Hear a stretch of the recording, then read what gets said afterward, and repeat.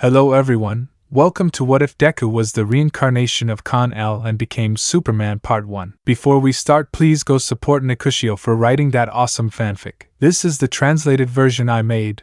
There will be some mistake in character's gender, but of course Deku is a male. Clarifications. I must clarify that the name of the story is provisional. Well, I must clarify several things regarding history. 1. Very important, Almight is going to be a good person. 2. Izuku is not Almight's son but his godson. 3. Hisashi was a top hero at number 3, Almight's best friend at David Shield level. 4. To make sense of it, Inko and Hisashi must die, and Tashinori will be the one to raise him. 5. Izuku is Bakugo's friend, but with the incident they will separate, so the Muslim will never know if he is Quirkless or not. 7. He'll be the reincarnation of Connor Kent, from Justice League, New 52. And there won't be the typical Bakugo beating him up scene, or his parents abandoning him, and boom, mental space and all that. Let's be original. 8. Izuku won't know, only All Might thanks to someone who knows about magic and the Lords of Order. 9. There will be a message from the legacy in the hands of Kal-El, so he will have his moral code. 10. DC or Marvel villains will not appear unless they are prototype Nomus. 11. Only one DC enemy can arrive, and it is possibly between Mongol and Brainiac. 12. His moral code is that of Superman, Clark Kent.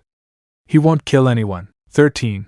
He will have his own Fortress of Solitude along with its accessories, as well as his own ship. 14. The Superman family is armed, to a certain extent, so don't be surprised that it exists. 15. Traitor theme. There will be more than one, and no, it won't be Mineta or Monoma. Ahoyama will be canon, but there will be others who won't be such heroes. Among them, Ida Tenya, feeling in Ingenium's shadow, in order to obtain greater power and stand out more, led him to AFO as a double agent. Vlad King, jealous of Aizawa, he allies with AFO to have more power and help his class. 16. Crypto, do we put it or not? 17. Shinzo is very important in the plot. 18. Stain will have an honorable and dignified end, sowing the future of heroism. 19. The commission will be quite neutral. Only after the war will it show what it really is. Don't let it be known that I'm an anarchist lol. 20. Izuku's costume will start out like Superbuzz. It will mature little by little, not be absurdly broken all at once. His costume at the moment is that of Jonathan Kent, from Superman, son of Kal-El. After the end comes the Renaissance. Universe 5,257,820. It's been 2 years since the fall of the Justice League, and the outlook for Earth is completely dire. The League fell facing the invader on Apocalypse when they tried to stop him by anticipating his plans after 2 failed attempts to invade the planet. The next group, the Teen Titans, a group of young and adolescent heroes protected by the League, the last defense of the Earth in case the League fell. However, despite all the fight they showed, they also fell. Few heroes survived, most even sought the support of the villains they hated the most due to the threat it presented to both.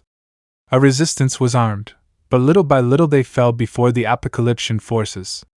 No matter what power, will or if you were a magic or occult user, they all fell, but they fell fighting. With only a few resistance groups left, Darkseid, ruler of Apocalypse, decided to begin extracting all of the planet's resources. But one would ask that it was all that, right? It wasn't. Darkseid, having exhausted all resources and throwing humans into simple refugee groups, millions of deaths, only a few survived, decided to send its machines, the Reason, began to extract the molten core of the planet. Without the magma, the atmosphere would evaporate, meaning the end of life on the planet definitively. The machines had fallen in 3 areas: China, the Congo, and one in the north, in lands near the Norwegian fjords. Still, the few heroes that remained did not give up and planned an attack. 3 groups would attack the 3 machines, while a 4th, made up of the remaining heroes, were in charge of attacking everything: the access point to Apocalypse and Earth, supported by the Suicide Squad, known as Special Force X, a team of imprisoned supervillains who carry out secret missions for the government in exchange for reduced prison sentences. Taking advantage of the attack on the planet of Oe by Darkseid, focusing the attention entirely of the Guardians and the Green Lantern Corporation, an intergalactic militarized police organization, the teams attacked their positions, The plan was to attract the bulk of Apocalypse's defenses to Earth, Parademons, parademons modified with DNA from one of the creatures capable of defeating a Kryptonian. Doomsday. The Northern team was formed by Batgirl, Batwoman and Batwing, along with the bearer of the House of Mystery, an occult entity, where they faced the parademons present. The China team, consisting of Billy Batson, alias Shazam, Connor Kent, Kon-El, alias Superba, a young Kryptonian, clone of Kal-El, alias Superman, as well as Stell, John Henry Irons, a scientist saved by Superman. The third group, assembled in an emergency, was only made up of Swamp Thing, known as the Guardian of the Green, formerly known as the scientist and biochemist Alec Holland, but when he was kidnapped by bioterrorists and killed for his research, he was reborn as a hero who fights and protects the green, the wild. And the last group, the one in charge of attacking LexCorp, made up of a journalist, a Superman incapacitated due to being injected with liquid kryptonite in his system, the son of Batman, the daughter of the most feared demon, a heroine named Raven, the coolest demon of all, Etrigan, a master assassin trained by Ra's al Ghul himself, leader of the League of Assassins, the Suicide Squad, and a wizard. Or the ones who launched themselves. The attacks were initially relatively successful in attracting attention, as the Parademons were sent to Earth, freeing Apocalypse from them. At LexCorp, the team managed to hack the system with the help of an infiltrator in Apocalypse's ranks, managing to be sent with all the aid, technology, and weapons necessary to fight. Only a group made up of 6 heroes, including a demon, were sent to Darkseid's planet. Meanwhile, the Suicide Squad prepared to fight to the death. But not everything was rosy. The teams were starting to have problems. In the Congo, Swamp Thing would manage, despite being devoured by the Parademons, to bring down one of the machines draining the Earth's magma, at the cost of his life. In the north, Batwing and Batwoman would fall fighting, while Black Orchid, the spirit created by the House of Mystery itself to experiment on humanity, crashed the house into the machine without it suffering any damage. Batgirl was dismembered and devoured alive, while Black Orchid was erased by the Kryptonian DNA enhancement with a heat vision shot, without destroying the tower. The last group, China, Stell was shot down while Superboy and Shazam destroyed what they could of Darkseid Tower. But the arrival of the Parademons made everything worse. Connor was taken by several, while fighting until he was taken by the neck and it was broken, leaving the young Kryptonian out of the fight. Shazam was the only one who tried to fight, as he could even being surpassed by the Parademons. However, he did not leave without taking them all, with a powerful scream. Billy, Shazam! Unfortunately, the machine continued to function. It only stopped when Darkseid was lost in an apocalyptic tube created by Cyborg, Victor Stone, modified by an explosion of apocalyptic technology and transformed into a hybrid being between biology and technology. While the main villain was confronted by Trigon, and they were led to their doom with the destruction of Apocalypse. The survivors, upon returning and assessing the damage, 30% of the core's magma was lost, part of it used by Darkseid to destroy OA. After finishing off the Guardians and the Green Lanterns, billions of lives would be lost due to the changes. Since having lost that amount of magma, the planet's rotation was altered, generating 2 possible changes: a freezing of the planet, or the burning of it. There was only one solution: wipe the slate clean, start over. Only a hero could do it, endowed with the Speed Force, a power that used correctly can exceed the speed of light and break the laws of space-time. Flash was that hero, having to make his only possible choice a flashpoint, so with no choice Flash ran and entered the breach that breaks space and time, changing the slate, starting over. While that timeline disappeared and the surviving heroes faced this standing, heads held high, wishing for a better opportunity. A single entity was the one who observed everything, one of the Lords of Order, a group of magical beings with almost unlimited power, destined to maintain destiny and order. Nabu was the observer, under his alter ego at the service of justice, Dr. Destiny. Nabu, interesting with an orb of power in his hands. This was not your destiny, young Kryptonian, but do not worry, I will find a vessel for your power. Someone who will use it for good and order. But I will not only take that, but also this, revealing a Kryptonian ship. It was good that you asked for a message from Kal-El for the successor of this power, for him to guide whoever inherits it, sighing. To see his cosmic clock, it is time for me to go to that world, opening a portal. Universe 7,256,585. On the outskirts of the planet, a portal would open, leaving Nabu, while he observed the possible futures of this world, all ending in many deaths.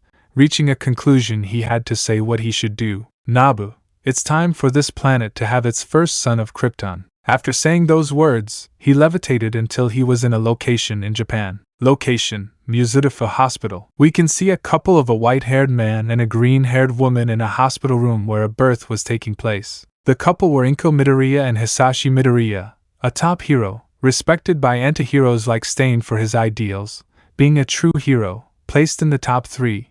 Behind Almight, number 1 hero, Hisashi's best friend, and followed by Endeavor, number 2 hero. Inko was a housewife, Nana Shimura's niece. Both were in the middle of a session to have their child. Inko,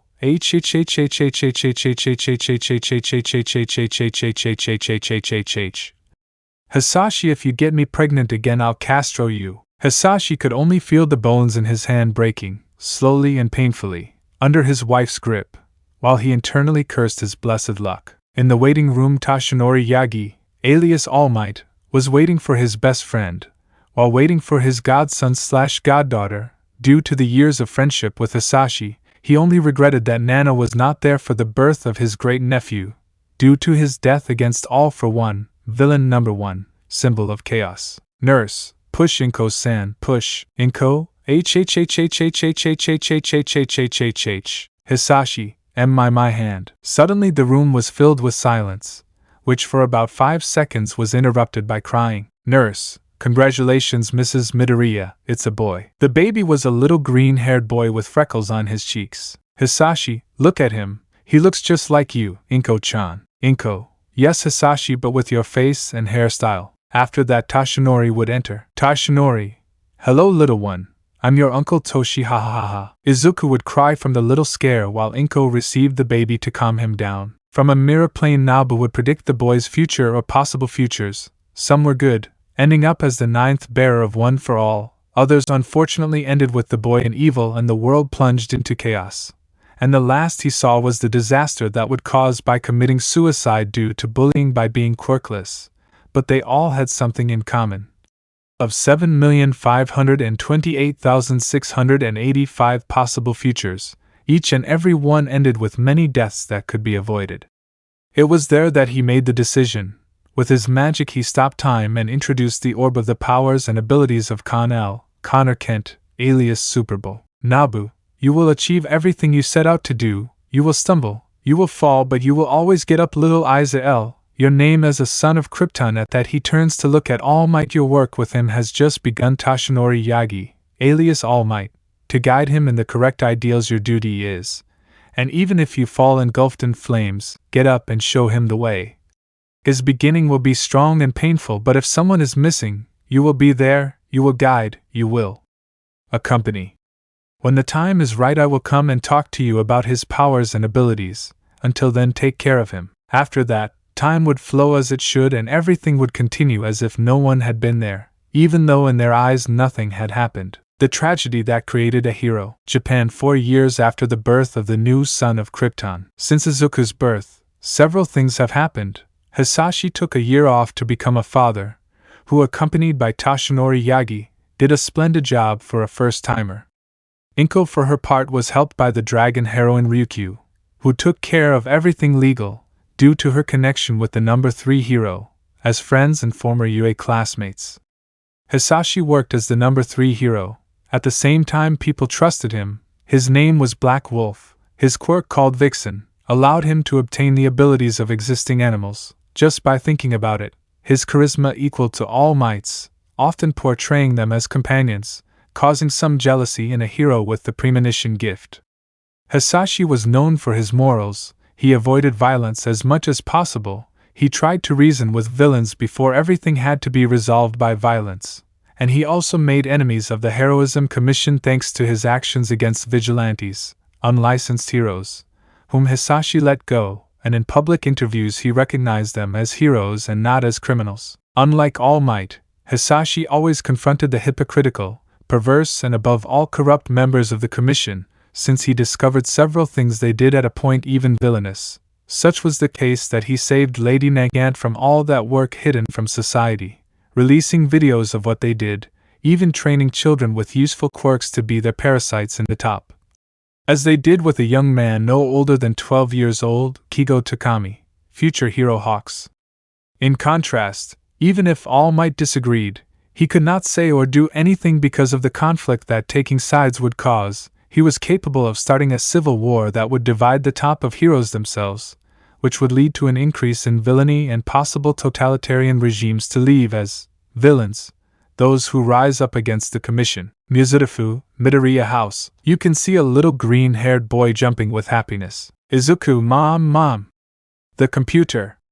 Full of excitement, he ran towards his mother a little. Inko. Again? She slowly emphasized her question.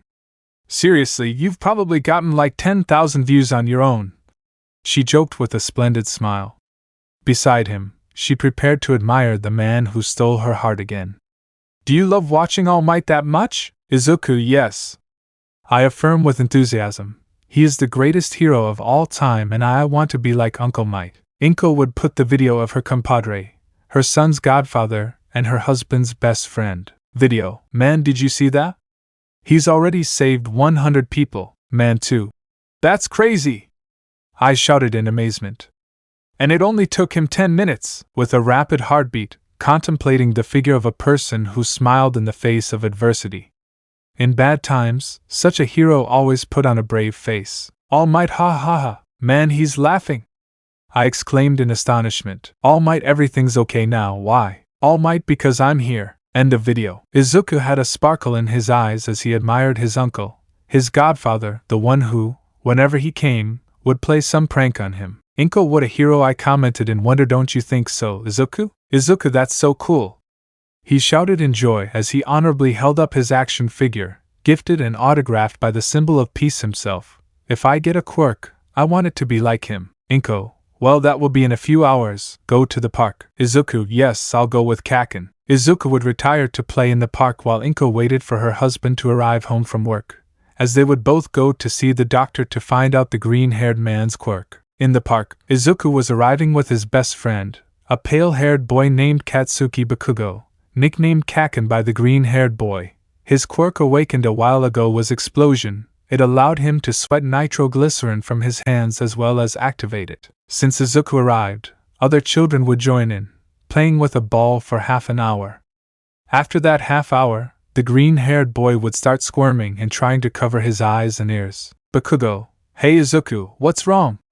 Worried about his friend. Izuku, it hurts. Everything. I can hear and see everything, but it hurts a lot. Help me, Kaken. The green-haired boy continued complaining of the pain until Bakugo took him to his mother as best he could, since during the course of the trip he was, so to speak, writhing. Mitsuki Bakugo, Inko's childhood friend, and Katsuki Bakugo's mother. Mitsuki, Katsuki, you're done. But he couldn't finish because he saw that Bakugo was trying to take Izuku to the living room couch. Mitsuki, idiot, what did you do to him?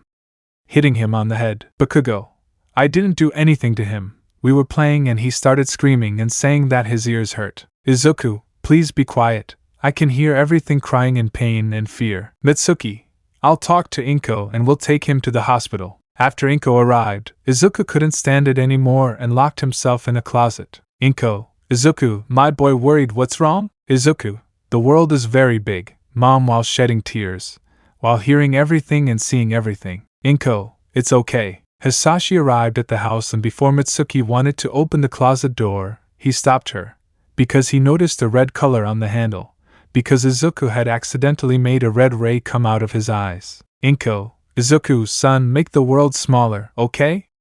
Just focus on my voice. Imagine an island in the ocean. Can you see it? Izuku, yes, I see her. Inko, swim towards her, son. Izuku would open the door because he was scared and would hug his mother. Izuku, what's wrong with me, Mom? Inko, I don't know. Hisashi, we'll find out today, son. The family would leave the Bakugo house, after apologizing for the trouble, unaware that this would be their last days seen alive by the Bakugos. On the way to the hospital, Izuku was scared, while he listened to his mother and focused on his surroundings. He had seen distant people up close, and had even seen them as if they were beings with organs, without skin, muscles, or simply skeletons, while he listened to absolutely everything that had happened in Japan and nearby countries. It wasn't long before some heroes stopped the road while a caravan of police passed by chasing a car with villains. But that was the worst mistake, since from another side a villain capable of pulling muscle fibers made an appearance, killing both rookie heroes. Hisashi, Inko, go with our son, go far away and safe, activating a help signal with All Might. Muscular.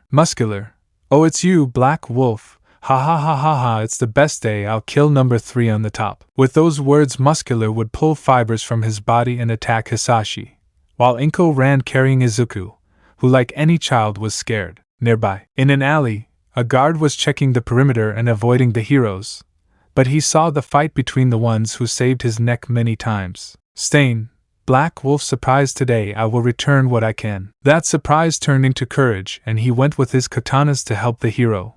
While on the way he heard several rookie heroes. Hero 1, without cameras I won't fight. Hero 2, no chance against him. Heroine 1, look at my nails, they're freshly done, I won't fight and ruin them. These and other comments changed Stain's thoughts a lot. Hisashi resisted, hitting Muscular with the strength of a gorilla, who, tired of this, would grab Hisashi by the neck when he was not looking to get the civilians out and try to get them to safety. Muscular, what does it feel like? Squeezing the neck? Hisashi couldn't articulate words until, Muscular, I already had fun, ha ha ha ha, making a noise that scared Stain and those around him. Muscular had broken Hisashi's neck. Stain, wretch. Muscular, ha ha ha, I already killed the hero, now I'll break the vigilante. Stain fought as best he could while more and more muscle tissue came out of the villain, replenishing and increasing his strength and speed. At the same time, the heroes present did nothing, since the press did not arrive, and the civilians did nothing but flee, with no one to record them, no one to see them. What was the point of them intervening? Besides, in their eyes he was just another vigilante who died, and the most hated hero of the commission dead. With a stroke of bad luck, Stain would be taken, and with a strong knee, Muscular would break his back. Muscular, ha ha ha ha, now where is that bitch wife of hero number 3? The heroes present would do nothing to help, while in the alleys a mother fled with her son from the scene, only to be intercepted by Muscular, who wanted to approach them. Muscular, die, I won't let you, damn it. Detroit Smash, All Might's blow, who entered the scene. All Might, don't be afraid, my dear godson. Do you know why? Surprising Izuku. Izuku, Uncle Toshi? All Might, because your godfather is here. Muscular, bastard. Throwing himself at All Might. The number 1 hero would simply hold back the villain, who in a cowardly act would throw iron bars at Izuku and Inko. All Might, using his mother's strength plus his quirk, catches throwing the green-haired boy. Izuku, mom? All Might, Inko. Trying to protect both of them with his body after receiving the green-haired boy. Inko would be impaled by the iron bar, falling to the ground in agony, while Muscular escaped even in front of the heroes who arrived to help. Izuku, mom? Inko. Son, cough, come please, cough cough. As the green-haired boy approached, sometimes life tests us, cough cough, and it's always when we're least prepared. You must be strong, not only for me, but also for Dad. We can no longer be together here, son, cough cough.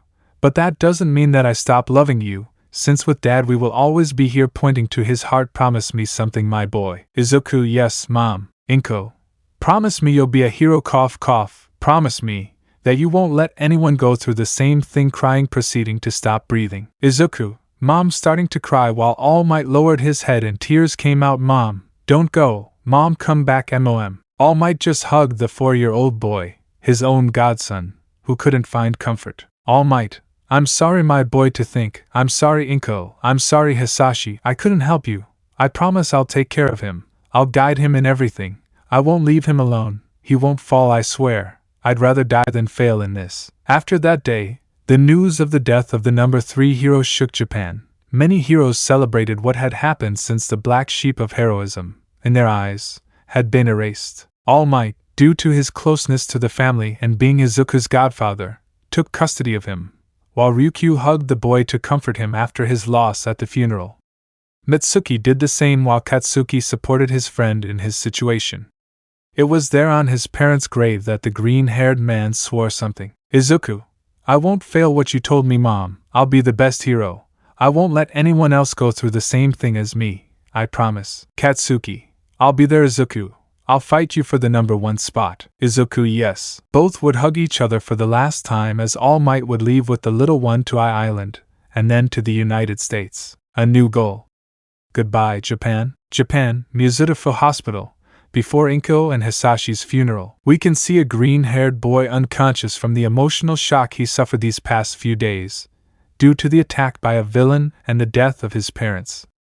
The doctors were in charge of examining the boy's every aspect, although the blood draw made things a bit difficult for them, as, according to them, the boy has skin of steel. Outside the room, 3 figures can be seen observing the boy's room, one of which was of course his godfather, Toshinori Yagi, alias All Might, who was wearing his hero costume. Another was a kind of bear, dog, rodent, with an elegant suit, a scar on his eye. He was the director of the most prestigious hero school, the UA.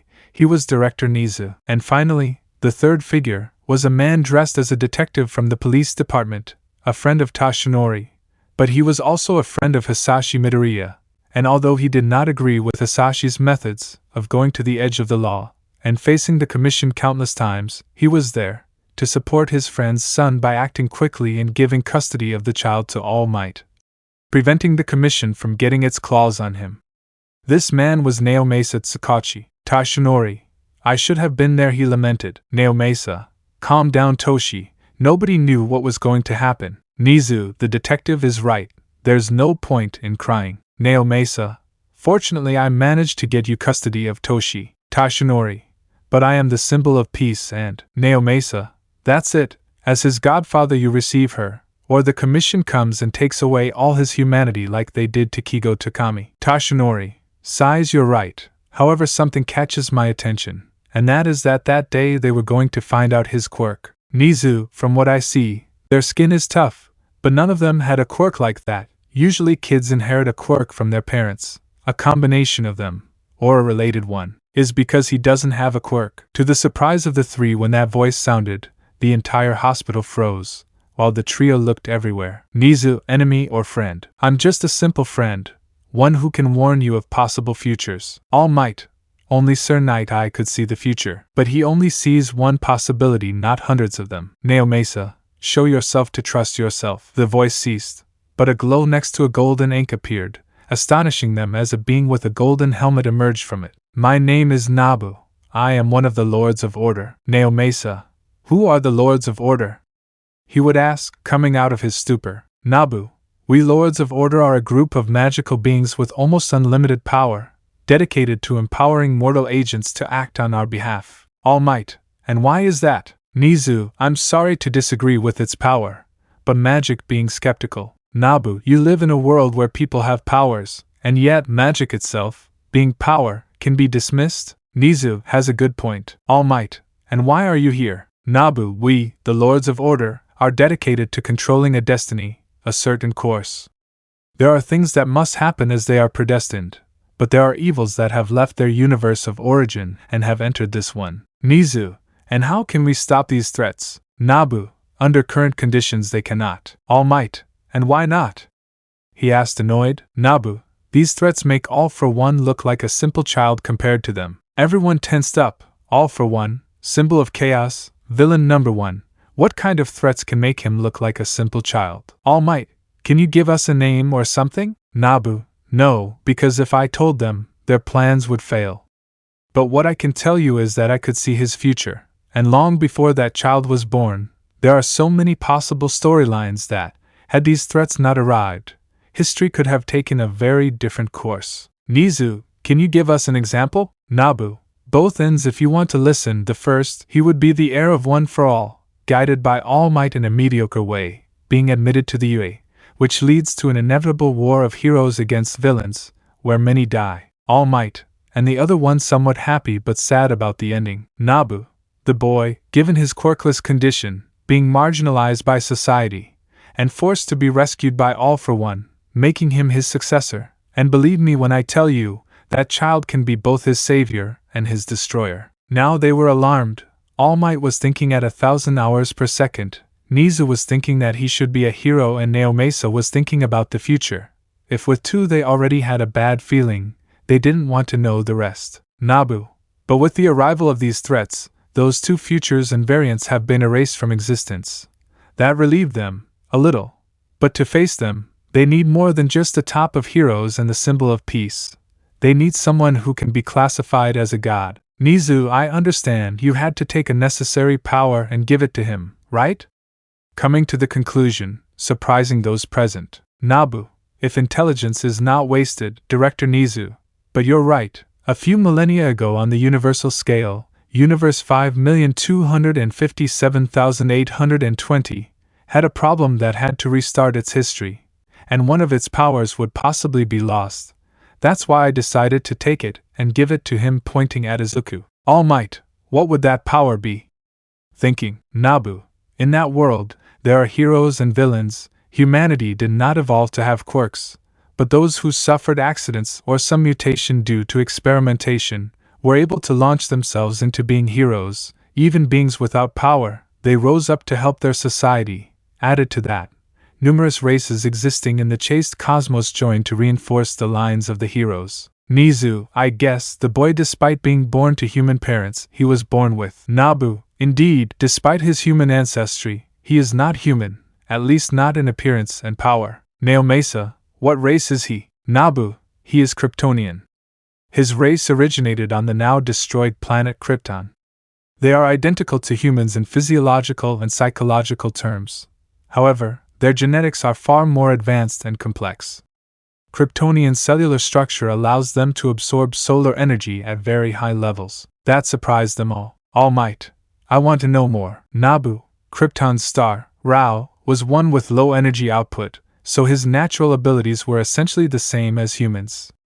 When exposed to a yellow star like Earth's sun, smaller and younger, with a much higher energy output, coupled with the planet's low gravity and more nutritious atmosphere, his cells absorb and metabolize the energy to the point where it manifests as incredible superpowers. Nizu, what would they be? Almight, an ability like that gives powers. If I didn't hear it, I would blindly believe that they were quirks given by EFO. Nabu, believe me, you have done it, in many worlds, in numerous timelines, your world being so accustomed to EFO, they forget any threat greater than him. And any power or being that has greater power they immediately associate with him. Almight, and what abilities would my godson have? Determined, he will help him on his way, make him the greatest hero in his world. Nabu, flight, superhuman strength and speed, invulnerability, powers of vision, encountering, X-ray, heat, telescopic, infrared, and microscopic, enhanced senses, having an ear capable of hearing everything, super breath, which can freeze or arm hurricane force winds, as well as resisting space and deep sea without recommended equipment. They were all on the verge of cardiac arrest. Many of those powers came from quirks and others were already bordering on the absurd. Almight, he woke them up? Nabu, no, at least not all of them. But he will. He is just a child. He must learn to control himself, to measure himself against others. Some powers will cost more than others. But at the end of his path and coinciding with his golden age, all those powers will be in him. Naomesa, you know which one could wake up? Nabu, so far based on what I've been observing, I could see that he has awakened his super hearing, X-ray vision, heat vision, thermal vision, and invulnerability. Nizu, I see. Nabu, Almight, Naomesa giving you his custody helps you guide him down the right path. You should never overlook that. Almight, I will. Nabu, I'm glad for that. Before I go, I'll tell you a few things. In the Arctic, there is a ship waiting for him. There he will have a message from whoever had his power before him, along with numerous answers from his race, as well as technology. Tell him when you're ready, and if you don't, he will feel something calling him and he will go. Almight, I understand. Nabu, another thing I'll leave you with is this: handing over a stone. This is kryptonite. Knowing that in your world there are mind control quirks, in case you can't stop it, this will weaken you. This mineral is toxic to him, so added to a cell from a red sun, you will be able to retain him. But I advise caution. Kryptonite exposed to humans causes terminal illnesses in the long term. Nizu, I understand, thank you. Nabu, threats will come to you in the future, and you will realize it when All for One is defeated. After that, Nabu would return to normal while the three would remain silent and agree to hide all of this, even from the Hero Commission. It was not safe for Izuku to remain in Japan. Despite his harsh fate, Izuku was able to face his situation with company. He was just a child who was made to see the cruel society in which he lived, which is why All Might told him that after his parents' burial, he would take him to the United States with him. Time skipped 2 days after the funeral. Izuku was with Toshinori in his civilian form at the airport in Japan, where he would leave the country. Bakugo, are you really leaving? Sad. Izuku, yes, head down. Uncle Toshi said he would go train my quirk. Bakugo, in that case, make sure you get strong. Izuku, what? Bakugo, be strong, don't be like the other extras. We're rivals and we're both going to fight for the #1 spot. Izuku, yes. They would both bump their fists as they said goodbye to their friend/rival. Toshinori and Izuku would board the plane in which they would leave the airport in 20 minutes towards their new life. First they would go through Island and then the United States. All Might owned a farm where they would practice all their powers until they mastered them, while he would be educated in a normal school there, until he was 16 years old to return to UA. Toshinori was not an idiot. Everything must be balanced. Recreation, training, study, as everything should be. Elsewhere, you can see some figures in suits passing by an office. Voice 1, Hisashi Midoriya is dead. Voice 2, yes, hero number 3, Vixen has been killed. Voice 3, as expected from Muscular. Voice 4, for the good of society, we must do it. Voice 1, we've got Lady Nagant back. Voice 2, and soon we'll have Kigo on the top. Voice 3, very soon the commission will show who is in charge. Either AFO nor All Might will be able to stop us. Training. Let's go back to Japan. After leaving Japan, we find ourselves on All Might's plane with Izuku. The two were developing their typical uncle-nephew relationship, although soon that relationship must become mentor-protege, student-teacher, and eventually father-son. Despite their lack of blood relationship, Toshinori must fill the role Hisashi lost with his death. It wouldn't be an easy task for All Might, but as superhero costume designer Edna Moda wisely said, fatherhood properly exercised is a heroic act. All Might had prepared a very interesting routine, since he took advantage of the fact that Izuku was asleep to put everything together, the entire physical exercise routine, study program, in addition to the most important teachings that he wanted to give him. Not giving names to his blows. The reason, in his entire professional life since he said the first time Smash became all the rage, to the point that everyone said it, All Might was tired of saying that word when hitting but he couldn't stop saying it. It was his own slogan. Your first destination, Island. The plane was going down while Izuku was very excited. Izuku, Uncle Toshi, we arrived. All Might, ha ha ha ha, that's right, my dear godson. The plane would land, and when All Might and Izuku got off, they were greeted by David Shield and his daughter, Melissa, a girl 2 years older than Izuku who became fond of the green-haired boy, to the point of considering him her little brother, and he her older sister. David, nice to see you. Toshi, All Might, it's good to be back. Savid, my dear friend, ha ha ha. Melissa, Uncle Might, who is he? All Might, meet my godson, Hisashi's son, Izuku. Izuku, hello. Melissa, hi, you're little. Izuku, I'm very big, I have like this sticking out 4 fingers. Melissa, and I'm 6 so I won. David,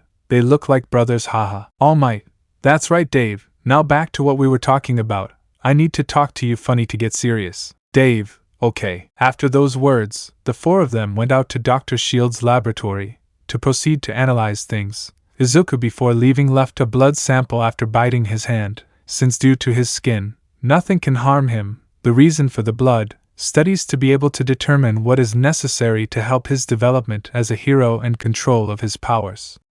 Melissa after that, decided to take Izuku to play in another area, leaving All Might and David who caught up on everything. Needless to say, Shield at first did not believe anything that was said, until in front of All Might, he analyzed the boy's DNA pattern. His genetic chain was not human. All Might, now you believe me? David, yes, but this is hard to digest.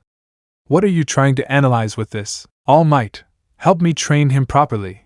Let your machines determine what powers he will awaken, and how I can help him improve. Dave, I understand. The days turned into weeks where David found various ways to use his powers, so All Might wrote everything down, so he could help him improve and try to be a good hero. So with 2 weeks of research, they left for All Might's camp, located in Arkansas, where they settled for 1 week. In Japan, the lie of the symbol of peace who possessed an illness shook society, at least long enough for a few years away. The plan was to stay there until Izuku was 10 years old, and then for the green-haired boy to complete his pre-UA training on the island, at the same time that All Might reappeared in society, leaving the green-haired boy with David's shield for a while. The first 6 years were difficult, as Izuku tried hard to train his powers and his physique, in addition to starting in a school, saying that he was quirkless, since in the words of All Might, he would understand the world from that perspective, and boy did he. Izuku could not tolerate seeing the weak being abused. Having suffered it firsthand, academically he was always one of the smartest. And although the teachers tried to give him the worst grades, they couldn't because even in the eyes of the educational staff, showing such audacity was not allowed. Physically, All Might knew that lifting weights was impossible for him to use, so he focused on Izuku working with his body. All Might realized that Izuku was strong, managing to lift a car at 5 years old, so he discarded the gym and weights. Besides giving him martial arts instruction, he always based it on the fact that he had to be better than him, and not repeat smash like an idiot. All Might put together a routine that consisted of burpees, jumping jacks, push-ups, mountain climbers, planks, crunches, squats, glib bridge. In addition to going out and cycling, running, swimming, with his fighting style, Toshinori was responsible for assigning him a teacher, making Izuku at age 10 a splendid fighter in judo, capoeira, aikido, jiu-jitsu and boxing. He mastered his strength by 50%, so by order of his uncle and mentor, he must restrain himself a lot. He mastered his speed at 55%, since he is still a child. Thermal, heat vision, was one of the powers that cost him the most, being of the powers that he mastered the most, at 70%. His enhanced senses were the most important, he mastered them at 100%, since it was the main thing he had to adapt to. His other powers, with the exception of flight, were awakened and at least mastered at 50% when he was 10 years old, where he had to go to Island. Izuku didn't have much to say goodbye to because he didn't have any friends, the reason being that he was quirkless was that many people turned away from him, despised him, and humiliated him, not only his classmates, but also his teachers and parents. All Might, ready champion. Izuku, almost uncle. All Might, well, hurry up. After those words and finishing packing, he went out admiring what was once his home, where All Might gave him values, took the place of a father. A lesson he gave him was to be altruistic, to give his life for others, in addition to putting himself at the service of good, creating instead of destroying, saving instead of condemning and serving instead of dominating. Upon arriving at Island, Melissa welcomed him with all her might, throwing several failed projects at his head, just for not writing to her. Min 410 to 4.20. Fortunately, Izuku was invulnerable, and no matter how much Melissa threw everything at him, she was going to be in charge of him for the next 6 years. All Might return to Japan after that, and a fight against All for One occurred, where he ended up injured and badly, causing the loss of body organs, deciding to look for a successor for One for All. Author's note: who do we give it to? Izuku, seeing his uncle's condition, decided to improve 100%, to be the pillar that in his eyes it needed. There was something that society needed, and it was not a symbol of peace. Peace is ephemeral, it is easily forgotten if its pillar falls. Izuku wanted to give them a symbol in which they can trust. He mastered his abilities until he was 16 at 100% with the exception of one, flight. There was something he needed and he did not understand it.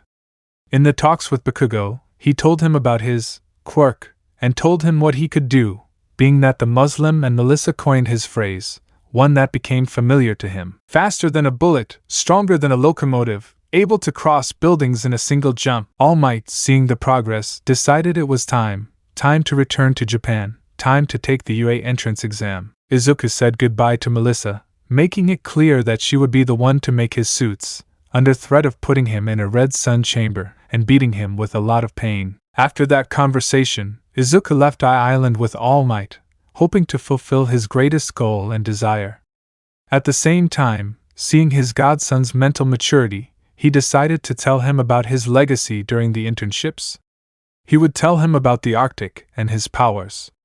He knew he would get in, even if he didn't make it, and he would be recommended by him to UA exams and a new friend. After leaving Island, Izuku headed straight to Mizurufu Airport in Japan. The trip was somewhat peaceful. He decided to focus all his senses on relaxing and ignoring the world, but no matter how hard he tried, he heard so many cries for help that he felt useless.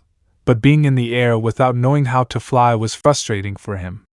He tried to calm his mind by watching videos and reading messages that he and Katsuki had had until a few days ago.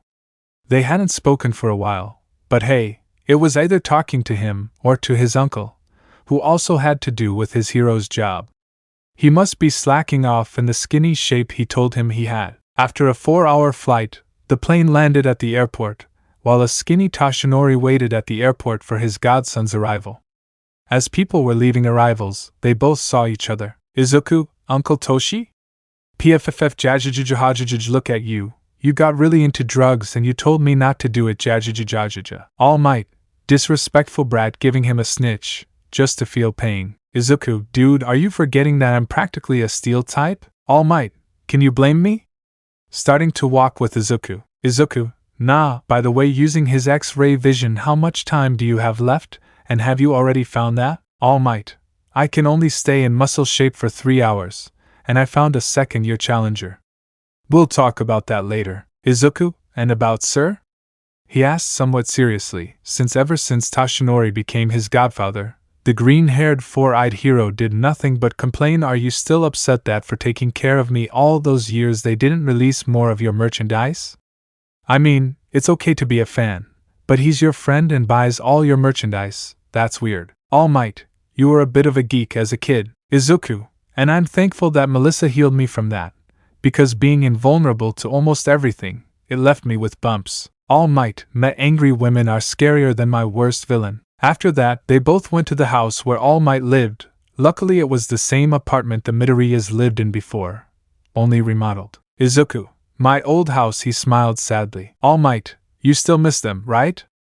Izuku would nod. Don't forget them, because even if they're not with you, they're here, pointing to his heart. Izuku, I will follow in their footsteps. All Might, well, in 2 weeks is the Yuri test, so. Izuku, I'll get ready. By the way, is Dagoba Beach in terrible condition? All Might, unfortunately yes. Why the question? Izuku, I say do something uncle-nephew like old times. All Might, sure, although you can carry a full ship at full load. After that conversation, they both went away. It was already late, so they decided to rest, and go out the next day to Dagoba Beach and clean it up a bit. The next day, they both arrived at the beach, seeing a very desolate landscape. Izuku, it's surprising one thing, sighing in disappointment. Don't be offended, but humans praise heroes when they stop a villain, but All Might, they become villains by throwing trash in such beautiful places like this. I know, he sighed resignedly, and you already assume that you are not human? Izuku, I read a document of mine from David Shield. I know I was born to human parents, but I feel lonely.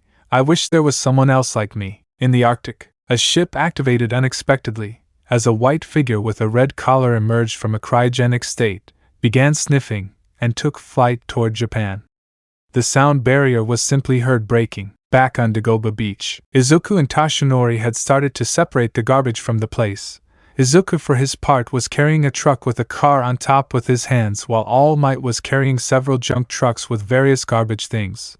When Izuku felt something. All Might, what's happening? Izuku, it's strange. I felt something flying and breaking the sound barrier. All Might, it must have been a plane. Suddenly a sound of something breaking the sound barrier caught his attention. Use the barrier breaking sound *******. All Might, what happened? I heard it. Izuku, something's coming. Izuku couldn't finish speaking because something would knock him down. A white figure, wearing a red necklace with a golden symbol, and to everyone's surprise he was wagging his tail. All Might, is it surprised? Above Izuku was a white dog licking his face, making the green-haired boy laugh. Izuku, ha ha ha ha ha ha ha, stop tickling. All Might, he's a Kryptonian dog surprisingly, and he seems to like you. Izuku, I'll keep it since. All Might, I know you're responsible, so what name will you give him?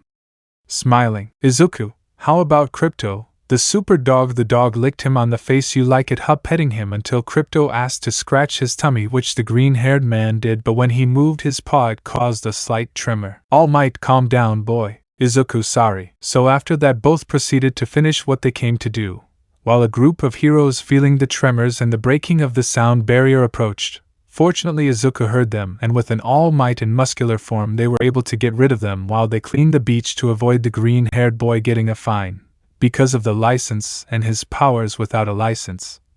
At least Toshinori used a good argument that it was under his complete and total responsibility. Thus half a week passed, where they left a new panorama of view. All Might, we did it. Izuku, yes. After that, they both started playing with crypto, creating a scene where it seemed like a father and his son were sharing a moment of their lives. After that, the week was over, so the green-haired man was standing in front of the UA. Izuku, here begins my path, he said, dressed in a way that highlighted his muscles. Izuku was going to start walking, but a voice heard, "Take off the extra before I move you." Izuku, so that's how you greet a friend, huh, Kaken? Katsuki, so you're finally back, huh? Nerd arrogant, you know our promise is kept, so make sure you're a good rival so I can be number one. Izuku, some things don't change. After that, both would enter the UA while Izuku thought seriously, Bakugo wasn't that arrogant, what the hell had happened in Uraraka these years? However, Izuku had to clear those thoughts to stop a violet-haired girl with Jax. Girl, thanks for saving me blushing. Izuku, don't worry, the fall could cause us to get off to a bad start. Girl, thank you. Izuku, no problem, I hope to see you at UA. Entering the audition room. In the living room, all the applicants proceeded to take a written exam. The reason, UA didn't accept anything but muscle, so with a well-deserved first place, since Izuku is on par with Nizu in intelligence. Thanks to the Island School, he surprised everyone, although he made a Muslim in 17th place jealous. Although now came the practical part, and there he would destroy him. After a short break, they were taken to an auditorium, where a blonde-haired hero was waiting for them. Rubio. Hello people, welcome to the UA where the best heroes of Japan are trained. Everyone say YHHH. Izuku. It's the hero of the voice present mic. He thought, stunned, and then didn't leave the hero hanging. YHHHH. Present mic. Excellent boy. You've got class. 5 extra points for you, and I'm keeping an eye on the rest. Anyway, it's time for me to explain the practical exam. So I would start talking about the 1 to 3 point robots, the rules and everything that the exam entails, except for a 0 point robot in the brochure. Blue-haired boy. Excuse me, standing up, the brochure mentions 4 robots. If this is a mistake by the UA, the most prestigious school of heroes, they should be ashamed, and you pointing at the green-haired boy have had your eyes on your cell phone since we arrived. If this is a game for you, you should leave. Here we want to be heroes, he said with arrogance in his voice. Izuku, are you done breaking in? I repeat, are you done making a fool of yourself, boy with a robot fetish? Blushing in embarrassment to the blue-haired boy for his gesture, the teacher was about to explain the 4th robot at this moment. And second, we are all nervous, and that does not give you the right to be pointing your finger at who should be a hero and who should not. Because of people like you, there are more and more heroes who dedicate themselves to the paparazzi, and not to saving people. Blue-haired, you must be annoyed, and I was going to reprimand him. Present mic. Calm down, both of you, getting both of their attention. Okay, thanks. Participant 4657 and participant 4576. The 4th robot is worth 0 points, a simple obstacle. It is advisable to move away from it. Blue-haired, thank you, and I apologize for intruding. So Present Mike continued giving some advice about the exam. Present Mike, the hero Napoleon Bonaparte once said, "A true hero is someone who overcomes life's misfortunes. Go beyond. Plus ultra." So everyone headed to their designated areas to take the test, which were fake cities located at 4 points on the school grounds. Izuku was meditating a little when, thanks to his super hearing, he felt the gears of the fake city begin to move as the door opened. So using his super speed, he shot out like a bullet towards the city. Blue hair, hey! They haven't started the countdown yet, you have to wait. Present Mike, what are you waiting for? In real life there is no countdown. Hurry up or that guy will leave you without any points. Go go go. Thus, in a raid mode, the challengers would begin to fight over the remaining robots. Izuku, taking advantage of his super strength and durability, dealt blows left and right, destroying robots, while helping the challengers whenever he could by getting them out of dangerous situations, since many of them weren't careful and destroyed parts of the fake city. On one occasion, Izuku was surrounded by 4 robots who attacked him, but with his heat vision, he destroyed them, getting rid of them. In the observation room, An All Might looked nervously at the screen as he paid attention to the green-haired boy. But a mouse, bear, dog would speak. Director, there are some good candidates this year. Which ones interest you? Aizawa Vlad Cementos? Cements. I like the boy who hardens. Vlad, to me, the explosion guy seems aggressive, but it's something that can be changed. Aizawa, Principal Nizu, who is the green-haired one watching the boy use multiple quirks, has several powers. Midnight, is it true, Director? Who is it? Multiple quirks are unusual to see someone. Nizu o Midoriya Izuku. Everyone. Son of Vixen / Hisashi Midoriya? Aizawa, interesting. Cements, incredible. I thought the child died that day. Present Mike, and is godson of All Might. Ha ha ha ha, that's right. Raising a thumb. Aizawa, I hope it hasn't corrupted him. Midnight, seriously, his quirks scare me. All Might, his quirk is unique. Power loader. You know we see that he has more than one. Nizu, it's actually a simple quirk that gives him those abilities. So far, according to David's shield, and in my presence, we have named his quirk, which is unique. He lied. His cells absorb the radiation of the sun, and he uses it to improve his senses, his muscles, his skin, to use that energy as rays from his eyes.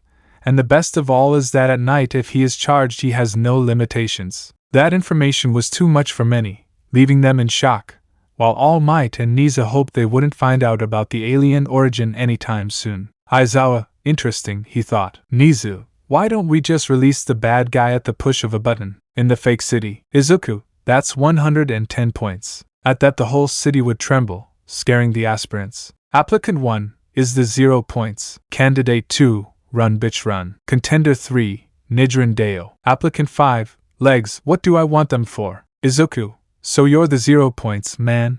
When you told me that the UA had a budget, I didn't think so much seeing the 0 points. Izuku was about to leave, but his super hearing detected something.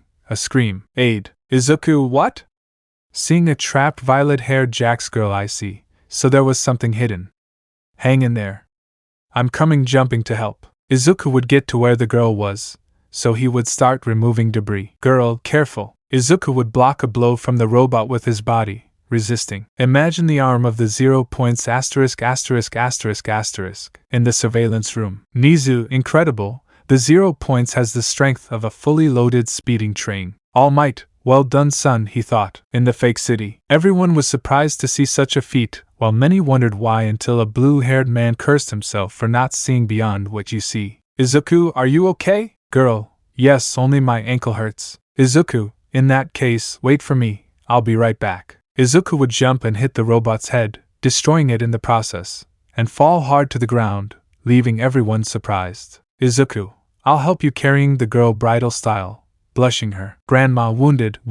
Izuku, oh, the recovery girl. Izuku would put the girl down while recovery girl approached, healing everyone. Izuku, recovery, it's your ankle, I can see some damage using your X-rays. Recovery, if you don't want me to tell your uncle, don't use it. Izuku, yes ma'am, in military pose. Speakers, well, applicants, your results will arrive this week, so stay tuned. Good luck to everyone. After that, Izuku retired to his house, where All Might received him happily because something was known. Izuku was entering UA whether he wanted to or not, in addition to being thrown to the ground by Crypto, all amid laughter alongside a director Nizu who wanted to see the son of one of the best heroes who had already passed away. First day at the UA Midoriya residence. It's been a week since Izuku took the UA entrance exam.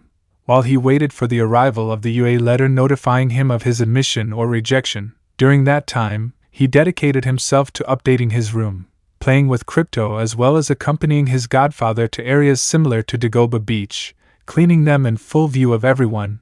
This generated quite an impact, but the media didn't notice. In Izuku's eyes, the press and the citizens were vultures who praised the hero, regardless of the damage he generates, how corrupt he is. As long as he defeats the villains. This turned around when several of those civilians who applaud like seals dirty a forest, throw garbage on the beaches and pollute, while those who clean those places are ignored. All Might, so you're still thinking about that? Entering his room with a letter. Izuku, yes, but well, they are human, no offense. All Might, I think the same sometimes, ha ha ha. Handing the letter, by the way this arrived, he would say nervously. Izuku would open the letter in front of All Might as a disc came out, and began to play a hologram. Hologram. All Might, is it on? Outside the hologram. Izuku, I'll watch it, and then I'll tell you. In the hologram. All Might. Well, Midoriya Shonen, I'm here as a hologram. Izuku made a face to laugh at that, as you can surely know because I told you. I'll be teaching at UA. So here I am to tell you that a hand signals him to hurry up. Well, I'll tell you your scores.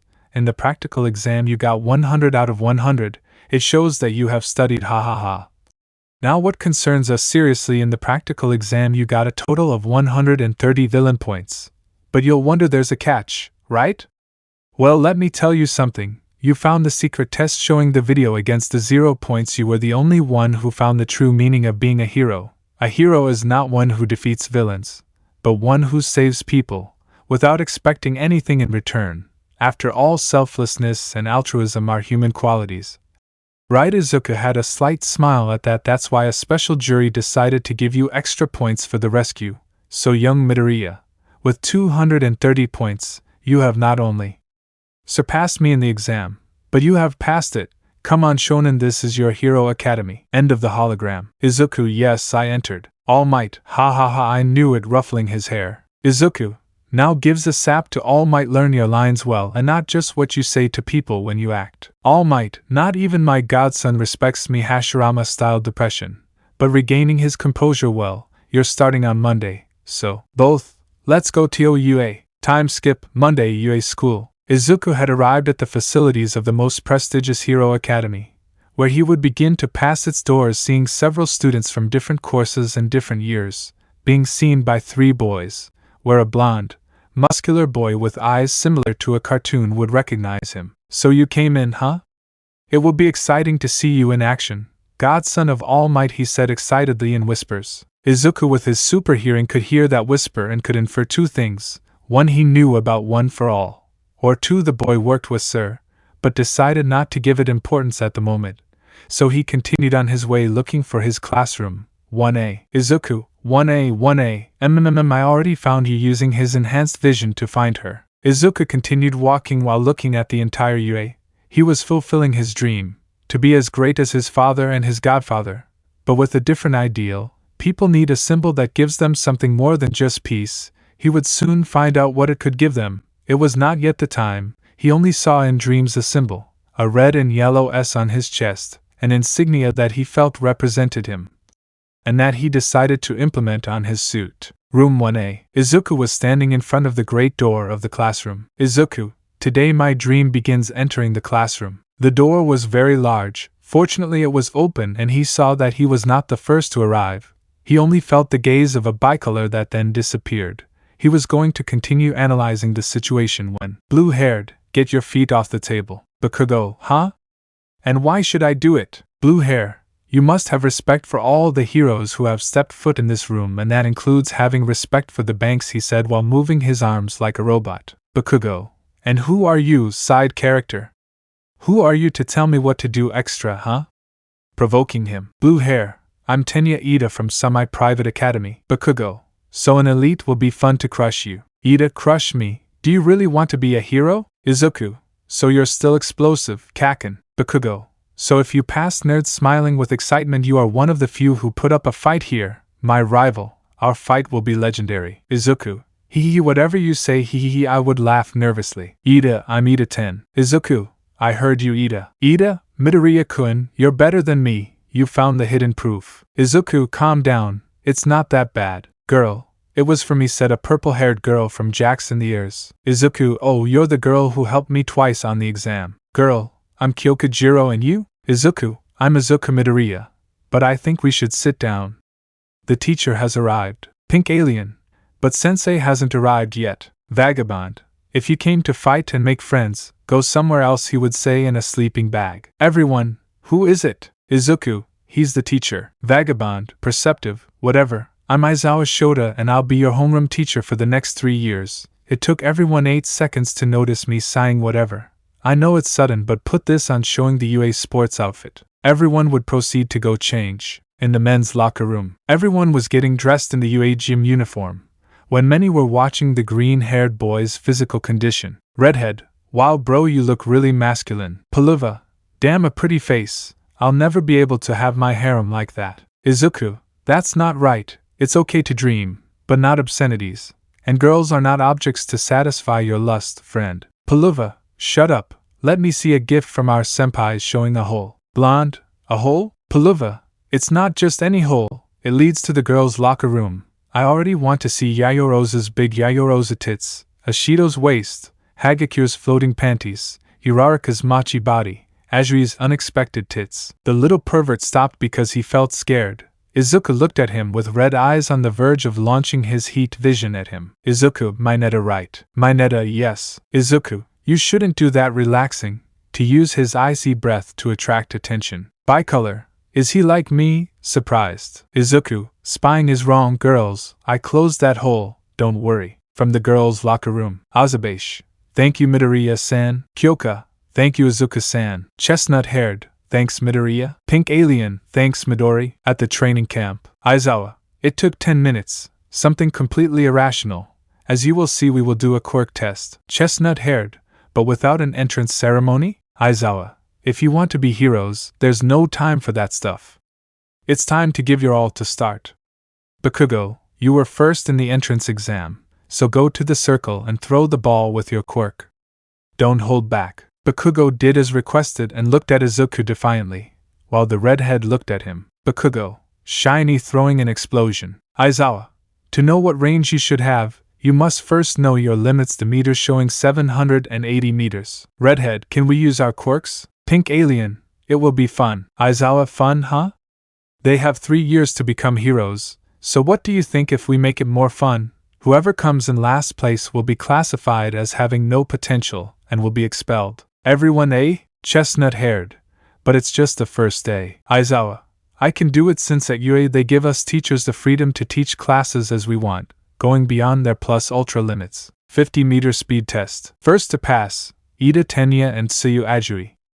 Tenya Ida 3.14 seconds, Tsuyu Ajuri 5.15 seconds. This is how everyone would pass until they reached Izuku and Bakugo. Bakugo, prepare to lose, nerd. Izuku, keep dreaming. Robot, ready. Go. They both left, but taking their eyes off their accounts of several. Izuku was on the other side. Robot, time 0.01 second. Ida, he is faster than me. Aizawa, so you slightly broke the sound barrier, interesting. Test of strength. Everyone would pass with Mizo Shoji in first place with 554 kilograms by pressing. Redhead, wow, man, you're a gorilla. Blonde with tail, yes friend. Izuku would pass by while exerting force exceeding 5 tons until he would destroy the device. Aizawa, grip strength exceeding 5 tons. Mineta, what kind of monster are you? Long jump test. In that field, the one that stood out the most was Tsuyu, being basically a frog. Aizawa, okay. 25 meters, you continue looking at the green-haired man who would nod. Izuku would pass while Aizawa would activate his quirk, but Izuku would jump, causing the ground to crack. Only the first jump *********. Aizawa, it's surprising, astonished to see that his quirk didn't block it. Maybe my eyes are dry. If not, I think the boy doesn't have a quirk and is something else, he thought. Bakugo, how far? Aizawa, 450 meters. All what? Almight, who was hiding, was sweating that Aizawa wouldn't find out the truth. Almight, shit, he thought. When Izuku returned, he saw several people who were surprised, so he didn't give it any importance. Aizawa, let's continue hiding his surprise. Lateral jumps. Minoru Mineta was the one who showed to be the first place, while Izuku, due to his speed by not measuring himself, only showed residues of his image. Crunches, push-ups, and squats. Izuku, the red-haired shark-toothed boy, and the tailed boy were the ones who stood out due to their athletic composition. Of the boys and of the girls, the one who stood out was Momo Yayorozu, a brunette with great breasts. The ball. Everyone had gotten a decent score except for Uraraka Ochiko, a pink-cheeked brunette who had gotten infinity, which annoyed Bakugo. Aizawa, Midoriya, your turn. Come into the circle to perform the ball test. Izuku, as ordered. Izuku positioned himself to throw it while being watched by everyone as Aizawa used his quirk on him. This time he had placed drops to test this. Izuku, go. Izuku would throw the ball with such force that it would cause it to break the sound barrier at 20 meters. While Aizawa was very surprised. Who the hell was this boy, in his mind sounded, while the others watched as the ball disappeared into the sky. Bakugo, where is that bucking ball?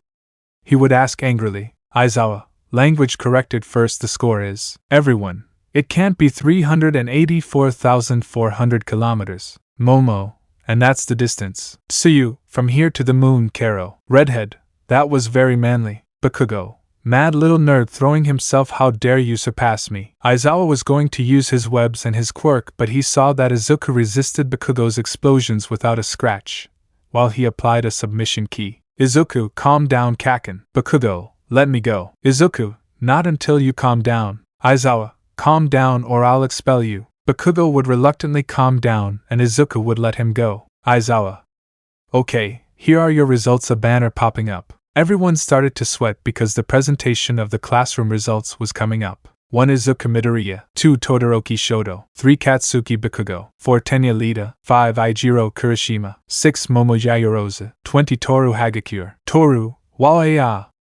I don't want to go, Waoya. Aizawa, about the expulsion, it was a rational lie to get them to give their 100%. Momo, it was obvious if you thought about it. Izuku, it's not about contradicting you, Yaoyorozu-san. Momo, what do you mean? Looking at him calmly and doubtfully. Izuku, Aizawa-sensei has expelled entire classes for not having potential, and it is not his place to lie, since he is the pro-hero eraser head. Momo, eh? Surprised. Aizawa, anyway, go to the classroom. There you will have the study program and the rest of the class hours. After that the students retreated, while an All Might came out of his hiding place while Aizawa looked at the muscular hero. All Might, what a liar you are, Aizawa-kun. Aizawa, you, me and the director are going to talk about Vixen's son, and I expect the truth. All Might, yes, yes. By the way, the Joe, Aizawa, his potential isn't 0, and that's all I'll tell you. Favoritism doesn't apply here, and you know it. He may be your godson, but he's not your only student. After those words both heroes withdrew from the field. This is how the school day went, where they held classes like any other academy until it was time to leave. Hero classes.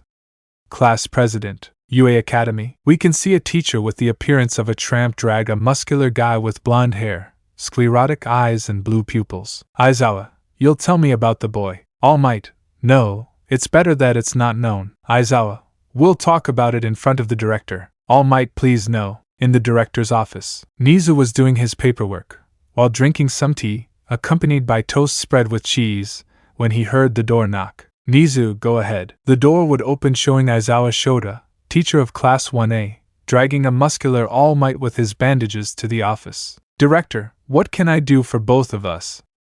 I asked politely. Aizawa would sit All Might down, close the door, and sigh. Aizawa, what is or who is the son of Vixen Director? Nizu, what's the reason for the question? He would answer the question with another question due to being internally nervous. Aizawa, on 2 occasions I was unable to block his quirk, or quirks. Added to that he has an insane speed, his senses are highly developed. More so his strength, even if contained, surpasses the limits including his pointing to All Might. All Might would look to Nizu for help, but only saw a sigh of resignation. Nizu, well, you see, there's no point in him not knowing Toshi. Aizawa, know what? Nizu, whatever we tell you here will stay within this circle. No one, not even your students, should know. Aizawa, if it's something bad, I'll say it, they deserve to know. All Might, it's more complicated than bad. It's up to us to prevent them from catching it and turning it into a weapon. That made Aizawa raise an eyebrow. Nizu, you see, taking out a folder where all of Izuku's data was. This is proof that what we will tell you is the truth. The truth that we, along with Naomasa Tsukachi, swore to protect for the boy's well-being. Aizawa, Izuku Midoriya opening a leaf. All Might, Izuku is not human, dropping the bomb right away and without any bullshit. Aizawa, just kidding, right? Nizu, look at his genetic code, which in his studies is compared to that of humans with and without quirks. Aizawa, I have an alien in my class, he said in amazement, but how did no one know about it except you? Nizu, because we decided to hide him, protect him from being killed, or worse things happening to him. Izuku is a potential threat as he is stronger than All Might.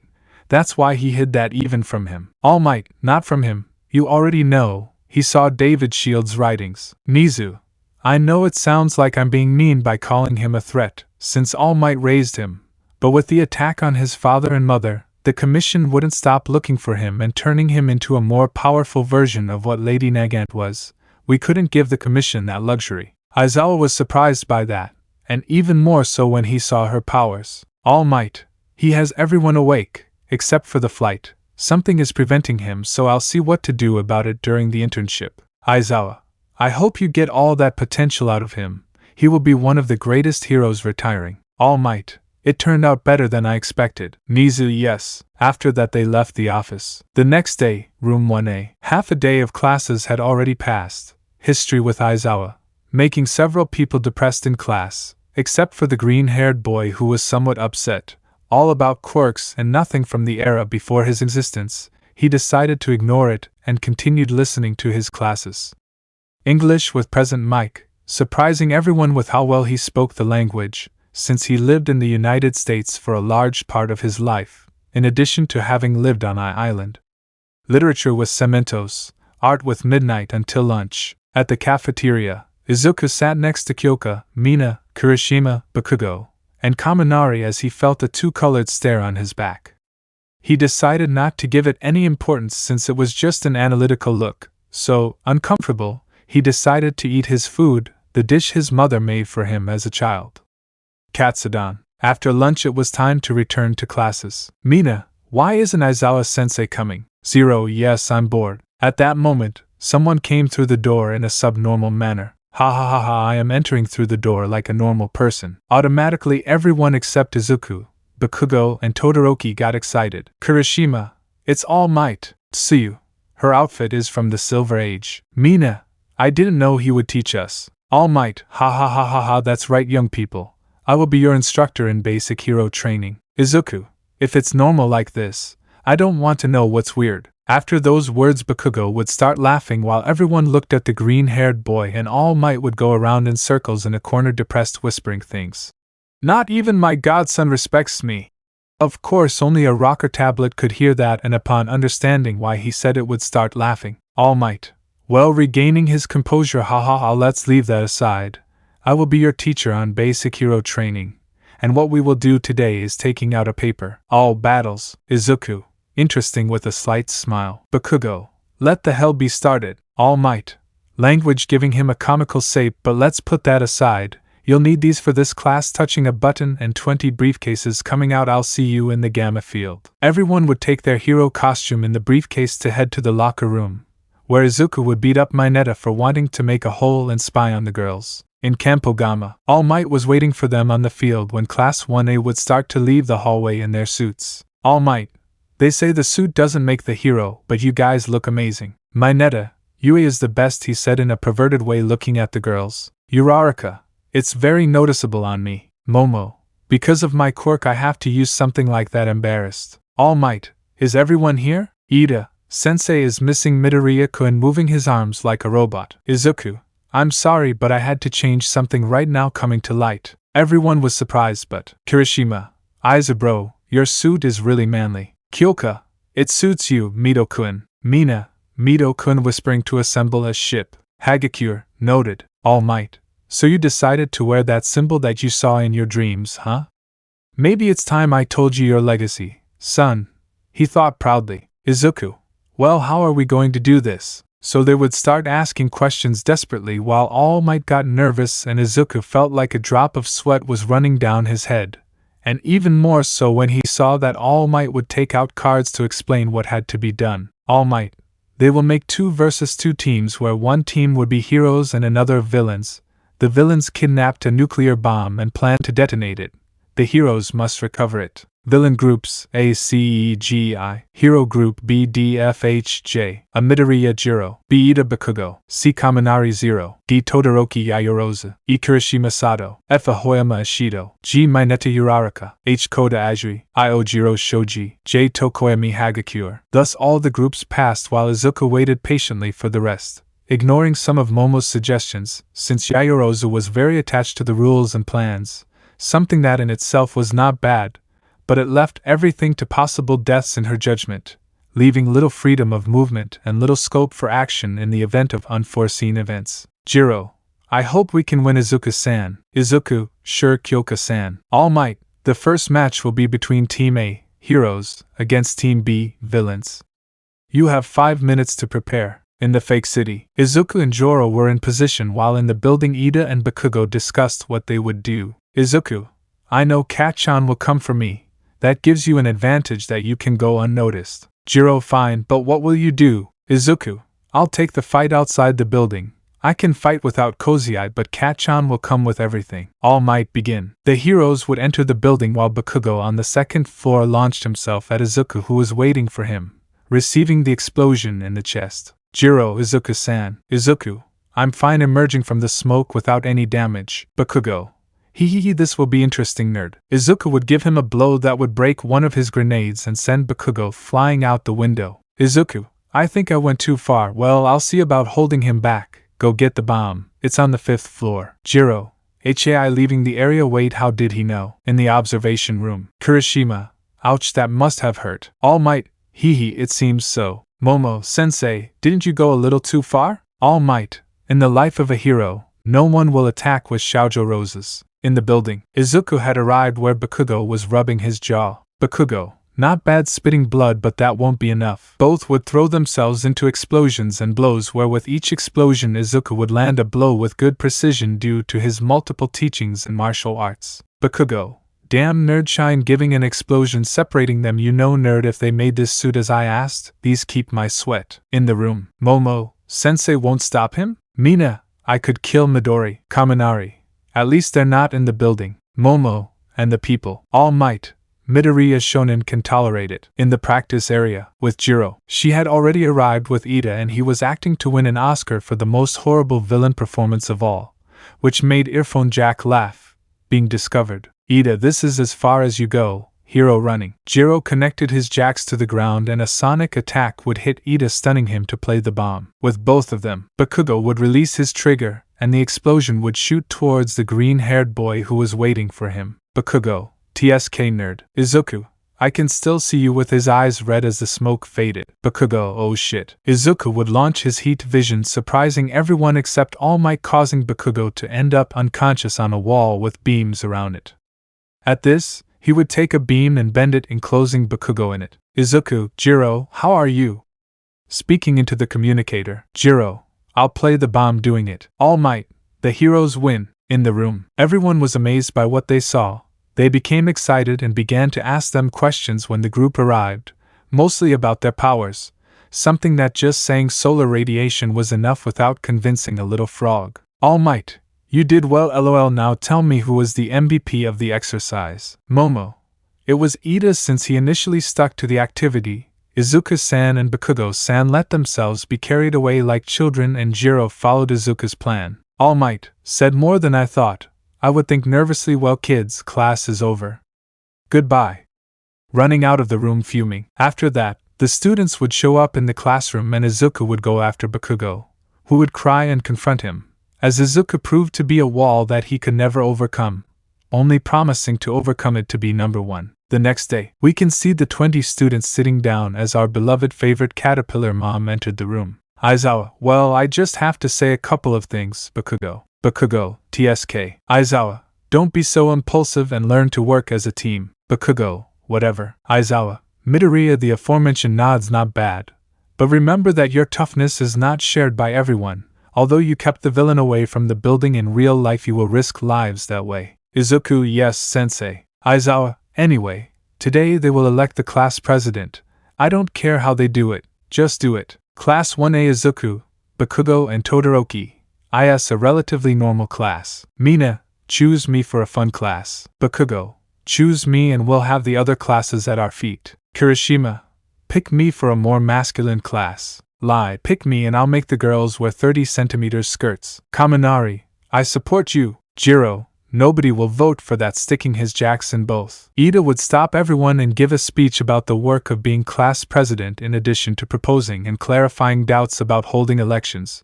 So thanks to that, the class would vote, with Izuku being chosen by 6 votes. Bakugo, who voted for him?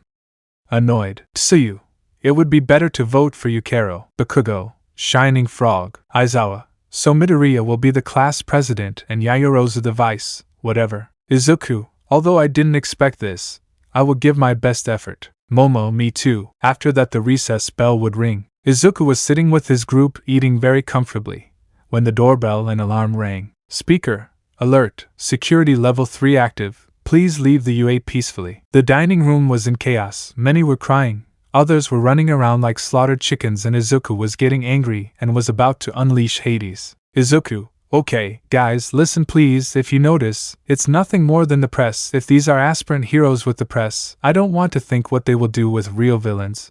We aspire to be heroes. We have nerves of steel. We give hope to people. After that, everyone would calmly go to their classrooms, embarrassed. In Class 1A, everyone was sitting in their living room waiting for Aizawa. Aizawa, well managed in the Midoriya dining room. Izuku, thank you. Aizawa, okay. Tomorrow we'll go to USJ for heroism practice, so be prepared. All HAI. USJ, a job for Superman. Izuku department. Izuku was doing his homework while listening with his super hearing as people showed their dies. Heroes are praised in the streets, but then insulted in their homes. He couldn't understand the civilians. They even insulted Almight. After all, people, human beings, are always prejudiced and see what they want to see. They are always two-faced, something that caught Izuku's attention as a Kryptonian. Although could he judge them? If he were revealed, he would be persecuted, wanted by who knows how many organizations, heroic, villainous, government, and non-governmental, to carry out their ends, kill him, turn him into a weapon, enslave him, even use him as a sperm factory to realize more of his kind. He felt All Might enter the apartment, since the two lived together, while the anorexic tripped over absolutely all the furniture in the house. All Might, damn furniture. Izuku, looks like you've arrived. All Might, yes, the principal didn't let me get away from the students' paperwork, to write everything down. Izuku, it seems that you still can't get rid of it despite your condition. All Might, he's the worst enemy I have. He's even worse than All for One. Izuku, and that old man is? All Might, did I say that out loud? Izuku, as far as I know I can't read minds, which would be great, but I can't do it. All Might, me and my big mouth. So for 15 minutes All Might summarized everything he knew, from the first carrier to the present day. Izuku, I already said that the rest of the villains could damage you like this using their X-rays on the wound. All Might, changing the subject, you better think about the hero name you want to use. Izuku, I'm not going to be called like you or related to you. All Might, you broke what was left of my heart, but it doesn't matter. I was thinking about how about your name is Superman. Izuku, not a bad name. All Might, anyway, I brought dinner. It's better to have dinner. Tomorrow you'll go to USJ. Izuku, the unexpected event simulation unit?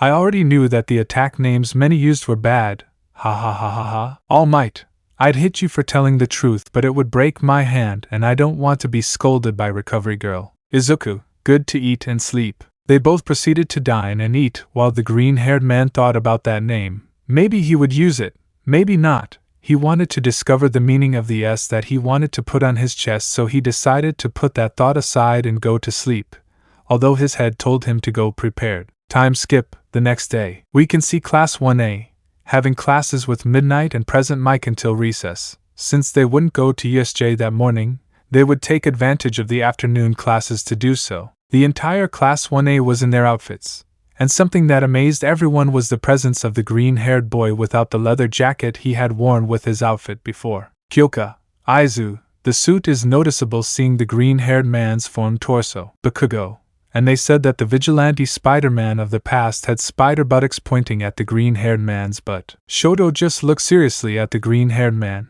Because his aura made him similar to All Might, he had something related, and he would find out. Aizawa, okay, the bus is ready, get on. Ida, Midoriya, you must order them. As class president your duty is to give order to our classmates. Izuku, it's not like every Ida bus using his X-ray vision. Ida, how sure are you? Izuku, a lot. Now go up and sit however you like. After they went up. Ida, I was convinced I was like the others, he muttered, somewhat depressed. Aizawa, sit down, we're leaving. The bus would leave UA heading to the designated facilities. Aizawa would sleep in a cocoon, and the students would chat about anything until a certain little frog waifu would catch their attention. Tsuyu, Midoriya Karo. Izuku, tell me Asuya-san, what do you need? Tsuyu, tell me Tsuyu-chan Karo. I always say what I think and I think others wonder about you, so I'll ask everyone's question, how is it that you have more than one quirk? That question had frightened the green-haired boy. He wasn't ready to say that he wasn't human, and Aizawa had opened one eye waiting for the answer from his most dangerous student so far. It wasn't a threat, but rather throwing himself like he would, Thinking about the value of self-sacrifice he possessed was immense, and he wouldn't hesitate to throw himself if it meant death. Izuku, go see nervous my quirk is one. Kaminari, but man, you do so many things, it's impossible for it to be a quirk. Izuku, in fact, my quirk gives me those abilities, you see, I'm like a solar energy receiver and it's that energy that I use to have my powers, he lied. Momo, so your power is based on how much solar radiation you absorb, right? UV rays are harmful to others, that's why there's the ozone layer in the atmosphere, but they still pass through. Izuku, I absorb those rays, that's what allows me to do everything I do. Aizawa, okay, shut up, we're here tired of you still wanting to know about the subject. You're not ready to know the fact that Midoriya isn't human. Everyone would pay attention and see how a kind of astronaut approached them. Uraraka, oh it's 13, I love 13. Izuku, it shows Uraraka-san. 13. Welcome everyone to the Unexpected Events Simulation Unit, or USJ for short. Here you can use your quirks freely to perform the exercises. But you must know something, just as weapons can kill and become an extension of oneself, quirks are a natural extension of us, so if we use it wrongly we can kill, therefore we must be cautious when using our quirks. That's all I wanted to add. Everyone would start clapping while Izuku heard something in the surroundings. It was as if the electricity system was starting to fail. Bakugo, what's wrong? Izuku, a bad feeling. Aizawa, silent, serious but listening to those words. Upon entering the USJ, everyone was surprised. It was similar to the theme parks in Orlando, according to the girls. Everyone began to file, and while 13 gave final instructions when a purple mist began to form in the center of the building, while the power failed. From the purple mist emerged several villains, among them one with hands all over his body and what appeared to be 3 monsters. Izuku looked at the monsters with his vision, a little scared, although with his willpower he decided to stand by his teacher's side. Aizawa, what's going on? Seriously looking at the villains. Kirishima, they're fake villains, great. Aizawa, they are real villains. Izuku, let me help sensei, those monsters are no match for you, and if you finish off the villains will you be served by them? Aizawa, even if that happens I can't leave you, besides I'm not a one-trick pony. Eraserhead would jump in to protect his offspring. Peliceleste, isn't Almight here? How bad, I wanted to destroy him. But what does it matter, at least killing all these students will break his spirit. Kurogyri, you already know what to do. Kurogyri, as I ordered Shigaraki Tamura, with the students. Kaminari, what do we do? 13. We will wait for reinforcements, call over there. Izuku, that would be a waste of time. 13. Why? Izuku, the power failure indicates that someone has tampered with the system from here. Shoto, which means we're isolated. Our best option is for someone to go out and get help. Izuku, Ida, you're the second fastest, go get reinforcements. Ida, but you're faster. Shoto, but also one of the strongest, if he has to buy time, he must stay. 13. Go, we will gain time, let's go. After that, 13 would start going out with the students, but they would be intercepted by Kurogyri, unfortunately for Aizawa who was surrounded by villains. Kurogyri, greetings young people, my name is Kurogyri and we are the League of Villains. We have come so that All Might can take his last breath. Kirishima and Bakugo launched themselves at the mist using their quirks, but it sent them flying. Sato and the others also sent Ida out to get reinforcements. Izuku was falling into a large lake area, where he would fall hard causing a wide wake of water. Villain Shark, it's not personal but die. Izuku kept his smile and even more so when he saw Tsuyu approaching, so he let himself be caught by the little frog and was pulled out of the water. Izuku, thank you. Tsuyu, you're welcome. Karo, Mañana, let's live. A villain would wordlessly attack, splitting the ship in half and causing it to begin to sink. Mañana, we're going to die. Izuku, if you want to live we must fight, only then will we win. Mañana, are you crazy? They'll call us. Tsuyu would lick Mañana. Tsuyu, don't be a coward. Karo. But what will we do, Aizu-chan? Izuku, stay away from the railings. Izuku would take a breath, and when his friends separated from the railing, the green-haired man blew a freezing air that would begin to freeze the entire lake, trapping villains on the surface, who would not move because of the cold. Mañana, Suga Midoriya, you saved us. Tsuyu, amazing. Karo. Izuku, let's go downtown. In the center, Aizawa was giving a lecture to several villains who approached to attack confident of winning but ended up on the ground badly beaten until the chicken on steroids would grab him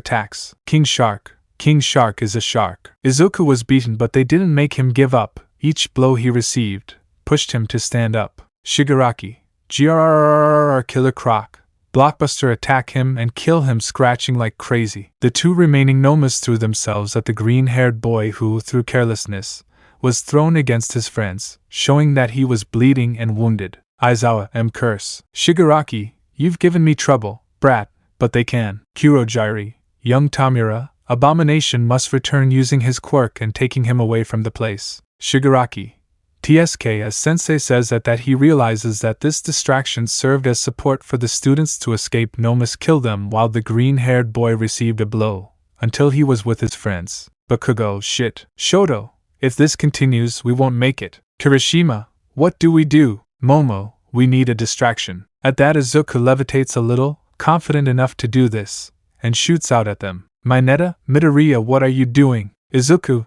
a job for Superman. The efforts of the last son of Krypton seemed to be in vain. Among the three Nomas, the beating he received was terrible.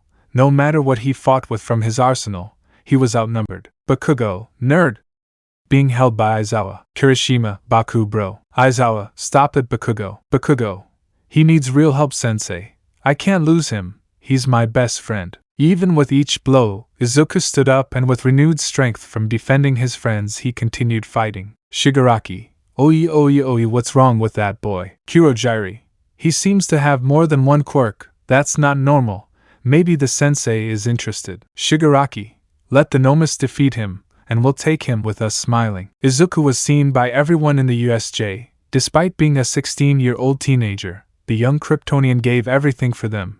But without knowing it, a student was filming everything from a hidden camera that he left before going for help. He was jealous of his partner's abilities, and he would end that dream to the boy.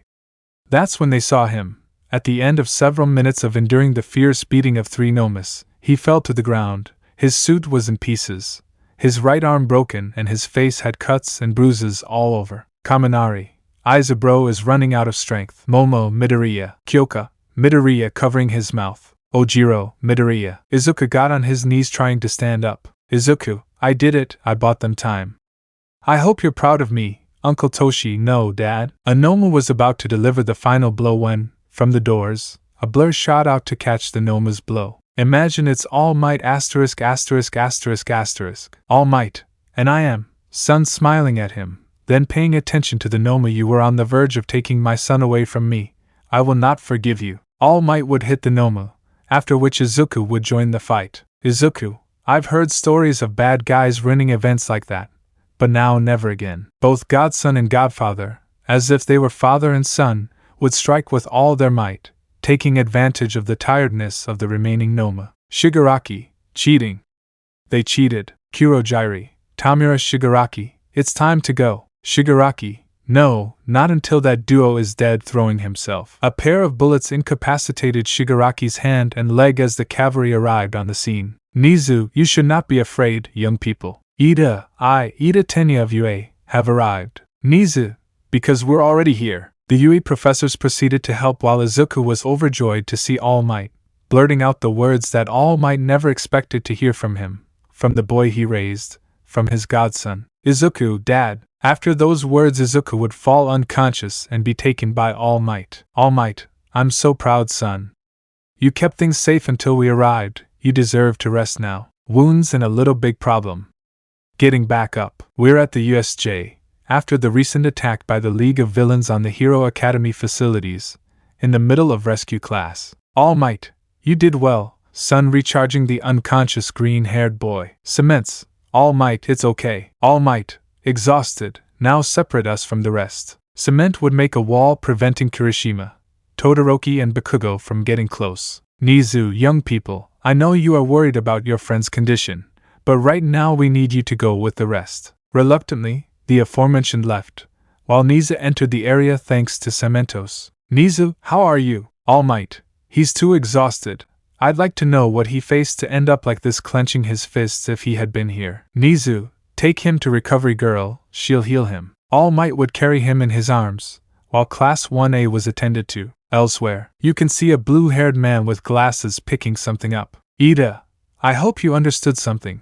I'm sorry for doing this, it's not heroic, but no matter how strong they are, they will not overshadow the prestige of my family. Without knowing it, the blue-haired man was being listened to by a two-tone man and a dyed redhead with shark teeth. Shoto, that's it, he whispered. Kirishima, yes, a camera. Shoto, he will ruin Midoriya for his display of power in that fight. After that, everyone left the USJ where the students were asked questions and their wounds were checked. At the UA nursing office, the UA nurse, Recovery Girl, was examining the green-haired boy in detail, the reason being that it was the only place suitable to protect the green-haired boy's private health, due to his non-human nature, along with Island. Recovery Girl, this is serious. All Might, what's going on? Recovery Girl, her left arm is broken, she suffers energy drain from overexerting herself in this way, in addition to a little blood loss, which is not serious, because with David's shield we had already anticipated this, taking out blood bags. All Might, what a relief. Recovery Girl, now hits All Might with her syringe. You should have arrived before it ended like this. All Might, I'm sorry with the bump on my head, but you know I had 10 minutes left of the OFA. Recovery Girl, I know. Speaker, All Might to the boardroom please. All Might, I'll go. Recovery Girl, after I heal him by splinting the broccoli, I wish he were human because I can't operate on him. All Might would nod and retreat to the boardroom. The UA professors, along with Naomasa Tsukachi, had gathered to address this issue of UA's security. Nizu, welcome everyone to talk and resolve this unfortunate situation. Something we can't hide from the press. But we can make peace by ensuring that there won't be any worry about resolving the problem. All Might, that's good. Snipe, Detective, did you find anything? Naomasa, the police are currently investigating the recent group known and self-proclaimed as the League of Villains. But of all the names we've found, we haven't found anything about the one who appears to be their leader. Tamura Shigaraki is someone who doesn't exist in our data networks. He is between 20 and 30 years old, his cozy eye allows him to disintegrate anything he touches with his 5 fingers, and he is also dark-haired. The same goes for the portal villain Kurojiri. It's likely that they are not citizens and use false names. In other words, there is no record of them in Japan, and from what those captured have said, they are from the underworld. Vlad King, so we don't know anything. Snipe, we need to hurry. Once Shigaraki's bullet wounds heal, they'll definitely try again. It'll be a hassle. All Might, their leader, huh? Nizu, what's wrong, All Might? All Might, this wasn't an attack from a normal person if you asked him. Suddenly coming out with wild statements like that, even though the person responsible hasn't revealed his uniqueness. He boasted of his monsters called Nomu, Abomination, King's Shark, Blockbuster and Killer Croc. But seeing how things were turning out and not the way he expected, he got annoyed easily. That incident caused the student to overexert himself, and I dare say if I had put up a fight, the same would happen to me. Nizu, still, it's no reason to throw away having unknown quirks when fighting heroes. Almight, he made wild and immature statements with a straight face, boasting about his power, thinking as if everything would go his way. Besides what I saw upon arrival, Shigaraki's image was that of someone unaware of his omnipotence, a man in a child's body. Vlad, a child without power? Midnight, and we have a more serious problem altered. Nizu, what is more important? Midnight would turn on the television newscast. A few hours ago, the Yui was attacked by a group of villains calling themselves the League of Villains. Despite the lack of response from the Yui, we have received an anonymous video of the attack. The images may be sensitive. Discretion is advised. The video on the screen began to run. It showed the whole fight, how the monsters came out to confront the students, how Kurojiri took small-time villains to the USJ, until they saw him there. Izuku, a job for Superman. They saw the moment when Izuku revealed his entire arsenal of powers to make his companions, his friends, escape. They saw every blow, every fall, but also his will and determination. The children of Japan felt admiration and concern that a 16-year-old boy fights like that. Many unconsciously told him, "Get up, you can do it." That amazed the adults who let their prejudices cloud their minds, calling him a phenomenon. Many reprimanded the children, but they continued to encourage him, until they saw the moment of All Might and the boy together. For many there was no doubt, the boy was going to be the next symbol of peace. Seeing him next to All Might filled several of them with a feeling other than peace. But the human being fears and is influenced by their fears and prejudices. Most of the adults asked for his stay in Tartarus for being a phenomenon. Several professional heroes, jealous of his power, wanted the same. After the video ended, it was revealed. You a student, hero, or phenomenon? All Might would turn off the TV. He was upset, angry. He unconsciously hit the table, breaking it with a percentage of 1 for all. All Might, how dare they? Nizu, we will give an official statement to defend the boy and that he is supported by Yue. Now, Neo Mesa, I will track down the origin of that video, whoever filmed it. Vlad, he broke several academy rules, he said with obvious jealousy for his lazy colleague. Nizu, we'll adjourn this meeting for now. It's time to bring justice to one of our students. After those words, everyone would leave the room. In the rest of Japan, a great commotion was brewing, many calling for the green-haired boy to be imprisoned in Tartarus for being an anomaly of the age of quirks. A person with so many quirks was a phenomenon, a monster who, no matter what, had to be locked inside the maximum security prison, in its deepest pit.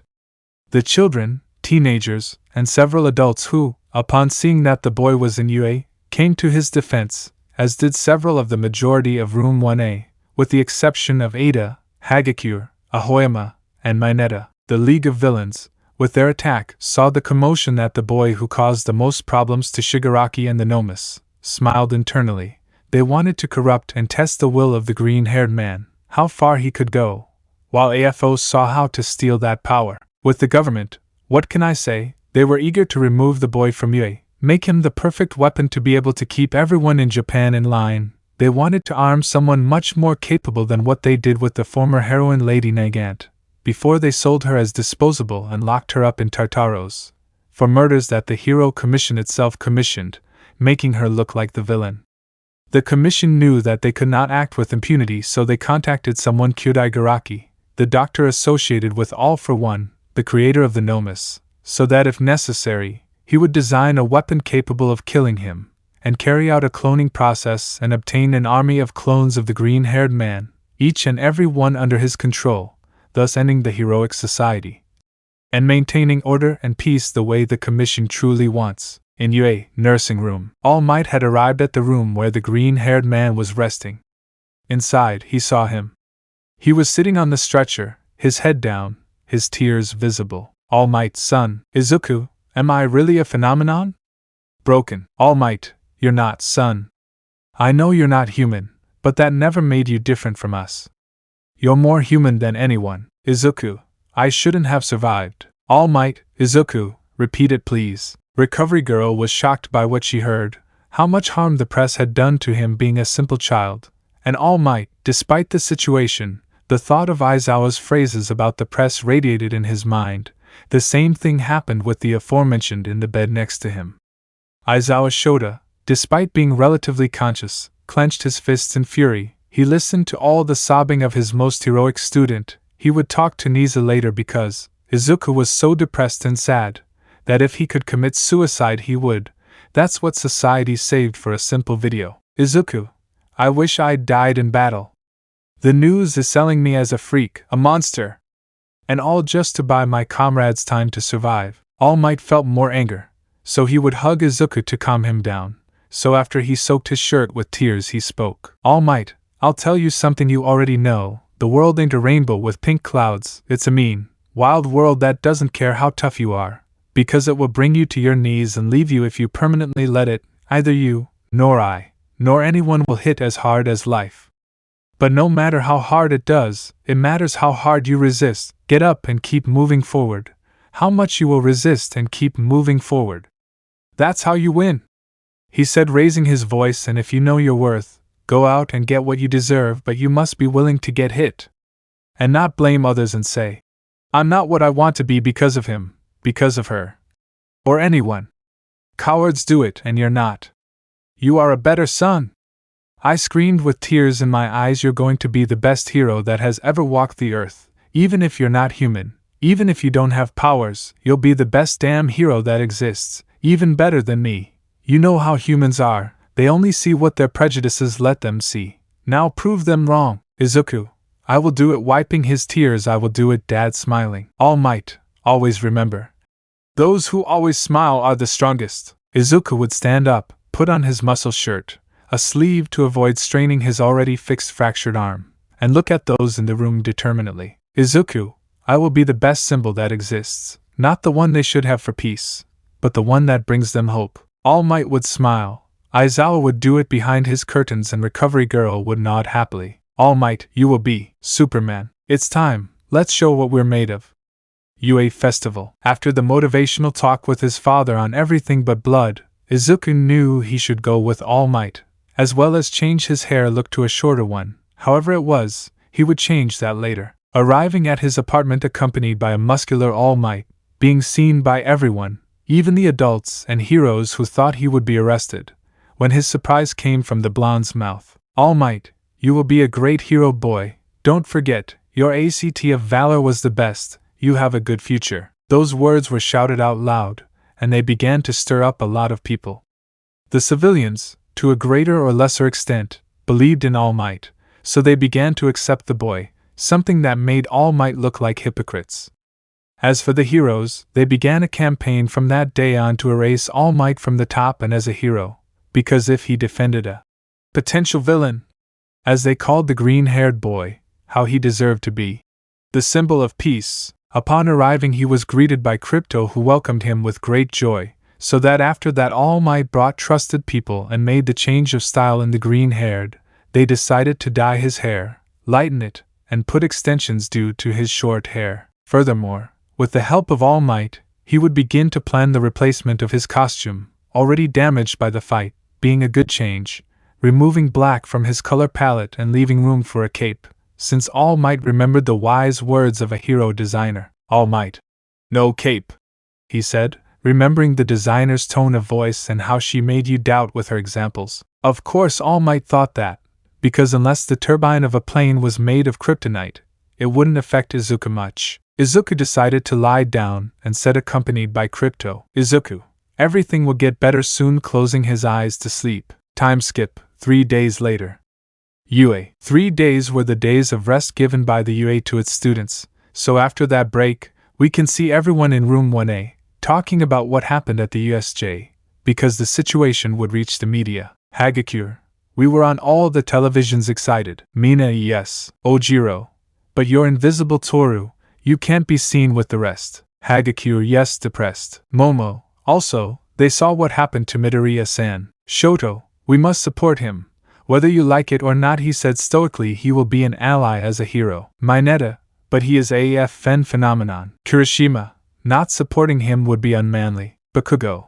If they don't support him, they're bucking extras. All the conversations would stop when the aforementioned would enter the room quietly, in silence, being observed by everyone. Kirishima, Izuku, getting the attention of the aforementioned. What you did was very manly, starting to cry manly and hug him. Kaminari, dude, you got beaten up, but you still got up. Shoto, I don't usually say much to others, but thank you. Bakugo, I'll just tell you this, nerd, where you get beaten up again like that, I'll shine at you. Mineta, do you want girls? All pervert, landing one blow each. Izuku felt some fear, seeing the poor unfortunate man. Of course, in those days when he spoke with Melissa, he threatened him to be more careful and not be a suicidal broccoli, or he would see angry women. Who understands them? The noise stopped as Aizawa had entered the room. Aizawa, sit down, passing with bandages everywhere. 0. He came to work still in that state. Kirishima, what a professional. Ida, what was expected of a teacher from the prestigious UA? Aizawa, whatever, my condition is not important now, the fight is not over. That made everyone tense. Mineta, villains alarmed. Izuku, Mineta, don't worry, there are no villains, I think, he said to calm him down. Mineta, gee, thanks, afraid because I was afraid of everything. Aizawa, no, the UA Sports Festival is coming up, he replied. Mineta, but what if more villains appear? I question again. Aizawa, this is not a cheat show to be interrupted by them, he said, irritated by his cowardly student. Kirishima, great. Aizawa, anyway, the professionals will be watching you, and if you perform well, it will be easier for you to be recruited by them and go to their agencies for work. And remember that it is better to be in the first places, since you will have more offers. You will only have this opportunity 3 times in the entire time you are at UA, he explained. You have 1 week to prepare. Those words filled the entire class of 1A with motivation. At the end of school, as they were leaving their classroom, many people gathered outside. Mineta, hey, step aside and let us pass, the little grape-haired boy would say. Lita, what business do you have with Class 1A? Bakugo, it's obvious, they come to study the competition. Move to an extra side. Students, I didn't think Class 1A would be so arrogant. Tsuyu, excuse me, let us in. Karo, student, well, at least someone has manners. Izuku, guys, if you have any problems, we can resolve this competitively at the festival. RRR, the phenomenon speaks to look good. Kirishima, that's not manly. 2. And correcting is not a bastard either. 3.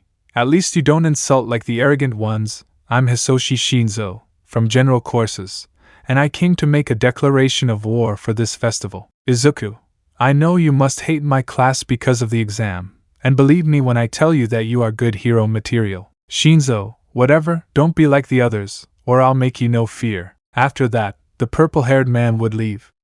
After that, everyone would leave the area to go practice. Time skipped 1 week. Class 1A trained hard for a whole week, so we found ourselves at the UA Stadium, where the class was talking amongst themselves. Ida, Midoriya, I'll make you pay for overshadowing the role of the Ida family in the future, he thought, staring at the green-haired boy. Shoto, Midoriya, you are one of the strongest in the room, that is why I plan to defeat you using my ice side. Izuku, Todoroki, placing his hand on his shoulder, you are not alone, your problems with him can have a solution, and if you need me, here I am. Todoroki was surprised by those words. Internally he felt hope, so he gave a slight smile to the broccoli. Izuku, if what I heard with my super hearing is true, Endeavor doesn't deserve to be a hero, he thought, determined to help his friend. Kirishima, oh, a declaration of war between the strongest in the class. How manly. Mina, I wanted to wear my suit. Ojiro, it's to avoid causing problems for the others in the UA. At that they would hear the shouts of the stadium, and the call of Present Mike. Present Mike, yeah. Everyone, welcome to this year's youth round, this is the UA Sports Festival. People were cheering in the stands. Present Mike, here with me livening up these rounds, the mummy man, say hello, buddy. Aizawa, you forced me to come with his bandaged caterpillar mode. Present Mike, how boring, but let's put that aside, it's time to introduce them. They have withstood an attack by villains and have survived, willing to give their everything, and show that they are here, with you, Class 1A. The audience began to cheer, as they passed by, being applauded by everyone. Present Mike, and after them, also from the heroic courses, Class 1B. Those mentioned were looking seriously at those from Class A after them, the general classes, courses C, D, Y, E. Present Mike, along with support courses F, GYH classes, present mic, and after them management courses, classes I, J and K. The entire audience would applaud the new entrants, present mic, and of course, livening up this first-year festival, the class our heroine, Midnight. Izuku, seriously, Dad, were you interested in her? He thought, looking away from All Might's love interest at one time. The aforementioned was on stage with a whip in hand in a sensual and provocative pose. Kirishima, sensei who uses blushing. Kaminari, that's our class red. Mineta, Yue is the best. Midnight, well, it's time for the player's speech. Pass young Midoriya Izuku. Izuku walked past everyone as they all said he was the best because of the entrance exam. He had gone up on stage and taken the microphone. Izuku, well, I'm just going to say let's go all out. Let's not hold anything back. We all want to be heroes, so show what you're made of. Let's go beyond the limits plus ultra. Those words filled young people like Shinzo with hope, so they shouted along with the audience. The whole stadium, plus ultra. Midnight, okay, it's time for the first test. It's time for the wheel to spin and determine the challenge. The wheel started spinning and stopped on an obstacle course. It's time for everyone to get ready. All the students went to prepare to go out and run while Izuku, Bakugo, and Shota looked defiant. Tetsu, don't exclude us, bastards. Monoma, glory will belong to Class 1B. Present mic, ready, go. Everyone started running and getting out of the bottleneck, while Shoto froze the entire tunnel so that no one else could pass. Bakugo, where are you going? Half and half bastard soaring with his explosions. Kirishima, they won't leave me behind. Class 1A, not even us. Suddenly the ice cracked, implying that someone had hit it with such force that it sent several people flying.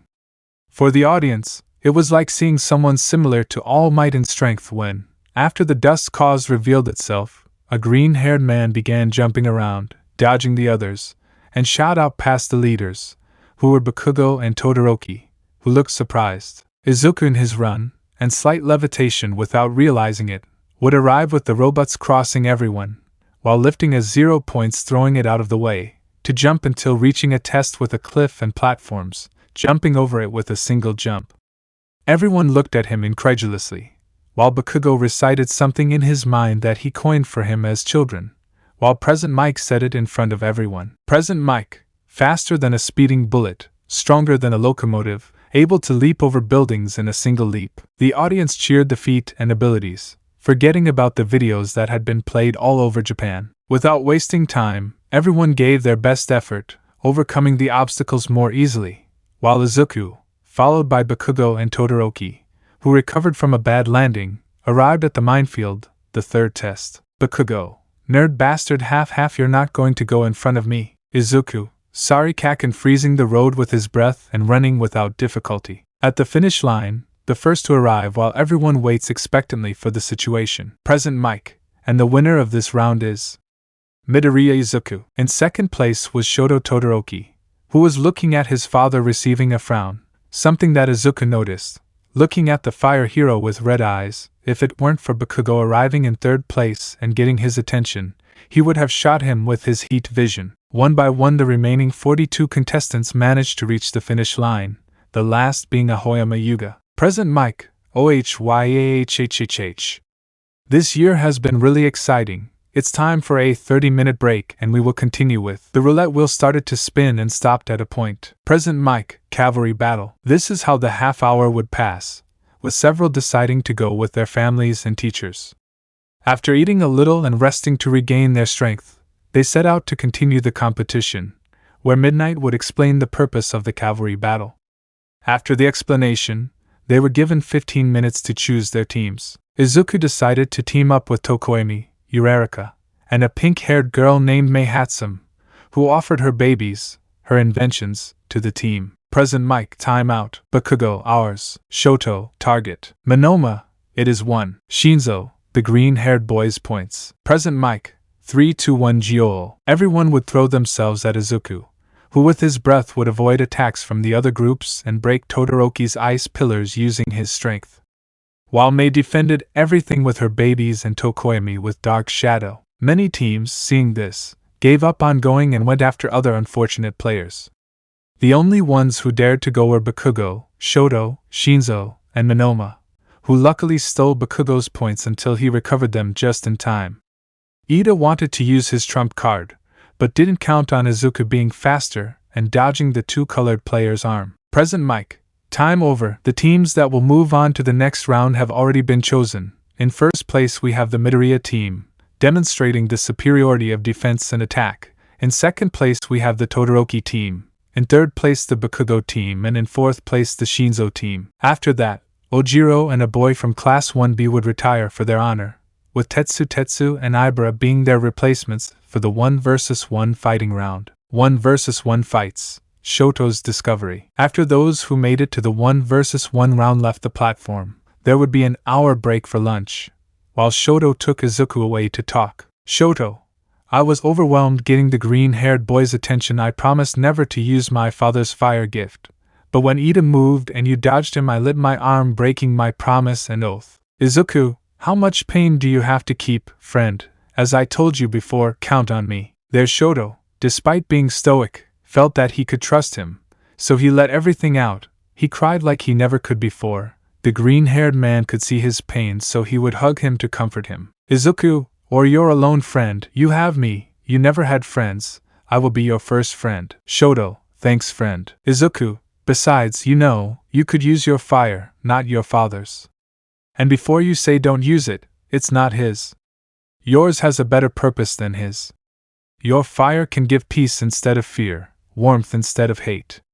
Your father is Endeavor, and you are Shoto, the best hero that can come from your sperm donor, if you want to call him that. Shoto would look at his hand and smile. Izuku, you can be a hero, using your fire, because it's yours, not his, yours and no one else's. Shoto, thanks, I needed it. Izuku, you can always count on me. Shoto, now wiping away tears, you are All Might's biological son? Izuku, so you were doing that theory I read with my vision in class? Shoto, yes, now answer. Izuku, my father was Hisashi Midoriya. Shoto, Vixen, sorry buddy. Izuku, don't worry, All Might himself is related to me, since he is my godfather and currently my legal guardian, and just between us, I called him Dad. Shoto, it's not what I expected, but I'm satisfied burning his notes. Izuku, let's eat, taking the bicolor. 30-minute time skip. Speakers, it's time for the fights. Public, present mic, yay dear audience. It's time to begin this incredible massacre. The audience would be excited. It's time to begin this series of battles. The UA Carnage, the first-year fighting rodeo. Aizawa, shut up and introduce the competitors, he said, bored. Present mic, oh how boring. Well, dear audience, it's time to introduce you. On this side he is quiet, he is serene, he belongs to general courses, and his appearance catches my attention because of his resemblance to my colleague with you, Hitoshi Shinzo. The aforementioned entered with his bored face, where he looked at his surroundings, his hands in his pockets, whereupon stepping onto the platform he stopped, waiting for his opponent. Present mic, on this side, he is the hero student of the USJ, his abilities are the most incredible, he endured the beating of monsters superior to All Might, he suffered the defamation of the press for saving his companions, but here he is, his will, his nerves, his skin are made of steel. So much so that he received the nickname of the Young Man of Steel. He is Midoriya Izuku. Izuku entered with a calm temperament, a smile that would calm anyone. The children in the audience felt something that calmed them. Izuku walked up to the platform where he looked at Shinzo, giving him a calm and serene smile, something that surprised the aforementioned, but out of courtesy he would respond to the gesture. Midnight, if they fall out of bounds, become unconscious, or are reduced to a position of inactivity, they lose. Izuku understood. Shinzo, of course. Midnight, I want a fair fight. Both would nod. Present mic, already the audience would applaud. Start. Shinzo, it's strange. Izuku would raise an eyebrow. You said I can be a hero. Izuku, yes, that's what I said. Shinzo, my quirk doesn't work on him. He thought, surprised. I wanted to know why you say that. Izuku, I have been taught that everyone has the possibility of fulfilling their dreams, that even if society itself labels you as something you are not, just supposedly having a weak quirk, a villain quirk, or simply being quirkless, is stupid. Everyone can be heroes, if they have the will and the ability to do so. Shinzo, that's hopeful, he whispered to himself, but, Izuku, there are no plans, nor paths of different types, only a greater or lesser difficulty. If there were a villain who annulled the quirk, those who depend on it would be rendered useless. Shinzo, Icy getting into a fighting stance. Izuku would do it too, and both of them launched into a martial arts fight. Of course, Shinzo felt pain hitting the Kryptonian's skin, but he wouldn't give up. Only Izuku would take the boy and leave him off the platform. Midnight, Shinzo is off the platform. The winner is Izuku Midoriya. The public would applaud. Izuku, you are admirable. Shinzo extending his hand. Shinzo, you are really admirable, or very confident, reciprocating the gesture. Midnight, that's the spirit of sportsmanship. Izuku would leave the platform where he saw something that would bother him. Endeavor, use my fire and you will win. Shoto. Shoto had noticed Izuku and internally smiled at her support. Shoto, no, I'm not your bucking weapon to beat All Might. You want to do it yourself. Endeavor, it seems like you want to take it and try to hit it. All Might was about to intervene as he arrived to see the situation. But, pow wow! First hit ********. A loud bang would sound in the room and Endeavor was on the floor on his knees, holding his stomach. Izuku, I knew you were trash, Endeavor, but I didn't expect you to not value your family. Endeavor, Vixen's bastard, he said angrily, I'll make you pay. All Might, you won't do it. NG leaving the area. I have recorded everything and listened to everything. Take some retaliation and I will end your hero career. And Todoroki Shonen has a fight to do now, and Midoriya Shonen return with your companions. I will teach Enji a couple of things. Izuku and Shota looked at each other and nodded, then left. In the arena, Present Mike, well, it's time for the second fight. On this side, your ribbons are resistant. Your powers can be seen associated with the wall crawler from the comic book. With you, from Class 1A, Ciro Hanta. Ciro, okay, that will be easy. Entering the platform. Present Mike, on this side, he's cold, he's hot, he's the son of the number 2 hero. Endeavor, from Class 1A, Todoroki Shoto. The aforementioned entered impassively, receiving cheers while thinking. Shoto, I'll use ice to make the old man angry, but I'll use it against Midoriya. He helped me and it would be fair to return the favor, he thought. Midnight ready? Ciro, yes. Shoto, yes. Midnight began cracking his whip. Ciro, prepared to lose, wrapping the bicolor with his ribbons to throw him out of the ring. By a stroke of luck, Shoto applied pressure with his hindquarter muscles, his legs, and stopped the whipping of the ribbons. Shoto, I win. Shoto emanated his ice, freezing Ciro in an ice cube to look at Endeavor, who was somewhat bandaged, with a poker face. Midnight, Ciro, can you continue? Ciro, do you think that I can BRRR? Shivering with cold. Midnight, participants Ciro Hanta can't fight Shoto. Todoroki is the winner. The audience would cheer. Todoroki, hey, do you think you can? Shoto, sure, using his fire to thaw the area. The fights continued, with Mei Hatsum literally using Ida as a guinea pig to test her inventions, which she called her babies. Ida was humiliated and planned to fight his way through and elevate the Ida family's pride, but Mei, tired of presenting her babies, gave up, shattering what little pride the cheap Sonic had left. The next Ibra Shiozaki vs Kaminari Genki was quite short. The green-haired girl only had to tangle her hair in the defective Pikachu to win. Her hair already resembled vines, which being plants did not transmit electricity. Simply what stood out is that when she entered, a halo of light was present because she is a religious girl, and she was upset at being called the Class B assassin by Present Mike to put on a show. Mina Ishido vs Yuga Ahoyama was in itself disappointing. The rag abused his quirk, and Mina, as a skater using her acid, would manage to attack the aforementioned, melting his belt and making him remain in his underwear, removing the rag out of shame. The duel of both metapods, the following fight, was extremely tough. They went all out, even headbutting, ending in a tie. The next fight was Momo Yayoroza vs Tokoemi Fumikage.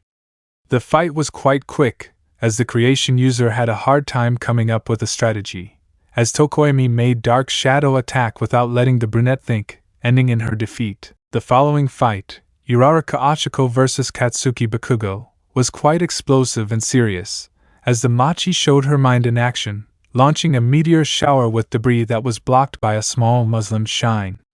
Uraraka fell without strength while the public shouted everything at her, some supporting her, others, like rookie heroes and sensitive public, insulted her like a modern millennial pseudo-progressive, being defended by Aizawa. At the end of this round, the UA Metapods resolved their tie with an arm wrestling match, with Kirishima himself winning, where both ended up giving each other the manly handshake. Midnight. Well, the next fights are between 1. Todoroki Shoto vs Midoriya Izuku, 2. Ibara Shiozaki vs Tenya Ida, 3. Bakugo Katsuki vs Kirishima Aijiro, 4. Mina Ashido vs Tokoemi Fumikage. Thus ended this first stage of 1 vs 1 combat.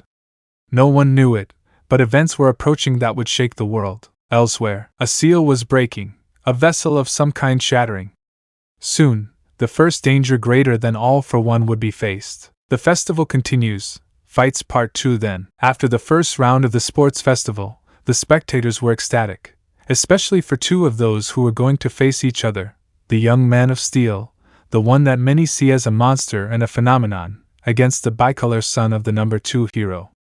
But not everything is laughter. We see Endeavor, sitting looking at the battle zone with seriousness and fury in his eyes, after a little talk with Almight, and that the bastard son of Vixen humiliated him. Endeavor, I hope you can give a fair fight so that Shoto learns that he has to use his father's power, that only with it can he win, he thought, but in vain what he had thought about it. In the arena, present Mike, YHHHH. It's time, dear audience, it's time to face them, to see this fight between these 2 gladiators. On this side, the teenager of steel, the young man who exudes heroism, sweats justice and gives hope to his loved ones. Izuku Midoriya, the green-haired man, entered the arena with a drop of sweat on the back of his neck. Izuku, he went a little too far. Present Mike, on this side, he is quiet, serene, cold like your mother-in-law's hug, but hot like your father-in-law's punch. He is the son of the number 2 hero, Endeavor. He is Todoroki Shoto. Shoto ignoring the others, and focusing on the mountain? Not the mountain range in front of him. Midnight, are you ready? Izuku, yes. The bicolor would nod. Midnight, begin. The fight had started but no one moved. In a quick movement Todoroki threw a glacier at Izuku, trapping him. Midnight, well, that was fast. The winner is. The ice would then explode as red eyes appeared there. Izuku, I can still continue, sensei. Never give up on a battle. Todoroki, I'm glad this continues, otherwise it would be boring sending more ice. Izuku would easily break the ice with a punch. Izuku, is that all you have? Todoroki, no, but thanks for the question. Todoroki once again launched a large glacier towards Todoroki, only for Izuku to pierce through it with his speed. Izuku, let's go Todoroki. Todoroki, shut up. Izuku tried to get closer but Todoroki used ice to push him away. When the ice attack went directly to him it only destroyed it, making the fight a game of tags. Izuku found an opening, approached Todoroki and began to punch him. In a moment of coming out of shock Todoroki took Izuku by the arm, freezing him. To the point of being distracted Todoroki began to throw ice spikes at him. Izuku moved away without pain, although feeling the discomfort of the cold, since although he was indestructible, Todoroki cooled his body directly. The bicolor, by using the ice side too much by making a new ice column, was beginning to freeze. Izuku, what happened? Todoroki, why don't you use your other side? Shoto, I will never use my father's power. Izuku, was our entire conversation a lie? Was that glow you had just an illusion? You told me you'd use your fire, not his. Shoto would open his eyes. He had forgotten that the fire was his, not Enji Todoroki's. He began to smile genuinely and excitedly, expelling a large amount of fire. Minute 4.30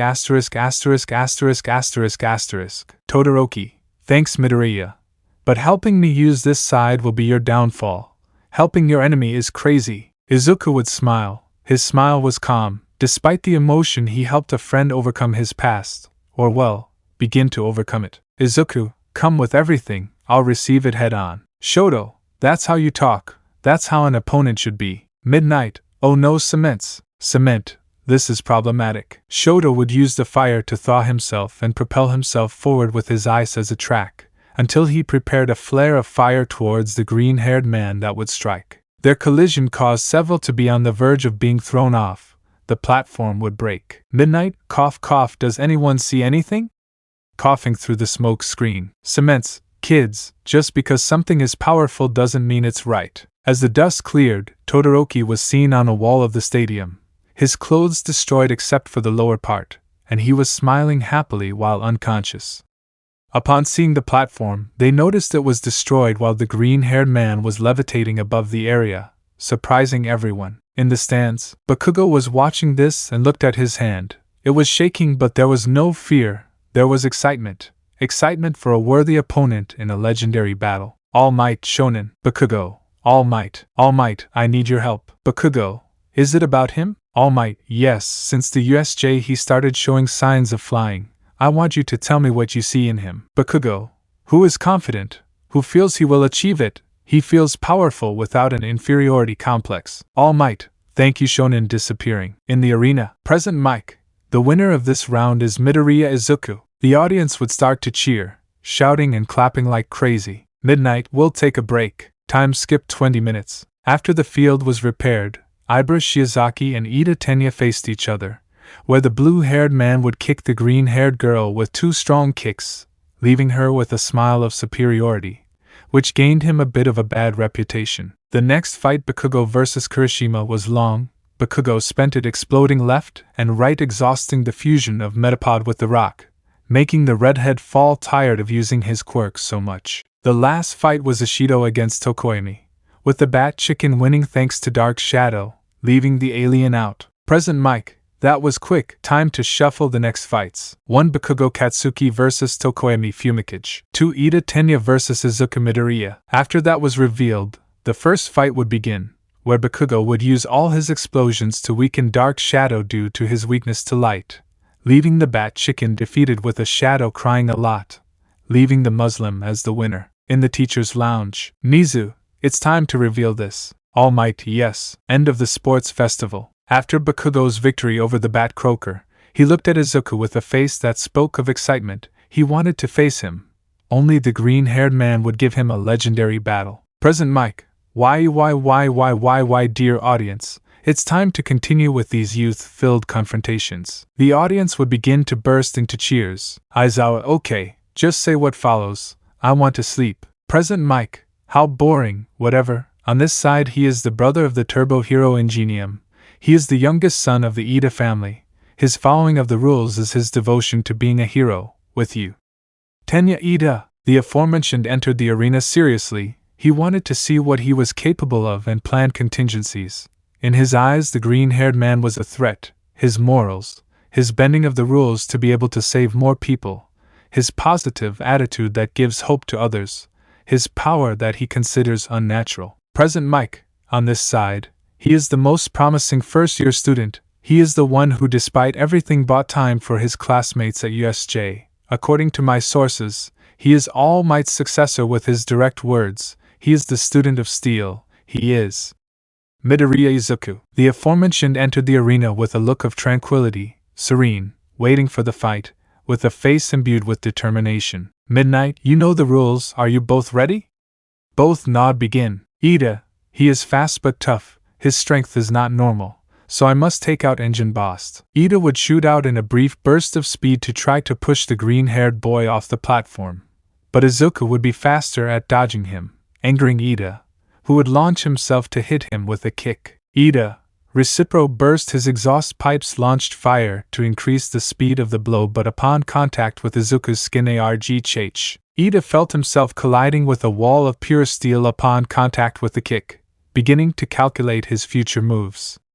The blue-haired man would come out to hit him, kicking like crazy, while Izuku, using his speed and martial arts mastery, dodged everything. Ida, damn, stay still, damn phenomenon. Recipro extend. Ida would cause a speed boom by connecting a kick to the green-haired boy, but it would not go as expected. Upon contact with the skin, plus the force of the impact would cause the blue-haired boy's leg to break. Ida, arga. Touching his leg. Midnight, Ida Tenya can't continue. The winner is Midoriya Izuku. Ida, no, not that. Trying to compose himself. At that, All Might accompanied by Nizu would enter the arena. All Might smiled at the green-haired man and placed a hand on his shoulder.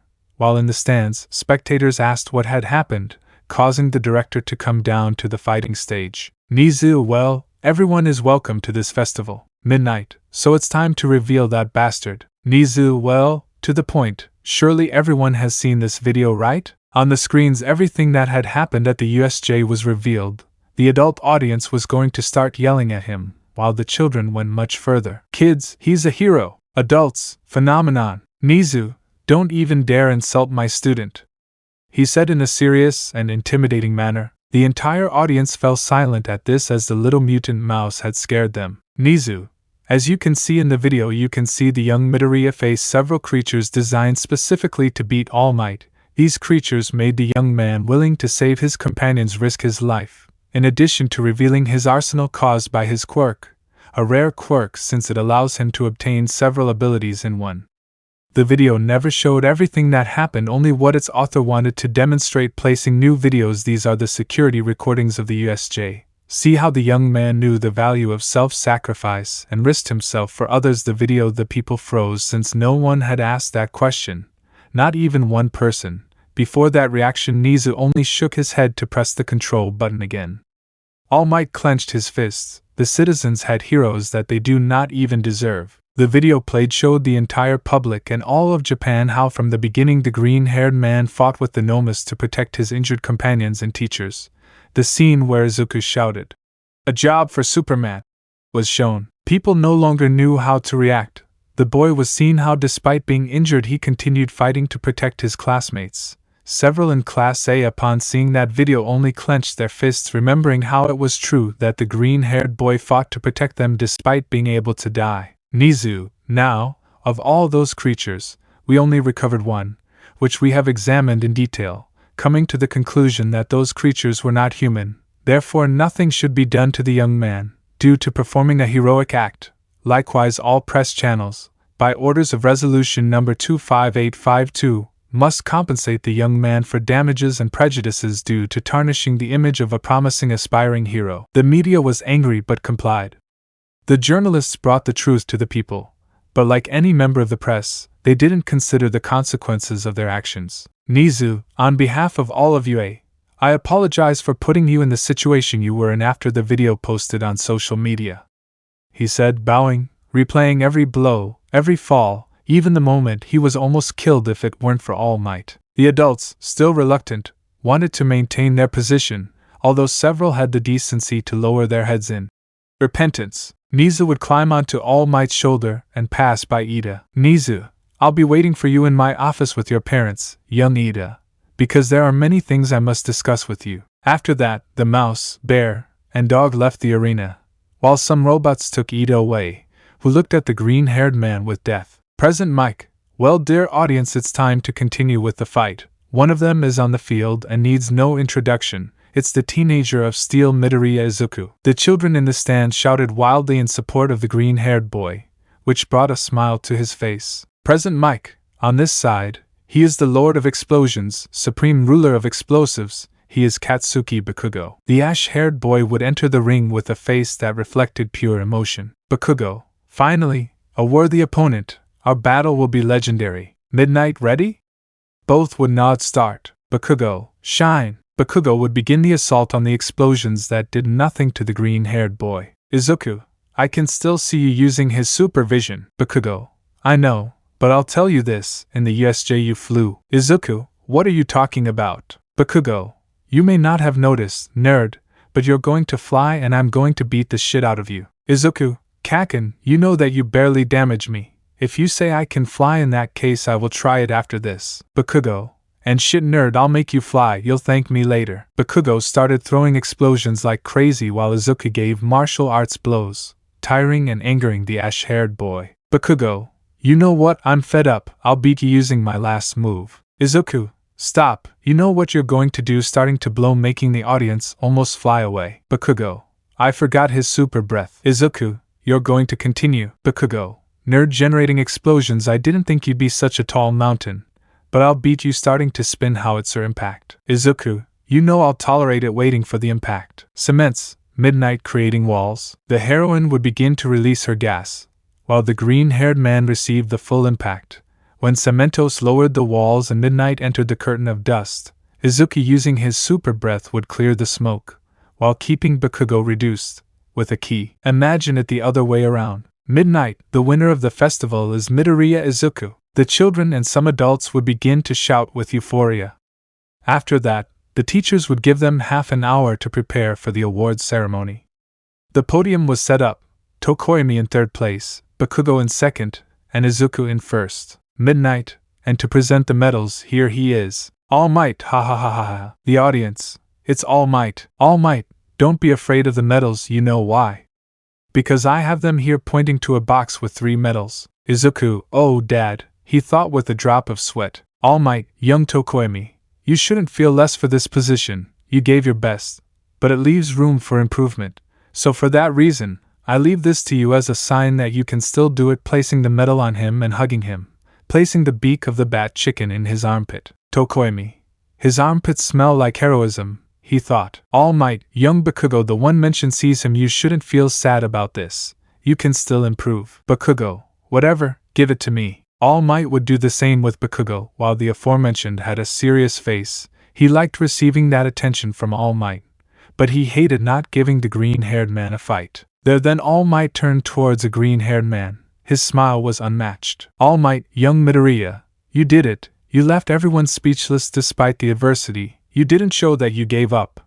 That's why you won this, giving him the medal and hugging him. To whisper, I'm very proud, son. Izuku would hug back and whisper, Izuku, thanks Dad. All Might. Now anyone could be in that place looking at the students. You should not get depressed, so strive to reach those positions. The students would be motivated by this, by saving a blue-haired boy due to an issue with an anti-hero who would attack his brother in the middle of the festival, forcing them to leave the place. All Might, it's time, say it with me. The public, plus ultra. All Might, thank you for your effort. The audience would boo All Might for saying something like that and not the slogan they're constantly repeating. Hero name and internships. After the sports festival, UA gave the students a week off. During that week, the children approached each of the festival participants, telling them not to give up and to keep going. While the green-haired man earned a great reputation, and the media, reluctantly through all channels, apologized, although they said their job was to inform and warn the people who deserved to know. For the green-haired man, it was somewhat hypocritical, since fear is generated by the press, in addition to collaborating and creating false heroes by deifying various faces on the screens. Upon leaving his home, Izuku was approached by the children, who said things that made him smile a lot.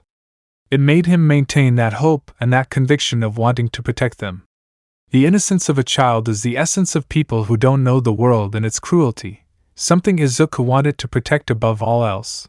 It was the most beautiful thing about humanity. At the Midoriya Yagi residence, Tashinori noticed something in the green-haired boy. He was happier and more determined. Tashinori, is something wrong? Izuku, do you notice anything wrong with me? Tashinori, not really, but I notice you are happier. It's because of the words the children told you, right? Izuku, yes, their innocence is one of the most beautiful things humans have. It's what I would like to protect. Tashinori, no doubt, but then comes the paperwork, the license, and the rest you already know, ha ha. Izuku, you know what I think about it. Being a hero just for having a plastic card called a license doesn't make you a hero. Tashinori, I know, that's what Hisashi said. Izuku, my old man? Tashinori, yes, although I'm surprised that you always call me Dad. Izuku, you raised me despite everything. I will always be grateful to Inko and Hisashi for giving me life and protecting me until I was 4 and raising me. But the one who was there the most was you. Tashinori, I know, whatever, you're late. Izuku, see you leaving. Tashinori, I hope you can take more paper than this useless old man. On the way to UA, the children, ever since he got out and got on a bus, kept calling him Superman, which surprised the green-haired boy. Even on the streets, the children wore an outfit similar to his first suit, while they shouted his same phrase. A job for Superman. Izuku, I had thought of a name, but I think it will be impossible for me, he thought. The clouds began to pour water on the city as Izuku patted his face for not bringing something waterproof. But luckily for him, a repentant adult would hand the green-haired man an umbrella as he bowed and apologized for doubting him. Izuku, upon feeling and seeing with X-rays and overhearing the heartbeat, knew how to forgive him, and accept the gesture, and agreeing to return it. Only the man denied it. He didn't deserve to have it returned. He denigrated the green-haired man in front of his son, and couldn't look him in the face now. Izuku, knowing that, would sign a notebook of the man, which had pictures of him at the festival, more pictures of heroes, and give it to the man to reconcile with his son. Even in the smallest things, a hero knows how to bring a smile back and calm someone. At UA, we can see Izuku walking in the rain 15 minutes before the entrance bell rings. He only saw the blue-haired boy who ran past him without flinching and watching him out of the corner of his eye. Ida, we're going to be late. Phenomenon remembering the previous day. Flashback. Nizu, you must be young Tenya's family. Please come in. The family would enter the headmaster's room and Tensei Ida, despite having recently been attacked by Stain and being thanks to Recovery Girl, sitting in a wheelchair for that meeting. Ida's mother, okay, director, I want to know why you called me? At that Ida only tensed up being seen by his brother, which was strange.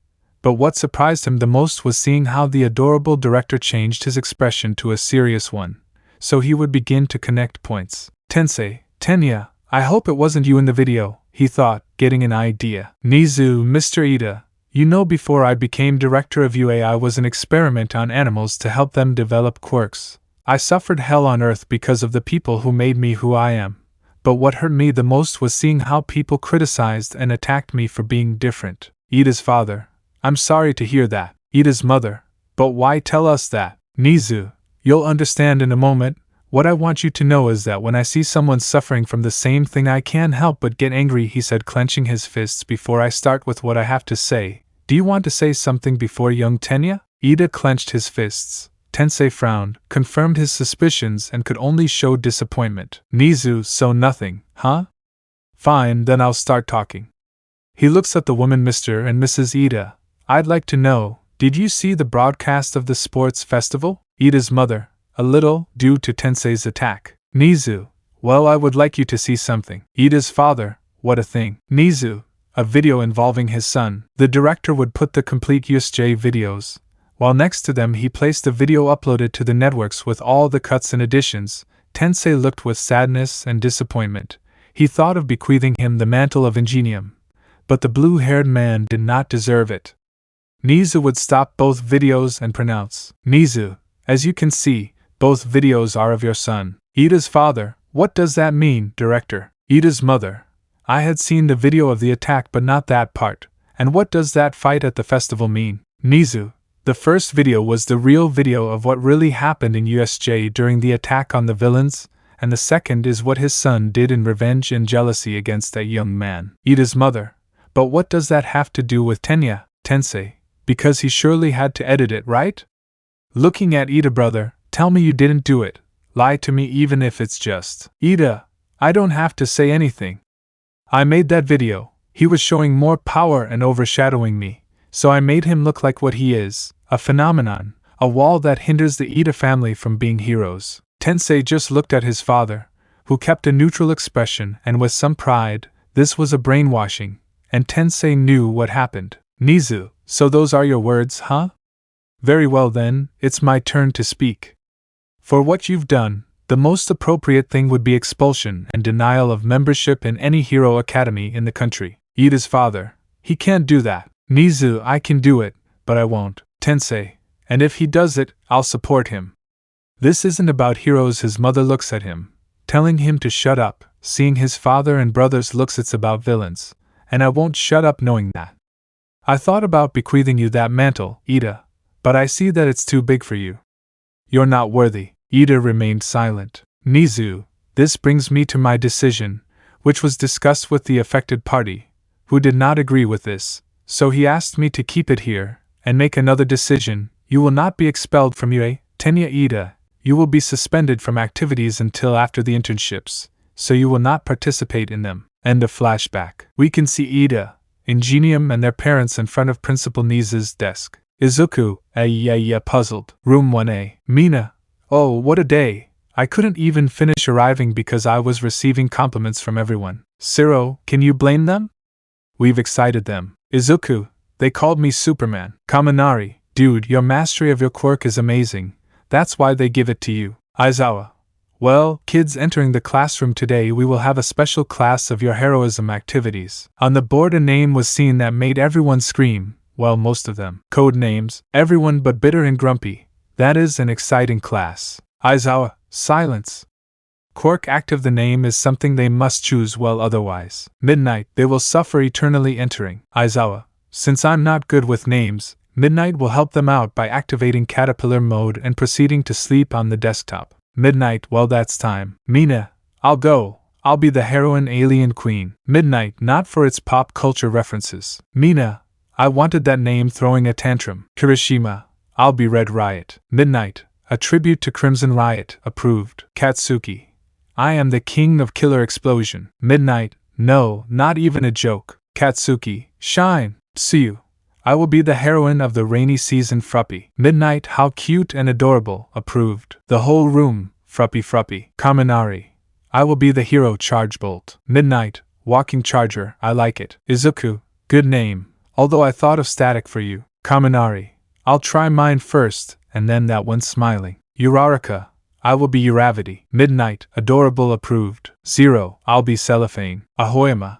I'll be the shining hero can't stop twinkling. Midnight, a phrase?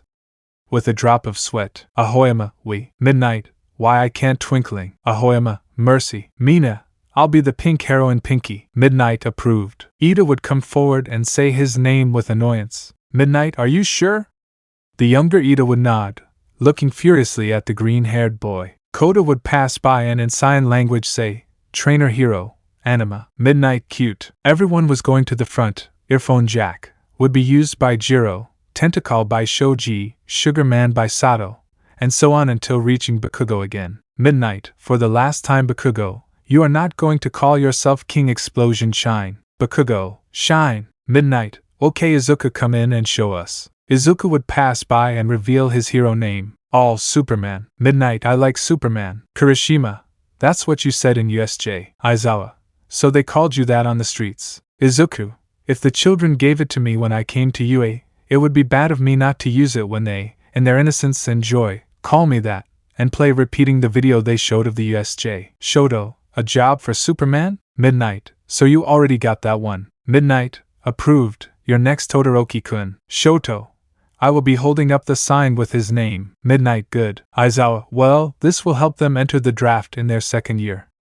Meanwhile, with the sports festival, they caught the attention of several professional heroes, so they have sent them applications for the internships that will be held next week. List: Izuku, 6,850. Shoto, 7,365. Bakugo, 6,845. Uraraka, 6,235. Kirishima, 2,980. Kaminari, 1,580. Ojiro, 350. Mine 3. Aizawa, that would be all of them. Siro, dude, look at that. Kaminari, yes. Izuku, I must choose well. Aizawa, Midoriya, your hero's suit is ready. Izuku, thank you. Time skip, at lunch. They were all sitting around talking about trivialities about internships and life, where the Azu squad was analyzing their options. Momo, and who will you go with? Shoto, with the old man. Katsuki, with Beast Genist. Kirishima, with Fourth Kind. Kyoka,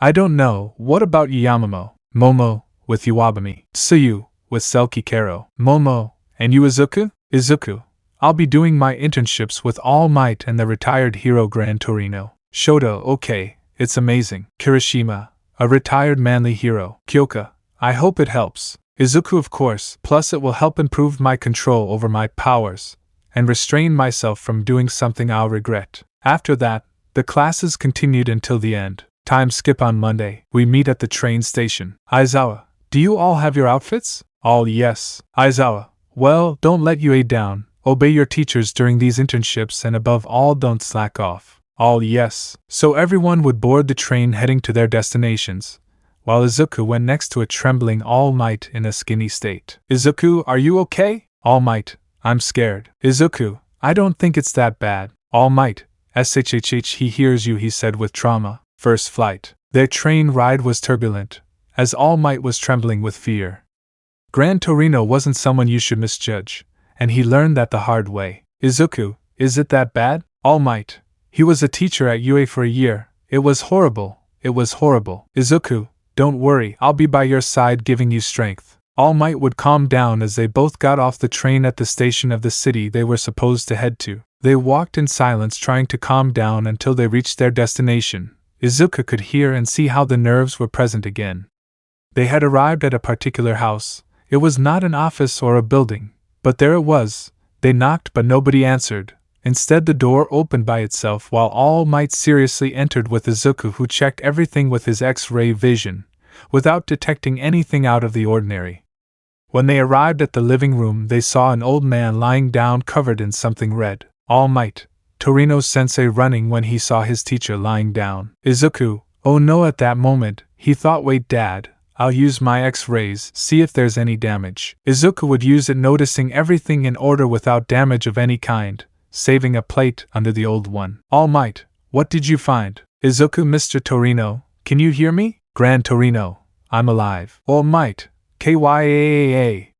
You can hear the scream, I mean HHHHHHHHHHHHHHH. Izuku, what a relief, and dad bearing the embarrassment of others. Grand Torino, gosh, a plate of sausages with tomato sauce wasted by falling, how careless. Almight, it's easy to misinterpret, he thought, sweating. Grand Torino, who are they, by the way? Izuku Midoriya, aspiring UA hero, and superhero name, for now, Superman. Almight, Toshinori Yagi, aka Almight. Grand Torino, it seems you called him a sock, hitting him with the stick. Izuku, Grand Torino, he's the one who wields one for all? Izuku, I don't wear it, I'm not the ninth. Grand Torino, wow, I thought you were. Almight, I think we should talk, master. After they closed the door, cleaned up a bit, where the green-haired man used his speed surprising the old man, Almight set out to inform Grand Torino who Izuku was. Grand Torino, and to think that one for all had its problems, brat, you are a bigger problem,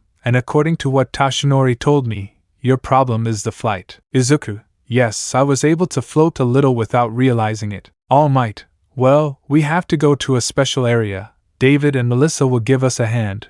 We have to go to the Arctic. The three headed to a secluded spot in the city, where they waited for 10 minutes for someone when, thanks to Izuku's super hearing, they detected some engines. Izuku, there it is. Almight, dear Dave, you've done well, ha ha ha. An aircraft had arrived on the scene, demonstrating the progress of the shield development. The hatch opened as a blonde jumped into All Might's arms. Melissa, dude. All Might, ha ha ha ha ha. Melissa. Melissa, glad to see you, uncle, and it's a pleasure, Mr. Torino. Grand Torino, equally zygote. Melissa, now changing her expression. Izuku. Izuku, me. Melissa, nay, trembling with fear. Melissa would take out a robotic arm and hit the green-haired boy hard on the head. Melissa, that was for almost dying, idiot. Izuku, yes, it hurt having a bump on my head. Dave, all aboard before I lose my test license for this prototype.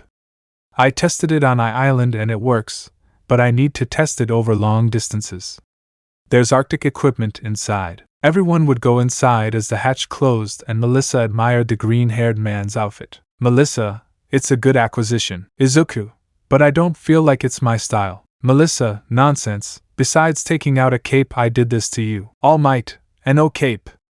Trying to break it. Melissa, I made it out of a super-resistant material, so Uncle Might's blows and missiles won't damage it. Izuku, incredible, putting on the cape, how it looks on me. Grand Torino, it suits you, kid. All Might, well, it looks amazing on you, ha ha ha ha ha. Dave, hold on, I'm going to break the sound barrier in 3, 2, 1. The aircraft shot forward, breaking up as those inside grabbed hold of something and fastened their seatbelts as best they could. All Might were trembling with fear. The trip lasted almost 6 hours, where several decided to sleep while Dave flew. Of all, the one who felt the impact the least was Izuku. He felt that his body was designed to do that, and even more. Upon arriving at the Arctic, All Might gave a pair of coordinates to Dave, flying until they reached the assigned area.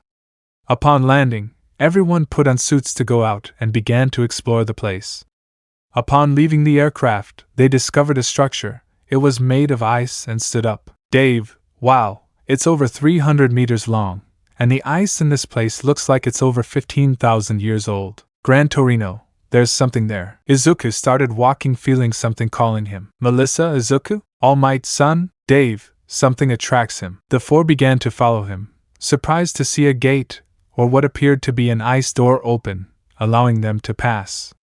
Following Izuku, the four entered, following him, never leaving his side, while like the green-haired man, they began to see a subject, as if he wanted them to follow him, until they reached what appeared to be a room full of crystals. Computer, biogenetic identity detected and recognized. That automated voice would alert everyone presence of authenticated guide.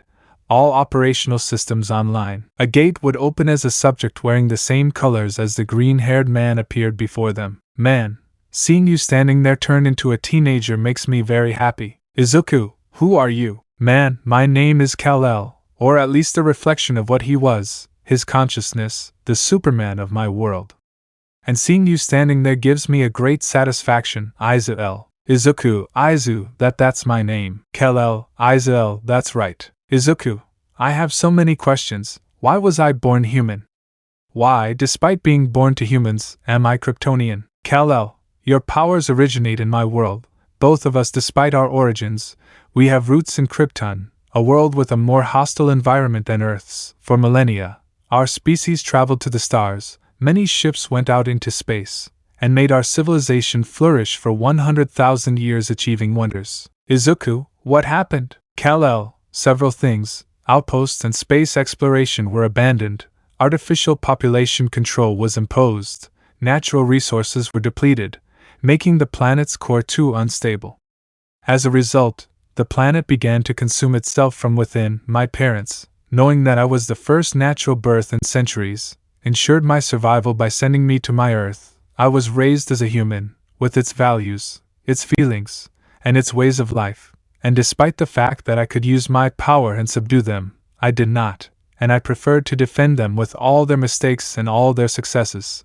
Because in the difference of our species lies our potential to be better people. Izuku, it's how I want to do when protecting something, right? Kal-El, that's right. Smiling at him, when I learned of my origin and discovered my powers, I dedicated my life to saving humans, fighting for the world that welcomed me and giving them a better tomorrow.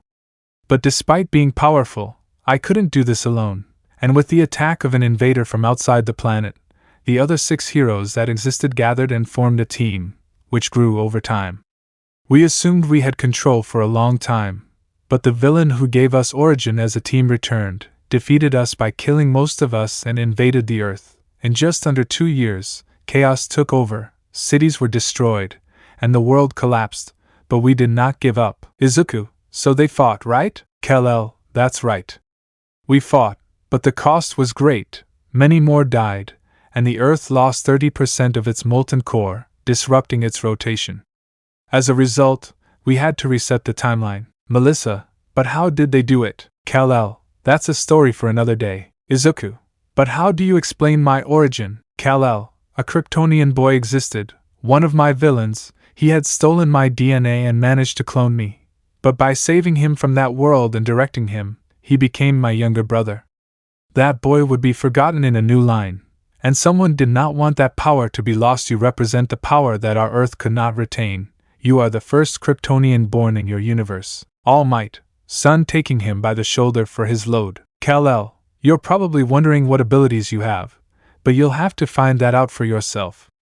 Kelex will analyze everything for you by activating a robot. Kelex, Mr. Izuel, it's a pleasure to be with you. Izuku, it's a pleasure. Kelex, running analysis. Kal-El, that's all I can tell you about everything. Besides that, this entire fortress is yours, your very own fortress of solitude, erected in dire cases to protect you. You are a child of Earth and Krypton, activating a white and blue suit with a red and yellow S on his chest. Earthlings are different from us, it's true, but they won't necessarily make the mistakes of our people, not if you give them what I was able to give them on my world. Hope, pointing to his chest, that's what the symbol symbolizes, the symbol of the L, it's hope. And that hope is the fundamental belief in each person's potential to be a force for good. That's what you can give them. Almight, Melissa, Gran Torino and David smiled. Izuku was the symbol that could guide them best. Almight had a lot of pride. He would bring to the people what he couldn't. Izuku, before you go, why am I so different from them? Kal-El, Earth's sun is younger and brighter than Krypton's. Your cells absorb its radiation, strengthening your muscles, your skin, your senses. Earth's gravity is weaker, but its atmosphere is more nourishing. Here we have grown in ways our parents never imagined. The only way to know how much is to keep testing your limits. After that, the message would be deactivated. Kelex, complete examination, flight capability 75%, suit not suitable for this purpose. Izuku would look at the suit, and under everyone's gaze, he would take it and leave the room with Kelex to change into his suit. He only sketched a smile. while he tried to register All Might and Melissa to the fortress. After a couple of minutes, the green-haired man made an appearance in front of the rest, showing himself with his new suit. All Might smiled. As the green-haired man left the fortress, he had a trackable communicator in his ear, so with the help of Quirks, David and Melissa activated the computer, while the green-haired man left. Gran Torino, what does he want to do? All Might, testing his limits, smiling. Izuku would leave the fortress. While admiring the landscape, he did not feel cold. He felt the icy wind hit his skin without doing anything to him, so he began to frown a little, remembering everything said about what differentiated him and the rest of the inhabitants on the planet, and the phrase, "Keep testing your limits." Determined, he jumped, reaching over 2 kilometers from where he left, repeating the act 3 times until, wanting to try flight, he would be shot into the air. While he believed that he had achieved it, he would begin to laugh a little, until he would destabilize and fall straight to the ground, crashing into 2 mountains and ending up with a crater. Annoyed and frustrated at not getting what he wanted, he would strike while from the fortress.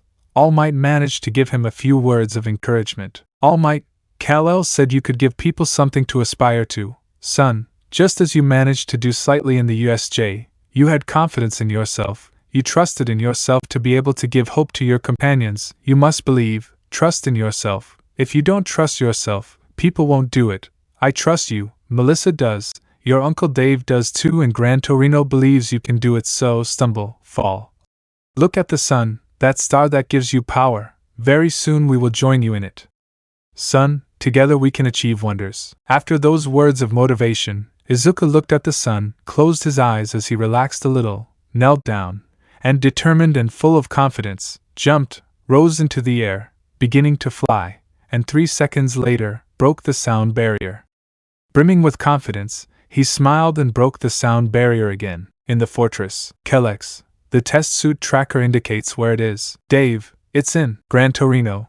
He's fast. He managed to reach Africa in such a short time. All Might, it seems so. With Izuku, this one had flown low over the ground over the savanna of sub-Saharan Africa, passing over several animals, separating herds, while it disappeared, and by sea it reached the cliffs of the British Isles, where at sea level it would break the sound barrier again, heading for the Grand Canyon in the United States, where in a short time it had already mastered flight in its entirety. Even at high speeds, it made turned in various places, while when passing over a formation it decided to head towards the skies, breaking a speed barrier again, until in a short time the green-haired man left the exosphere, flying through several satellites. Admiring the planet's panorama from the outside, and noticing that he could be outside the atmosphere itself, he decided to re-enter and head back to the Fortress of Solitude, where upon arriving All Might noticed that the green-haired man was smoking due to the speed he was going, added to the re-entry to the planet,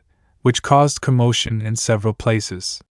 Melissa was enchanted by the suit. It was not made of any material on Earth, so while there she asked to design suits in case it was necessary. Superman and All Might vs. Nomus and Stain. Fortress of Solitude. We can see the shield, Gran Torino, All Might and the green-haired boy in the fortress. The reason, since the green-haired boy returned from his flight, David wanted to do studies with the help of Quirks, reaching an incredible conclusion.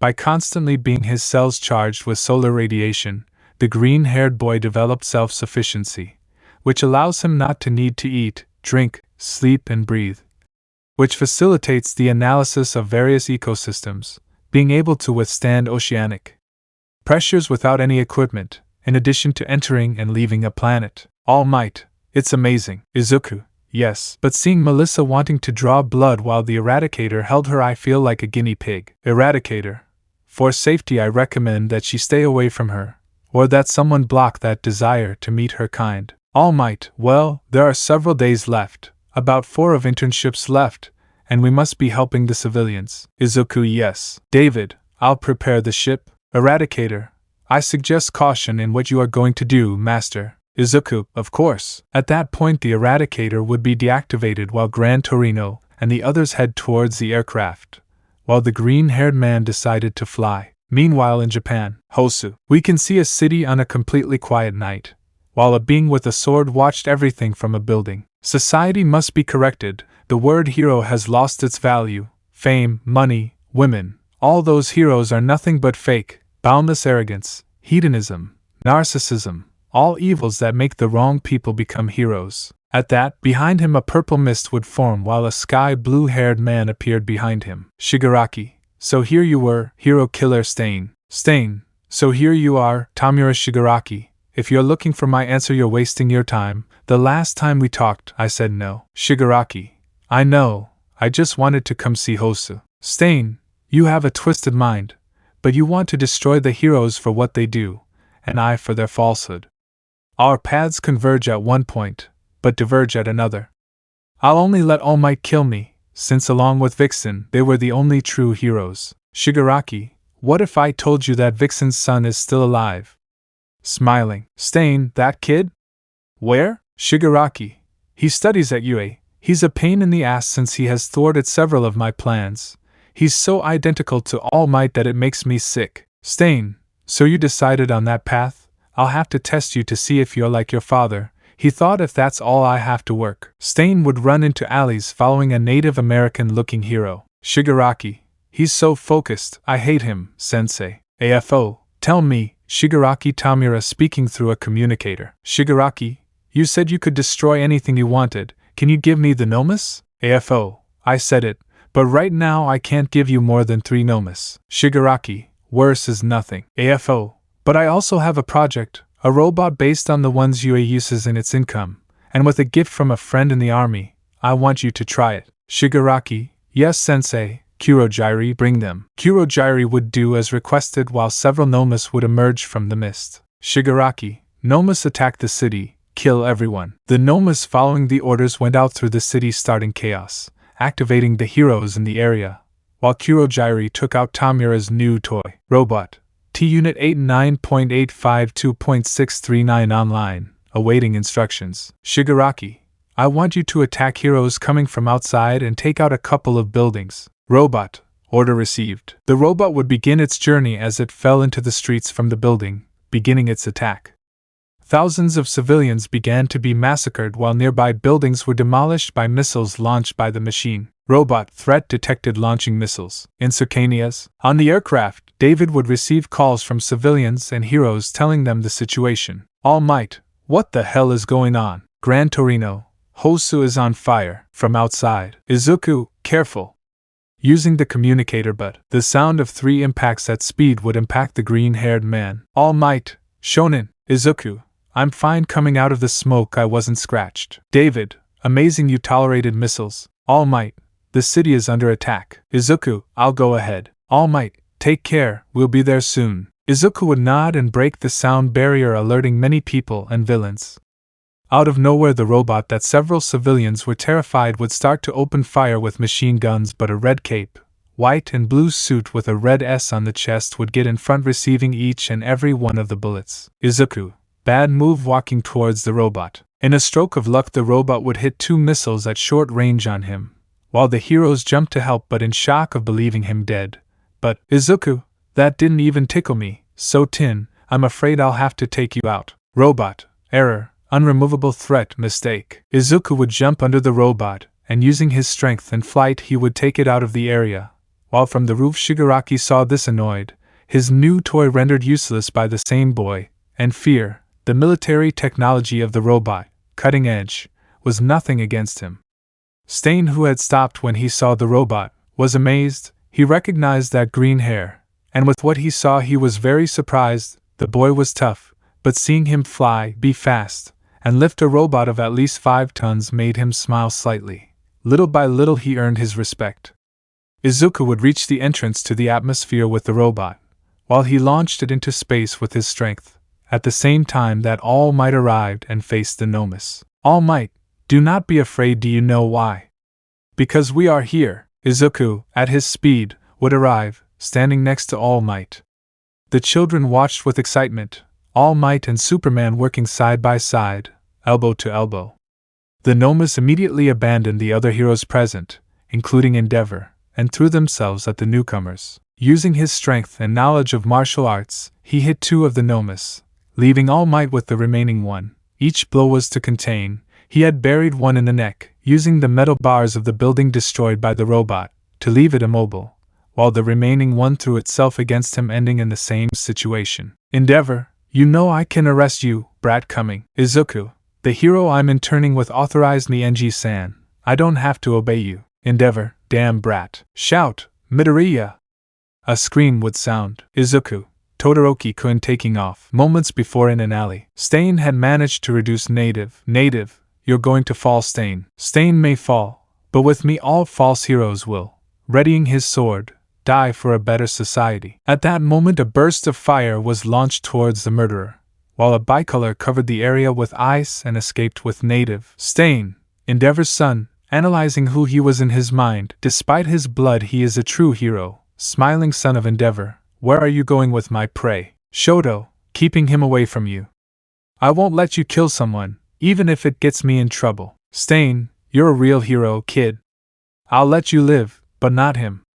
Throwing a knife, Shoto would move Native and feel the knife on his shoulder. Stain, not bad kid, walking over and removing the knife but dumb licking the blood. Shoto, what the buck, he paralyzed me when he licked my blood, he thought surprised. Stain, you were a true hero despite your lineage, son of Endeavor. But now you will live with the stigma of not saving someone when you tried. We will see how you solve that trauma. Shoto didn't know, he couldn't speak, but he managed to shout a surname with strength. Shoto, Midoriya. Stain, false hero dies, currently. Then something would fall in front of them, receiving the cut on the chest without a scratch. Stain, Vixen's son surprised. Native, go away, stay away from him. Izuku, this is over. Stain, let's see if you're like him, throwing knives and slashing with his katanas. Izuku took every weapon thrown while his skin felt nothing, nor did it reflect the slightest cut. The swords when they touched the neck broke. Stain, impressive. Izuku, give up taking him in a key with a slight bit of his strength. Stain, society is wrong and you know it. Izuku, it is, I won't lie, but no one called you judge or executioner. Stain, if I didn't do it, no one else would do it. No one would have the balls to do it. Hard decisions require strong wills. Izuku, society is wrong, but although I agree with many of your words, it is not the way. You are not the executioner, and no one has the right to die. Every life is important and must be protected. The end never justifies the means. Stain, your old man told me the same thing several times when I was a security guard. Almight, I'm here entering the scene. Stain, Almight in that he gives and I give up. I was caught by two of the best heroes paying his attention to the bicolor. You did well. Don't disappoint me, son of Endeavor. Almight, I'll take him to the officers. Well done to both of you. I'll take responsibility. Izuku, of course, carrying Native you can move. Shoto, a little. Izuku, can you wait a bit? Native, yes. Shoto, what will you do? Izuku, you've moved your arms, grab my neck. Shoto, new suit? Izuku, it's just temporary. I'll improve the color palette a little. Shoto, I see, holding on to the green-haired boy. Izuku would carry Native and levitate to go to the paramedics. Shoto, since when do you fly? Izuku, since a few days ago. Shoto, why I feel like this is going to get weirder and weirder. Izuku, don't forget Murphy's Law. Shoto, sure. Native, let's hope not. At the top of the building, Shigaraki, damn dwarf, I'll kill you, I swear. Kurojiri, not even the cutting-edge military technology in the robot could stop the boy.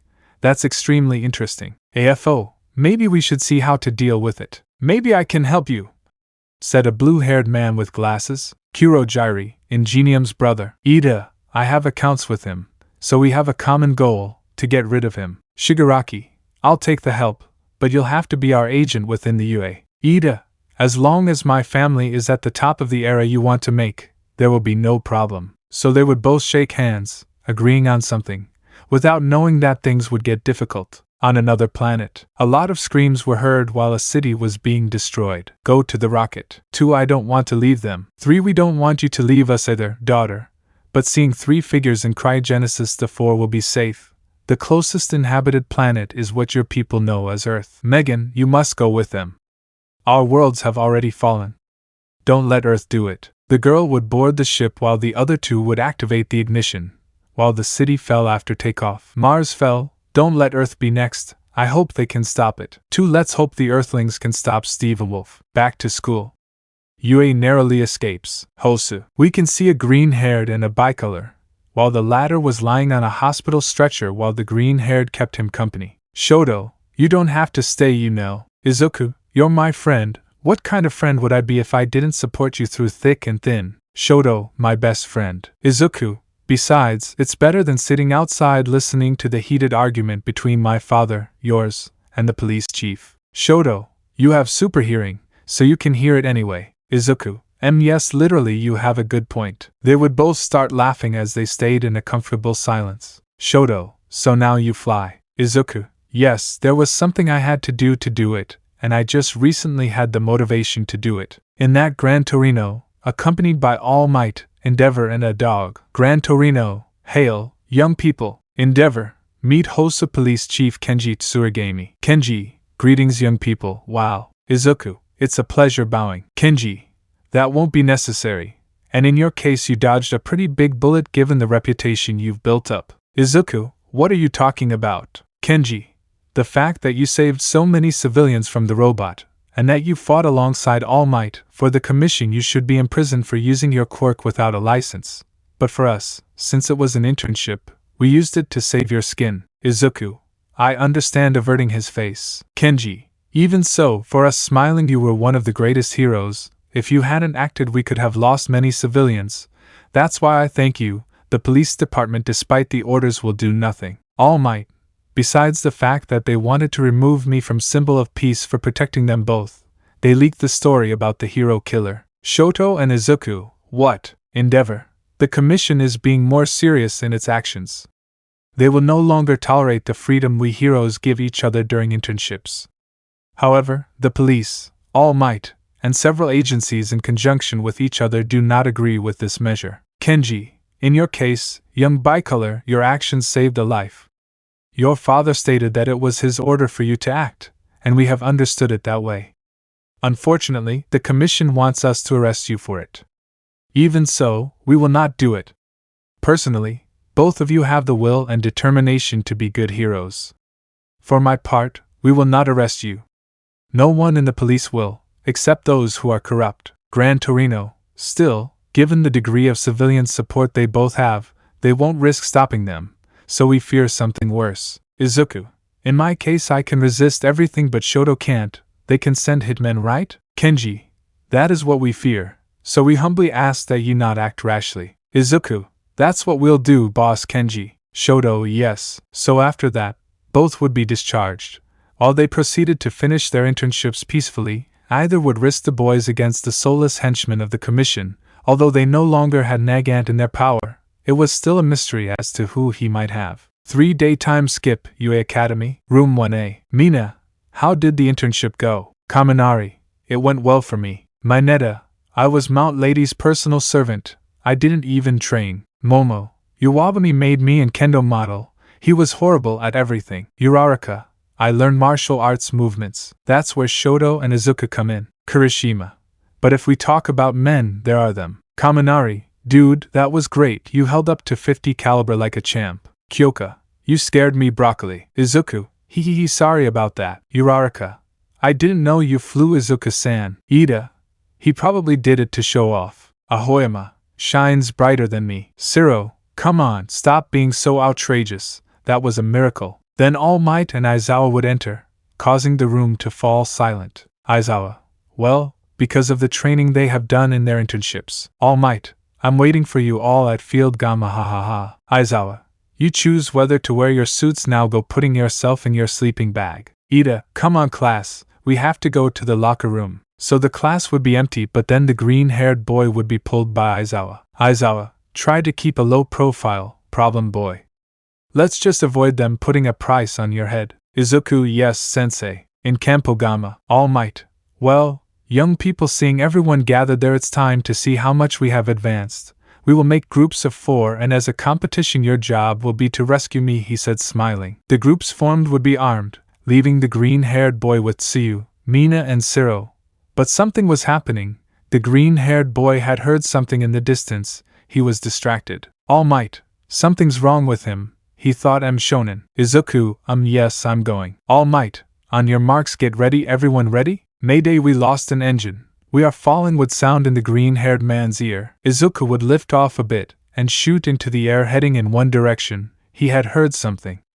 All his companions were surprised by it. Tsuyu, what's wrong? Mineta, maybe he needs it. Kaminari need? Mineta, you know, go. Kaminari, Shoto, he has super hearing, right? Almight, yes, I may have heard something. Speakers.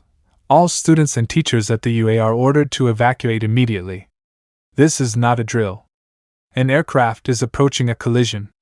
You are ordered to evacuate in an orderly manner immediately. Kyoka, did he hear that? Momo, he must have heard the turbines and flew away. Almight, I know the shonen, he must have gone to try to help. Ida, but that is against the law. Tsuyu, that's acting like villains. Karo. Almight, you know young people serious and annoyed. There are stories of heroes from their student days, stories that say their legs moved on their own. Despite going against the law, their legs moved before thinking. That is the essence of true heroism, not following the laws. Tsuyu, I'm sorry. Sensei's starting to cry. With the green-haired one. A plane coming from America was falling at speed after losing an engine. Inside the plane people were in panic. Pilot, UA, we have problems. Please, collision course imminent. Please evacuate. Pilot 2, we're down one engine. We'll lose the remaining one in minutes. We have fire on one side. Please evacuate the school. Pilot, what the heck is that? Seeing something flying by. Pilot 2, we have an unidentified flying object approaching from the AU. It's approaching fast. Pilot, shit, remaining engine exploding. Mayday, we've lost the remaining engine. There are children on board. Please evacuate UA. At UA. From the field, Class 1A winds along with All Might noticed the plane falling. All Might, evacuation now. The entire UA was in chaos. Students were fleeing in terror while teachers tried to keep calm. All Might, you can. I can't use the OFA to do what you do. But save those people, son, he thought. With the plane, due to the explosion of the remaining engine, the plane would begin to spin in circles, while the green-haired man grabbed a wing to stop the fall.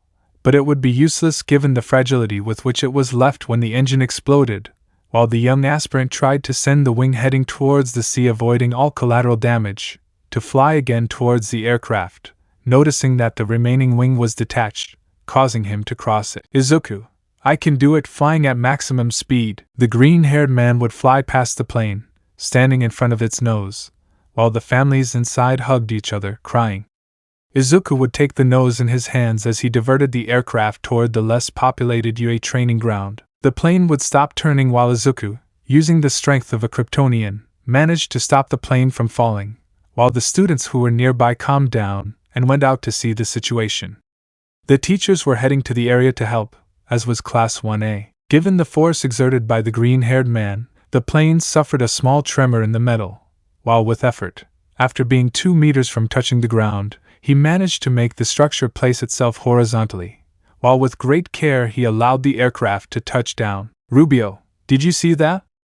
Excited. Pella Celeste, yes, excited. Amo, he put himself in danger. All Might, Jajajajajaj, that's what a hero would do. Shoto, not bad friend. Bakugo, haha, not bad nerd. Kirishima, that was so manly, crying manly. Izuku would remove the access door to the structure and enter the aircraft. Izuku, is everyone okay? Child, yes, yes. Girl, is Superman? Woman, thank you, holding a newborn baby in her arms, while crying with happiness. Izuku, I hope this experience doesn't take away your ability to fly in the future. Statistically, it's the safest way to fly. The teachers would prepare a form of help in the area while the green-haired boy left the plane where All Might, Shoto, Bakugo, Kirishima, the big three began to applaud him, causing little by little the entire UA to give him an ovation for what he had done. Ida cursed, clapping sarcastically. Aizawa, this boy smiling. While the teachers and recovery girl were giving first aid, the children on the plane approached their hero asking for photos with him. Of course the green-haired boy would grant them,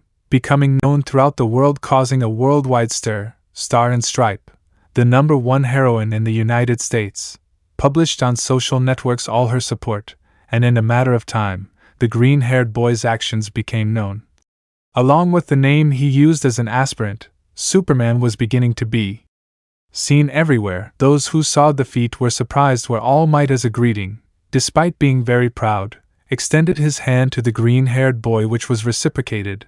People looked at him as the future symbol of peace, getting unparalleled support, and tying the commission in its actions. Now they knew that they could not do anything to him without society crying out to heaven, while the children popularized something. Child, It's a bird. Girl, it's a plane. Kids, it's Superman. On Kamino, an intimidating figure was watching everything. Fascinating, ha ha ha, this is very fascinating. Shigaraki, I hate him, I hate him. Patience, Shigaraki Tamura, you'll soon have him at your feet. Won't you, Doctor? Doctor, yes, Master, all for one, soon. But to do so we need a sample of your DNA. AFO, soon. All Might will fall, and with him, all the heroes. And there will be no Superman to stop me, ha ha ha. Doctor, with that DNA I will create the ultimate weapon. No more all for one, no more one for all, and most importantly, no one to occupy the position of symbol of peace or symbol of chaos, he thought grimly, knowing the plans of the Hero Commission. The folder held a name. It said Project Doomsday, Exams. Izuku shows his most human side. Izuku was being cheered by everyone, causing the green-haired young man to blush a little. But in the distance he would notice a little frog sobbing while sitting under a tree while not letting his face be seen.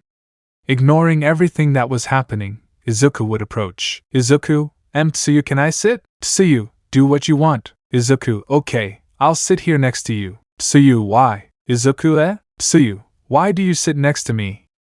I called you a villain for using your power and going to save those people. I let myself be clouded by the laws and I insulted you. Why don't you hate me? Raising her little face, showing her tears. Izuku, oh Tsuyu, hugging the frog, I couldn't hate you for clinging to them. And you know what, smiling at her, I forgive you, don't ask for it, just stop crying, okay? Tsuyu, only if you call me Tsuyu-chan. Izuku-chan Kero. Izuku, claro Tsuyu-chan. All Might, in muscular form, was listening to that smiling. Izuku had very good values. Hawks, PSS All Might, he whispered. All Might, ah? Hawks, what are you doing here? Hawks, well, they told me to support something.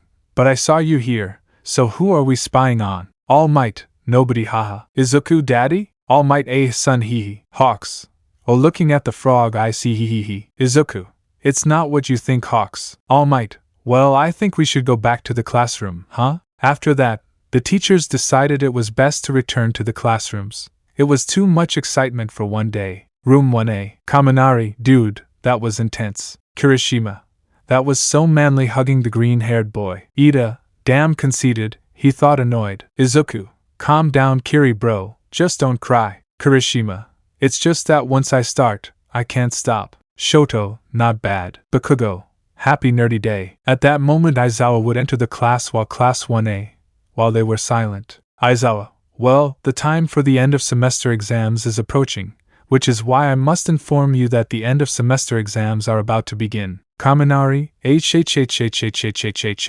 Mina, I didn't study. Mineta, we focus so much on internships that we don't study. Izuku, guys, calming them down, we'll study together if you want, we'll help each other. Momo, Midoriya-san is right. Bakugo, TSH anyway, the fire hair will study with me. Kirishima, thanks Baku bro. Aizawa, these guys, he thought, proudly must prepare, since the exams will be divided into two, one completely theoretical and the other practical. Students, HAI. Aizawa, they also need to know that these exams will determine what happens after their first month off from UA. UA will hold a camp to improve their skills. Class 1A minus Bakugo, Todoroki, camp jumping. Mine, bonfires. Mineta, hot springs, drooling and fantasizing about seeing naked girls. Kaminari, test of courage. Hagakure, curry. Aizawa, silence, activating his quirk to silence the class. Those who don't pass the final exam before that won't go. Izuku just thought lie detected and they will go through school hell. Populate. Kaminari, it's not fair, whining. Izuku, for Rao, he said without knowing it. Aizawa, whatever, the bell rings, study and train. The whole class would leave the room towards the exit. But, Izuku, daddy? Hawks, All Might, son, you're going out to train your flight with Hawks-san. Hawks, hello, eating chicken wings. Izuku, that's not pseudo-cannibalism. Hawks, meh, they tell me that often. Anyway, put on your suit and we'll go. Izuku would go out as fast as a bullet and get dressed. Hawks, now that's what I call speed. All Might, train carefully, and if they catch you. Hawks, your quiet self, pouring a glass of water. Izuku, okay, handing his supplies to All Might, bring them to me. All Might, I have to. Hawks, we're leaving, taking flight. Izuku, see you later. All Might, young, smiling. Hawks would have taken the green-haired boy to Okinawa Island, where no one would bother him since there were few heroes and little interference from the Hero Commission. In Okinawa, a boy was finishing painting a flag with a red and yellow logo on a blue background. He was blonde and green-eyed. They had moved to the area due to his father's bad reputation. The boy's name was William. His father was an abuser and abusive. He beat him and his mother. The boy, since the Hosu incident, had become a big fan of Izuku, a big fan of Superman. He wished with all his strength that, despite the fact that Superman was still an aspiring hero, he would save him from his torment. He was quirkless. His mother cared for him like any loving mother would. But his father was an alcoholic bastard, who spent his time hitting his mother and him for trying to be his mother's hero. William kept telling his mother that everything would be okay, that the green-haired man would save them. He had faith that he would, because his innocence didn't allow him to see the reality of an aspirant. So that day he left his house and posted the green-haired man's shield in front of his house as a sign for her to see. When he came back inside, his father was beating his mother, and with all the courage he could muster, he stepped in, receiving the blow from that monster. After hitting him, the man decided to throw him into the basement of the house to continue beating the woman. The little boy couldn't take it anymore. "William, Superman, please save her. Save me," collapsing in tears. What the boy didn't know is that the green-haired boy had made Hawks overexert himself at maximum speed while flying, reaching the island in about 15 minutes. 15 minutes where the green-haired boy heard a child shouting his hero's name. Despite Hawks trying to dissuade him and tell him to ignore the call, using his X-ray vision, Izuku would probe the area, and there he would see in a basement a blonde boy looking towards the door of the place, while he shouted again, "William, Superman, save us!" Izuku wouldn't think twice, and using his speed he would open the basement door, finding the boy, William, his Superman, starting to cry. "Izuku, hey, calm down," hugging the child, "I'm here, you can tell me everything." "William, he is my father, he hits us, he attacks us, my mother for having a weak quirk and me for being quirkless and wanting to be a hero." Those words sank deep into the green-haired boy. He pretended to be quirkless and experienced firsthand the horrors of those people, so hugging him tightly and lovingly, he let the child vent his tears. But the man would arrive upon hearing noise and crying, ready to hit the child. But this time, the child was not alone. An annoyed Izuku would confront the man. "Izuku, what have you done to the child?" Very serious. "Man, I just hit him for being a complete bastard and useless. He wants to be a hero, but he's no good at it, since he can't even give me the value of his upbringing when he graduates as a hero to live at his expense, all because he doesn't have a gift." Izuku would approach the man very annoyed, but the man would take the bottle in his hand and break it on his head without any effect. While Hawks came to look at the scene, and the police, given the man's aggressive tones, had called the police, who luckily were passing by the place. "Izuku, Hawks, the boy and his mother need medical attention." "Hawks, what happened?" "William, he hits us, he doesn't let us live a life. Because of him we had to leave our entire home." "Man, and that's what they deserve. That boar was just for personal pleasure. The child is simply a mistake. I should have graped her harder, made her moan my name more, and give me the child I deserve." The boy would cling to the green-haired boy's leg while Hawks, knowing what he had to do, held the boy. Izuku, hearing all his hair, darkened his gaze as he advanced towards the man, who threw a punch, but given his skill in martial arts, would reduce him to the ground, while the police approached, handcuffed the subject and took him away in the patrol car. Time skip. At the hospital, the two people had been taken there for treatment, while Hawks waited for the medical report and judicial updates on the man. It turned out the mother was on a list of missing persons dating back 7 years. William was lying on a hospital gurney while the green-haired man jotted something down using a pen and paper. "Izuku," William calling the boy, "are you okay?" "William, I think, starting to cry with happiness, thank you, Superman, you are my hero." "Izuku, yeah, I'm here," hugging the boy. "Look," taking out a piece of paper, "this will be our secret. It's my number. When you arrive, I want you to talk to me and report to me how you're improving in your new life. And despite what they say, you've been the hero today. You saved your mom. You should be happy about it." William was crying in Izuku's chest. His life wouldn't be easy from now on, but he had the support of his greatest hero. "William, Superman, without a quirk I can be a hero." "Izuku, yes, you can do it. And the best heroes don't depend on them." "William, like who?"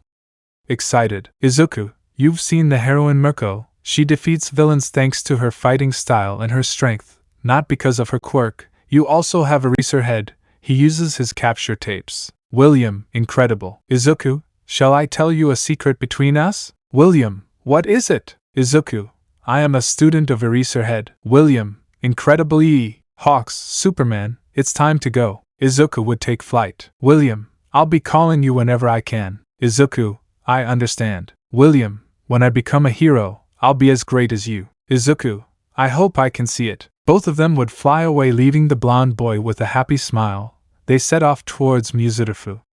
On the way, Izuku was smiling. Hawks, why are you smiling? Izuku, because I did something good. Hawks, you do know they won't let him be a hero, right? Izuku, what is Hawks a hero for you? Hawks, a hero is someone who saves people from villains.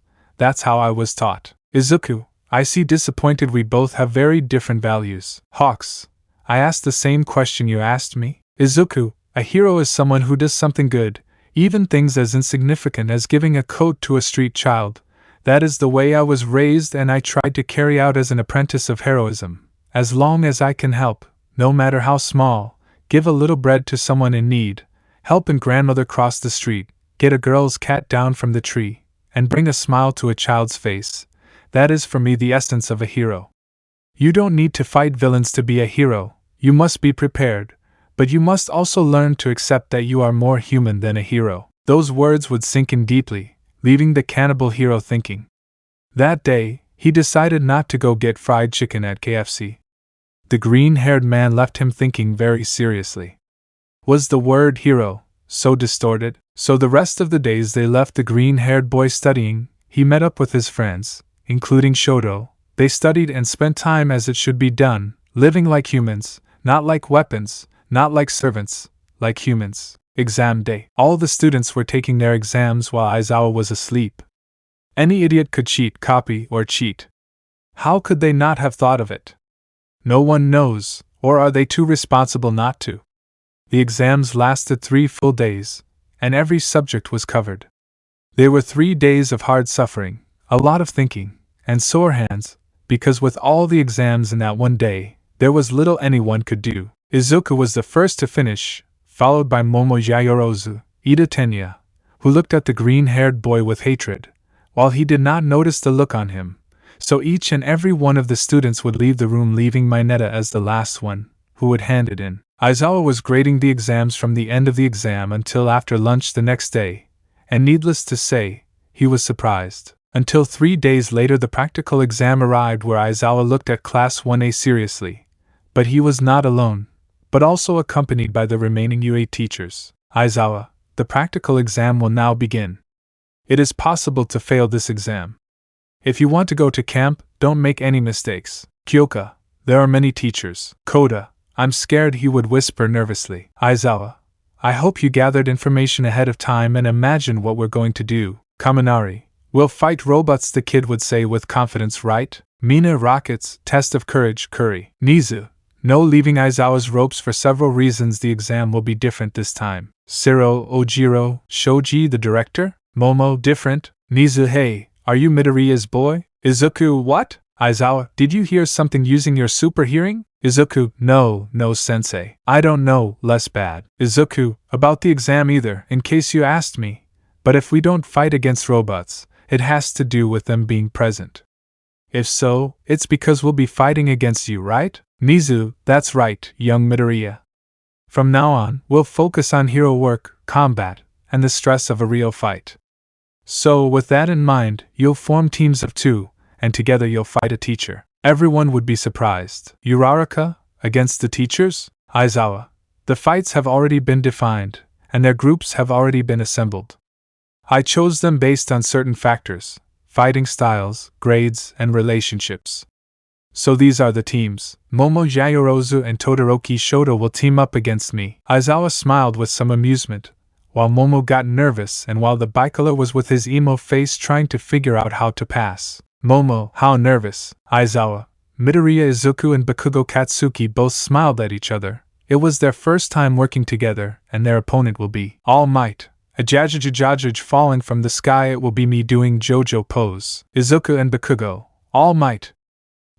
Dad, everyone, HHHH. Nizu, let's see how you'll get through your test, young Midoriya. Watching Mei Hatsum install power generators for a red sun camera. Almight, work together if you want to beat me. Bakugo, we'll see about that, old man. Nizu, we'll announce the rest of the teams at once. Kirishima Ijiro and Rikito Sato vs. Cements. Fumikage Tokoyami and Tsuyu Ajui vs. Ectoplasm. Ida Tenya and Masareo Ojiro vs. Power Loader. Momo Yayorozu and Todoroki Shoto vs. Aizawa Shota. Yuga Hoyama and Achiko Uraraka vs. 13. Kaminari Denki and Mina Ashido vs. Principal Nizu. Kyoka Jiro and Koji Koda vs. Present Mike. Toru Hagakure and Mizo Shoji vs. Snipe. Minoru Mineta and Siro Hanta vs. Midnight. Izuku Midoriya and Bakugo Katsuki vs. All Might. All incredible. Nizu, the time limit is 30 minutes. Your objective is to put these handcuffs on the professor or allow one to escape from the area. Kaminari, capture the teacher or escape. It's like combat training. Mina, can we really run away? Nizu, yes. Present Mike. But it will be different from training, because this time they will go against someone much stronger moving their arms like a DJ. Kyoka stronger? I can't imagine. Present Mike. Idiot, shut your mouth, idiot. Can you hear? 13. This time your exam will be similar to a real battle. Think of us as villains. Snipe, assuming they find someone. If they think they can take them on, that's fine. But, Aizawa, if the abilities are too different, it would be better to run away and ask for help. Todoroki and Midoriya will understand, though. Izuku, I know I'm strong, but I'm not all-powerful. Even so, help from others is a great blessing. Bakugo, shut up, nerd, giving him a sniff. What did I tell you about watching Uncle Iroha's quotes before coming? All Might, we're testing their decision-making. With those rules, they have to think, is it better to run away, right? That's why we asked the support department for these, taking out some weights. While Bakugo let out a grunt of annoyance at being caught weak ultra-compressed weights. We'll carry half our weight, it's an advantage. It may be old-fashioned, but it complicates the movement and wastes energy placing the weights like teachers. Its design is for competition and a help from Miss Hatsum, of course. In my case we have to decide when to take them off. Seeing the green-haired man, although with that trick I don't think it's necessary, he thought, remembering his play. Bakugo, consider facing them? Do they underestimate us? Aizawa, that aside, each team has their own stage set up. Sato, Kirishima, get ready. The aforementioned, HAI, Aizawa. Those waiting for their turn can think of strategies or watch the fights. It's up to you, whatever. After that, the teachers left, while Izuku gave Bakugo a spear to fight with. The students then left for the observation areas. Observation room. Recovery girl, looks like I'll have a lot of work today. After that the screen would call the first two to the exam. Exams for the camp. We met at the UA Academy, where the first practical exams before the holidays were being held. All the students had already been informed of what the test would be about, which would be a 2 versus 1 combat. 2 students versus 1 teacher, who, as a precaution, would be carrying weights that would limit his movements. After the students were assigned their partner and opponent groups, they began preparing for the first group, while the rest of the students headed to the observation room to analyze fights and, based on what they saw, devise a strategy to pass the exams. In the observation room, Uraraka, Izuku-san, I thought you would go with Bakugo. Izuku, even if she asked him to think of a strategy, he wouldn't listen and would answer using the fog and appearing to a green-haired Bakugo. We will rush forward without fear and shine him where the sun doesn't shine. Shine! Undoing the illusion and Ahoyama? Uraraka. In my case, pointing at the blonde rag who admired himself in a mirror. There's no point in trying to talk to him with a drop of sweat. Izuku, what strange guy. Uraraka, yes. Only a few colleagues were missing from the room, including the first group to enter. Speakers, Teams Sato and Kirishima. Practical exam. Ready, go. A cicada would sound. In the false city, both aspiring heroes would enter the training camp to take their exam. Kirishima, we'll get a better grade if we capture instead of running away, right? Sato, I think so. A pile of walls would rise up in front of them, forcing them to retreat, while Cementos remained at a safe distance. Kirishima, cement moves slowly, hardening, will go straight through it for a good grade. Sato, yes.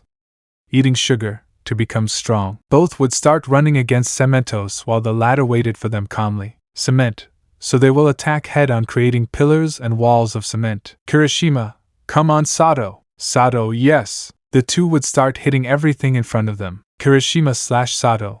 Ora slash muda. Cement, not yet making more cement pillars. After 15 minutes, they were both tired as they continued hitting pillars. Kirishima, there's no end to this. No matter how many I break, they keep coming back. Sato, sleepy Sato tired. Both were locked in a dome, while they succumbed to exhaustion. Cement, they're very weak in a war of attrition. In a fight, they have to see how much they can push what they're good at. Speaker, Sato and Kirishima's team retreats as they are out of combat. The aforementioned were lying on the ground unconscious. In the room, everyone was surprised by what they saw. Recovery girl, first fight and I already have a job coming out. Ida, really? Izuku, they'll put us up against walls we might not be able to overcome. They want to see how well we can handle our weaknesses. Elsewhere, practical exam position 2, Tokoemi. We start at the center of the stage. Tsuyu, to escape, we have to go through the designated door, right? So the teacher will be nearby. A kite would sound. Speaker, Team Ajri and Tokoemi. Practical exam. Ready, go. Several clones of ectoplasm would form around him. Ectoplasm, I forgot to tell you, the teachers will also try to defeat them. Prepare your determination and courage. All the clones would launch themselves at both of them, while Tokoemi sent Dark Shadow against Ajri to save her, throwing her into the ceiling. Tsuyu, Tokoemi-chan throwing out her tongue and rolling up the bat chicken. Tokoemi, it was good to talk about it before. Tsuyu HAI. Ectoplasm, so they will avoid fighting, but during the escape, several ectoplasm clones attacked Tokoemi while he used Dark Shadow to repel the clones. Meanwhile, Tsuyu took care of the clones behind Tokoemi. Tokoemi, thank you. At that, Tsuyu would once again grab the bat chicken with her tongue, taking it to an upper floor, where more ectoplasm clones were forming in the hallway. Faced with this situation, both would throw themselves at the clones, finishing off several of them. Counting 28 clones, they advanced to the exit area, where the real ectoplasm was waiting for them. Tsuyu, Tokoemi-chan, I see the goal and who must be the real one. Ectoplasm, good job getting past them. But what will they do against this? Starting to blow white smoke out of his mouth, the smoke began to gather together until it formed a gigantic ectoplasm. Giant ectoplasm. Giant bite punishment. The giant would attack them. Ectoplasm, I can't make any more clones, but as long as I see them, this one will do. Tokoemi, dodge it, Ajri. Both would be stuck to the wall as they looked at this in surprise. Ectoplasm, only I can undo my clones. What will they do now? Tokoemi, what a powerful singularity. Dark Shadow, me too, stepping out of the boy and pointing at himself. Tokoemi, Dark Shadow, at least go through the door. Dark Shadow, understood, leaving. Dark Shadow would attack incessantly, receiving kicks to retreat from the original ectoplasm, while Tsuyu took something out of her mouth, while Tokoemi had her catch the handcuffs that Tsuyu regurgitated by placing them on her peg foot. Ectoplasm, I see. Speaker, Team Ajri and Tokoemi approved while a congratulations sign was placed at the exit. Ectoplasm, it was a good strategy, congratulations. Third zone, Team Ida and Ojiro vs Power Loader. Both aspiring heroes were facing a construction-themed teacher in a construction zone with a couple of machines, while their opponent was underground digging the ground. The option they both chose was to look for a hero with the right quirk to face him, something stupid in Izuku's eyes, but crossing the path was complicated because it was mined with sediment. Ida would begin to run at his limit while carrying Ojiro on a horse, the part of the ground where he passed being a landslide, until the hero attacked them and Ida used Ojiro to pass, sending him with his reciprocal extend, with a kick, towards the exit, passing the exam. Speaker, Team Ida and Ojiro approved. Fourth zone, fourth combat. Shoto would go out to the fake city while Momo timidly tried to explain a plan but without the bicolor listening to her. Stain's thing made him understand that even though he can do things, if they have to save him he's useless. So determined to prove his worth, he will want to win the test alone, but would be disqualified by Aizawa with studs, nails and his blindfold leaving him hanging. Momo to help would create a decoy and would try to lower him by pulling the studs out of the ground. Shoto, what are you doing? Momo, help me, what else? Shoto, but if you do I'll be weak. Momo, Those who ask for help are the weakest. Knowing when you can't do things alone is not a sign of weakness, but a strength, since asking for help requires a lot of willpower. Shoto would be thinking about those words while he let Momo put him down. Momo, what will you do? Shoto, would you help me win this exam? Momo, of course, I also have a plan. Both would run away, being seen by Aizawa, who would start following them. Aizawa, what do they want? Shoto, since it's a residential area. Momo, we must reduce the damage. Shoto would be the first to jump, while Momo creates a rope made of a resistant material without Aizawa having his sight on her.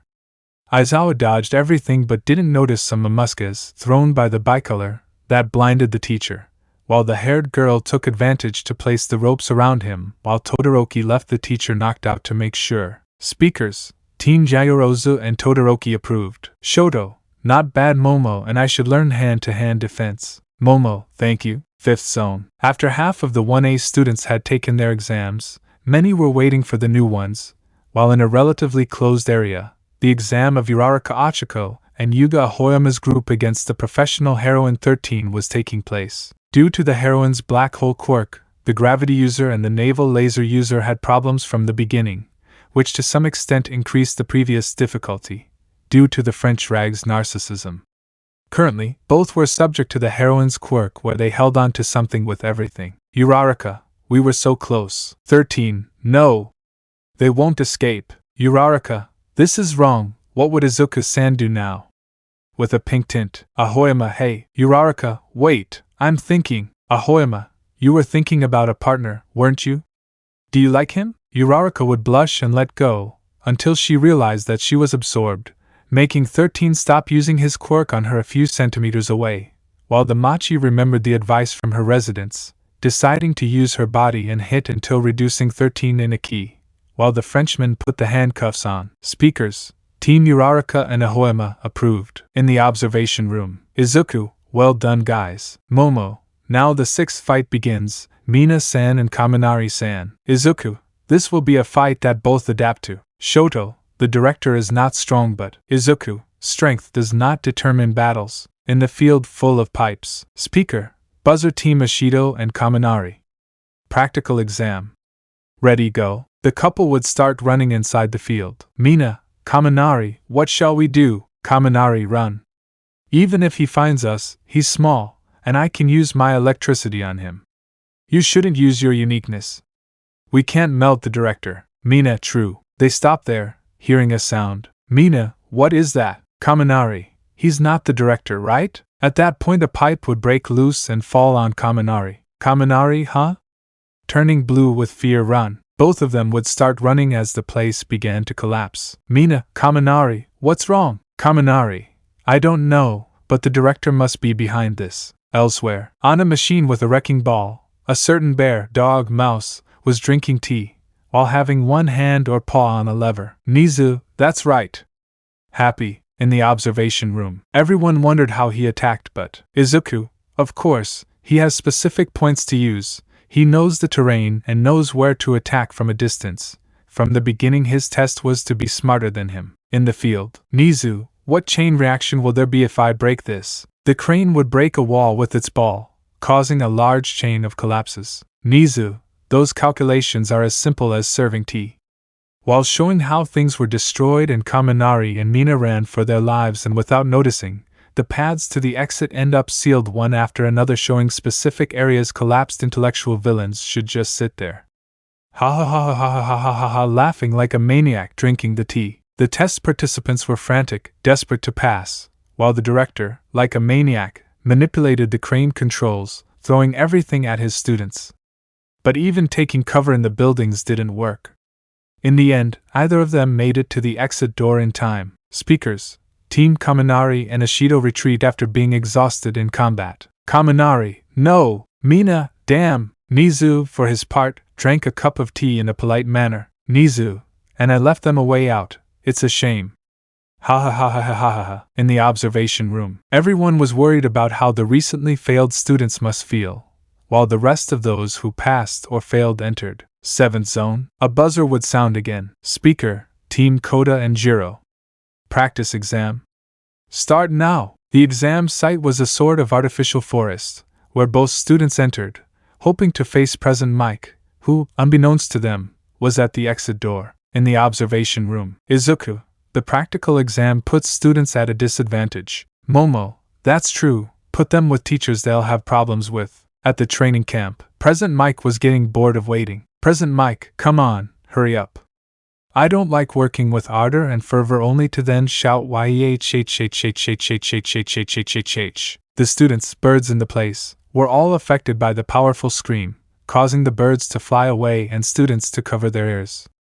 Kyoka would ask to use the birds, but the voice would scare them away, and using his quirk would cost Jiro by bursting his eardrums. After finishing the scream, both students would run again, but President Mike would throw screams that were increasingly longer and more powerful.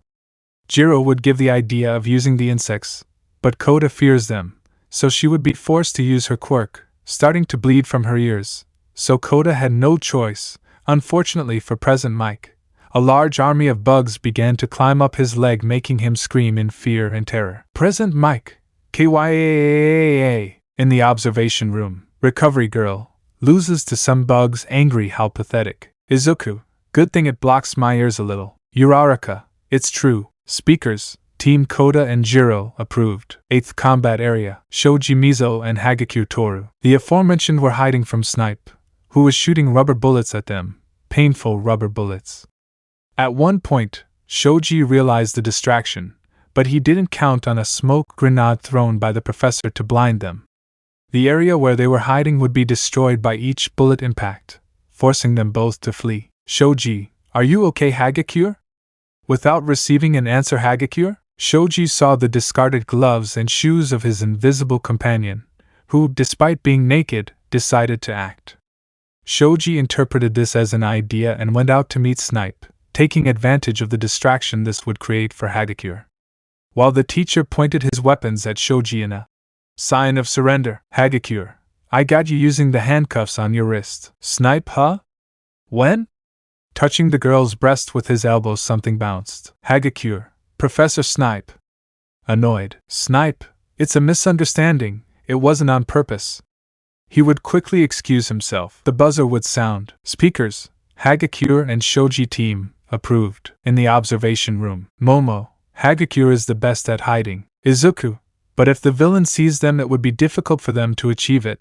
But not impossible, it is a little more effort. Tsuyu, looks like someone already gave up. Ida Mineta-kun, 9th Combat Zone. Minoru Mineta and Ciro Hanta vs. Midnight, Rock Zone. Mineta was running away while crying. Mineta, damn!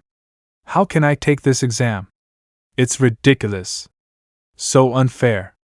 How can they force me to do this? In the observation room, everyone had a drop of sweat on their heads. Ida, but he really wanted to go to camp. Recovery Girl, Almight, Cementos, President Mike, and Midnight are very difficult to overcome. Depending on the person, it's not difficult for them to feel that way. At the training camp, Midnight was kneeling while giving a rare smile, having on her lap a smiling Ciro with a snot bubble on his nose, sleeping peacefully. Midnight, it works. Grape juice, the door is on the other side. Mineta, Ciro turning around and crying, blood, I won't forgive you. Ciro, you bastard. In that, Mineta remembers how it happened. Flashback. Ciro and Mineta were searching for Midnight when the aforementioned appeared, and Ciro quickly wrapped his tapes around the hairy guy, getting him out of the area, because his helmet would resist the heroin gas, but Mineta wouldn't. Midnight would take advantage of Ciro's carelessness, lower his helmet, and he would fall into his wettest dream as a teenager, as his head would bounce against the heroine's chest. End of flashback. Mineta, chest and lap, if he hadn't saved me I would be in that position, he said, crying blood. Mineta continued running while explaining his reasons for being a hero, earning a right on from Recovery Girl until he stopped to think for himself. Deep in his thoughts, he didn't notice the heroine hitting him with her whip as gas escaped from her body. Midnight, I was thinking about standing in front of the door before coming here, but you're too inconsiderate. If someone runs away screaming from me, it brings out my sadistic side. Licking her lip, Mineta trembled like prey being cornered by a predator. Midnight, if it's through your nose or mouth, inhale a little and that's it. What do you think you'll do in that state? Mineta would start running again. Midnight, so you'll run away again, right? Midnight would start hitting with his whip until Mañana would take refuge behind some rocks, where he would take the remains of the tape that Zero would leave on him, while to everyone's surprise, Mañana would jump with his nose and mouth covered screaming, Mañana, Translation: Your scent won't work like that. Midnight, Zero's tape. Using her whip, can you fight if you choke? Mañana would pull out hairs from his head and start throwing them while running like a Naruto style, while continuing to throw them at the heroine's whip, which caused the whip to touch the rocks. Due to the spheres, they would get trapped, and her arm would be stuck to the whip by another grape juice. The haired man continued running, removing the tape from his face and coughing to catch his breath, while he grabbed a sleeping Zero and passed through the gate. Mañana, just for today, let's leave the tits for later. The buzzer would sound. Speakers.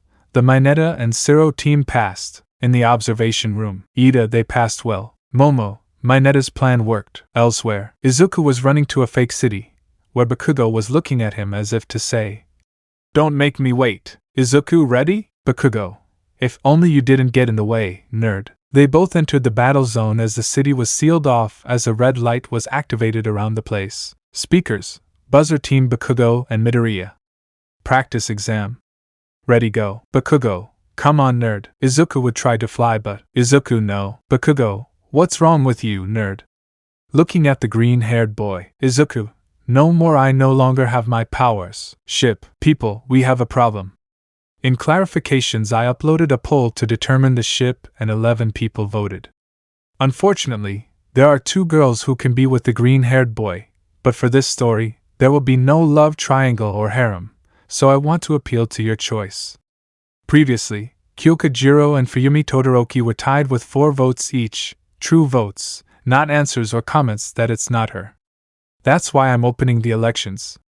Today you, my dear readers, will define the ship for this story. I love democracy, which is why I leave the decision in your hands. So the candidates are Fuyumi Todoroki, Kyokujiro. Voting closes in 3 chapters of this story uploaded, that is, at the camp, where the final decision will be revealed. I love you, Red Sun. Previously, speakers, Buzzer Team Bakugo and Midoriya. Practice exam. Ready go. Bakugo, come on nerd. Izuku would try to fly but Izuku no. Bakugo, what's wrong with you, nerd? Looking at the green-haired boy. Izuku, no more, I no longer have my powers. Present. Bakugo, what? Surprised. In the observation room. Class 1A was shocked. The strongest of their class had just been decisively disabled. Tsuyu, Izuku-chan. Shoto, friend. Kirishima, what happened? Izaburo wasn't affected by Aizawa-sensei's gift. Momo, he is the strongest of us. How did they nullify him? Nizu, it's for your test. Miss Yayorosa said, the anthropomorphic rodent arriving. Uraraka, what kind of test? Recovery girl. I wish I knew, since I didn't know either. Nizu, it's simple. It's a red sun chamber. As you know, Midoriya is classified as a god under the light of our sun. Can someone tell me its color? Tsuyu, yellow Karo. Nizu, perfect. That's why David Shield and I put forward a theory. If a yellow king star is responsible for giving him his powers, what about the other suns that inhabit the universe? Since Almight has discovered that Midoriya can leave the atmosphere without problems, which can be beneficial when searching for life in other worlds. Shoto, and the suns? Nizu, not every system has a yellow sun like ours, right? There are red giants, white dwarfs, neutron stars, red dwarfs, brown dwarfs, each and every one being studied by our aerospace intelligence departments, like NASA. From there the question arises. Momo, if Midoriya-san is strong with a yellow sun, how would he be affected by other stars, right? Nizu, indeed, since a yellow star is a relatively young star, it raises some questions about red stars, stars in their final stages of life, so we wanted to test their functions. Momo, if that simulates emitting radiation like that, she covers her hands with that, Midoriya becomes quirkless. Shoto, shit. Ida, I'll steal those plans. Shigaraki will be pleased with that information, he thought, hiding his intentions from his companions. At the testing ground. Bakugo, you have to be kidding me. This is a bucking joke. Izuku, no, it isn't. Bakugo, did you know about this? Izuku, no. As far as I know, it only works with the sun. At that, All Might would jump in front of them. All Might, ha ha ha ha ha, and that will be their test. Facing me knowing they can't win or disabling the red sun generator. Bakugo, red sun. All Might, That's shonen. Young Midoriya's source of power is the yellow sun outside. Exposing him to a red sun leaves him quirkless. Bakugo looked at the green-haired boy in surprise. Now they were in deep shit over the situation. Izuku being quirkless next to him. That was a shitty situation without a doubt. Izuku, cack in the ashen-haired boy looks at him. I'll buy time. Look for the generator. Bakugo, don't leave me alone now that you're like AD. Izuku, you're the fastest here. And hits him. Don't call me that nickname because I hate it, he would say seriously. Bakugo, TSK, what are you going to do now? Leaving you alone is suicidal for you. Izuku, I know several martial arts and some tricks, go. Bakugo reluctantly left while the green-haired boy waited for the hero. All Might, brave but reckless. Izuku, I knew you would pull a move like that on me, but I trust him more to seek that out and destroy it. All Might, in that case throwing Detroit Smash. Izuku, well, in that case, he thought to dodge the attack and apply a judo takedown, use my opponent's strength against him, he said in his mind. All Might sighed since when he landed the blow he forgot that Izuku had martial arts classes.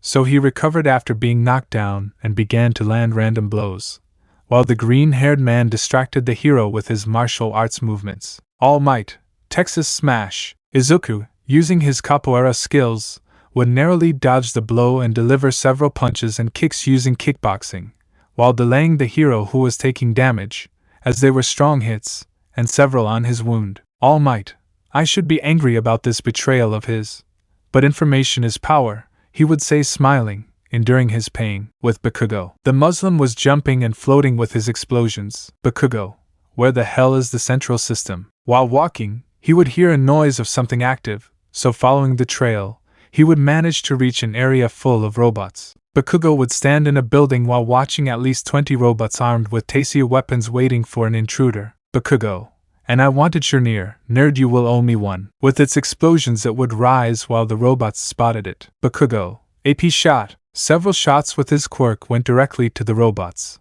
leaving them destroyed while another squad left the area. Bakugo, bucking shit.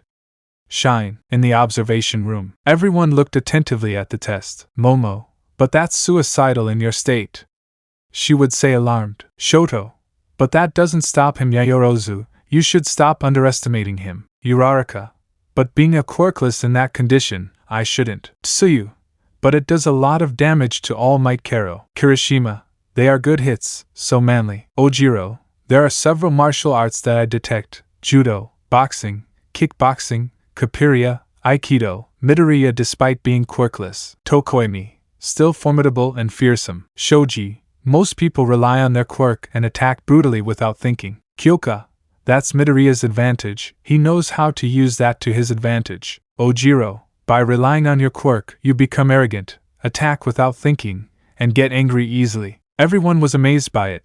The school focused on quirks, but not on the disadvantages that happened. An opponent like Aizawa would be difficult to deal with like that, or would they know how to operate? Nizu, it's true, if the students don't get situations like this, they won't know how to operate and many innocent lives may be lost. I'll tell Aizawa to include martial arts in the camp and join from now on, I would think. Aizawa would look at Nizu knowing what they should do now. Aizawa, they don't pay me enough, he thought with annoyance. Meanwhile, there was a blue-haired man with glasses clenching his fists furiously, while the dyed redhead and the two-tone man noticed it.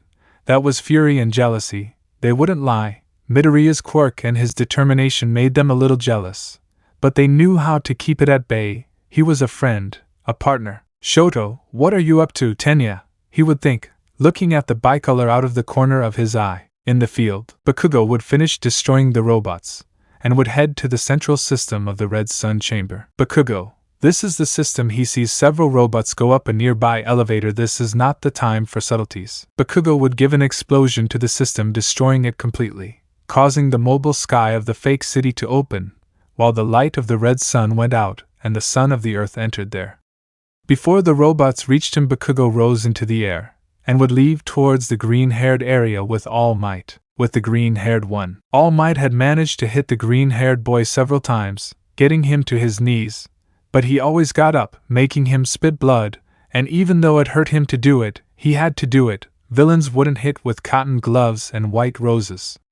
The green-haired boy had a split lip, a cut eyebrow, and yet, he smiled and looked at the hero. All Might, Are you giving up? Izuku, I would do this all day. At that the light would turn off and the sunlight would begin to hit the green-haired man. Almight, wow, so he did it. Izuku, damn, now he won't stop asking me to return the favor, smiling sideways and closing his eyes. Almight, what will you do? The sunlight would touch the green-haired man, filling his cells with energy again, activating their regeneration and preparing them. Almight, what, noticing that the green-haired man opened his eyes with a red pattern. Oh damn, the green-haired man's heat vision would be fired at Almight, who would narrowly dodge the attack. Almight would try to put himself back together, but Bakugo, shine! An explosion would bury the symbol of peace. Izuku, thank you. Bakugo, 1-0 in my favor. Next time don't give me last-minute notice or you'll lose your power. Izuku, I'll try. At that Almight would try to get up but would fall, emitting smoke. Almight, damn, time is running out, he thought. Izuku would take Bakugo and take flight towards the goal. Passing both of them, the ash-haired boy with the most annoyed look he could give for not finishing off Almight. Speakers, Team Midoriya Izuku, Bakugo Katsuki approved. In the observation room, everyone except Ida cheered their teammates' victory. But that joy in UA was ignorant of something. Island. Melissa Shield was walking home from helping her father, David, in the lab when a black and purple mist opened up in front of her. Melissa, but what? A villain would emerge from the portal and take the blonde, who would begin to resist, until using formaldehyde they managed to put the aforementioned woman to sleep, kidnapping her. Villain, I got the boss girl. AFO, good work Wolfram. Wolfram, understood, going through the tunnel. Kamino, hide out of the League of Villains. AFO, it's time for the second host, looking at a picture of a kid wearing a hat with horns and the hussy cats next to him. Garaki, if the experiment works, I will have to use those samples that we will obtain in it, he thought. And master, I am sorry for not being frank with this, but AFO, what's going on, doctor? Garaki, maybe we need the Yakuza to make this happen faster. AFO, I understand, contact Kai Chisaki. Let's see if overhaul can be useful in this project. Incoming threat. After the confrontation of the last exam, Class 1A was surprised. The truth is they did not suspect that Midoriya had any weakness. He was as fast as a bullet and stronger than a locomotive. He surpassed buildings in a single jump. His resistance was comparable to the hardest steel. But there they saw a great Achilles heel in the green-haired boy. All surprises ceased when a pink-haired girl entered the observation room. Pink hair. Director, how did my baby look? Wiping off the burnt grease and oil, while handing a flash drive to the director. By the way, the plans. Nizu, thank you Miss Hatsum, your invention was most satisfactory, and you have proven a great theory. May, you're welcome director, there on the USB are the plans as I said, pointing, but it still needs improvements. Mainly with the military-type technology that is required and the UA can't get. Nizu, don't worry, we'll figure out how to fix it, leaving the flash drive in a drawer. Mina, let's go with Midori and Bakugo to see how they are. Tsuyu, you have to see how they are. Karo. Shoto, what are you up to? Ida, looking at the blue-haired man. Kirishima, what are you up to? Ida bro, watching the blue-haired man open the USB drawer. Shoto would take Ida's arm and freeze it, so that he wouldn't do anything. Shoto, leave that. Ida, what thing? He would say seriously but internally nervous. At the Kamino League of Villains bar. Shigaraki, TSK, it's taking a while. Spiner, who are you talking about? Kurojairi, we are waiting for data from the second true hero considered by Stain. Spiner, who is it? Interested. Shigaraki, the son of Black Wolf, currently dead, surprising everyone, especially Dabi, and currently All Might's adopted son. Spiner, it can't be. I want to preserve Stain's doctrine, but this is too much. I'm not so cruel to cross that limit, he thought. Shigaraki, besides, we won't need a hostage. Looking at Melissa tied up, looking at them angrily. Kurojairi, it's interesting how that device managed to hack that UA file. Looking at the incoming data. Dabi, red sun camera that would alert Melissa. What would that be for? I mean, we're villains, not magnates, to finance that. Spiner, Ida family? That's not it. Kurojairi, so young Ida moves his money to finance us.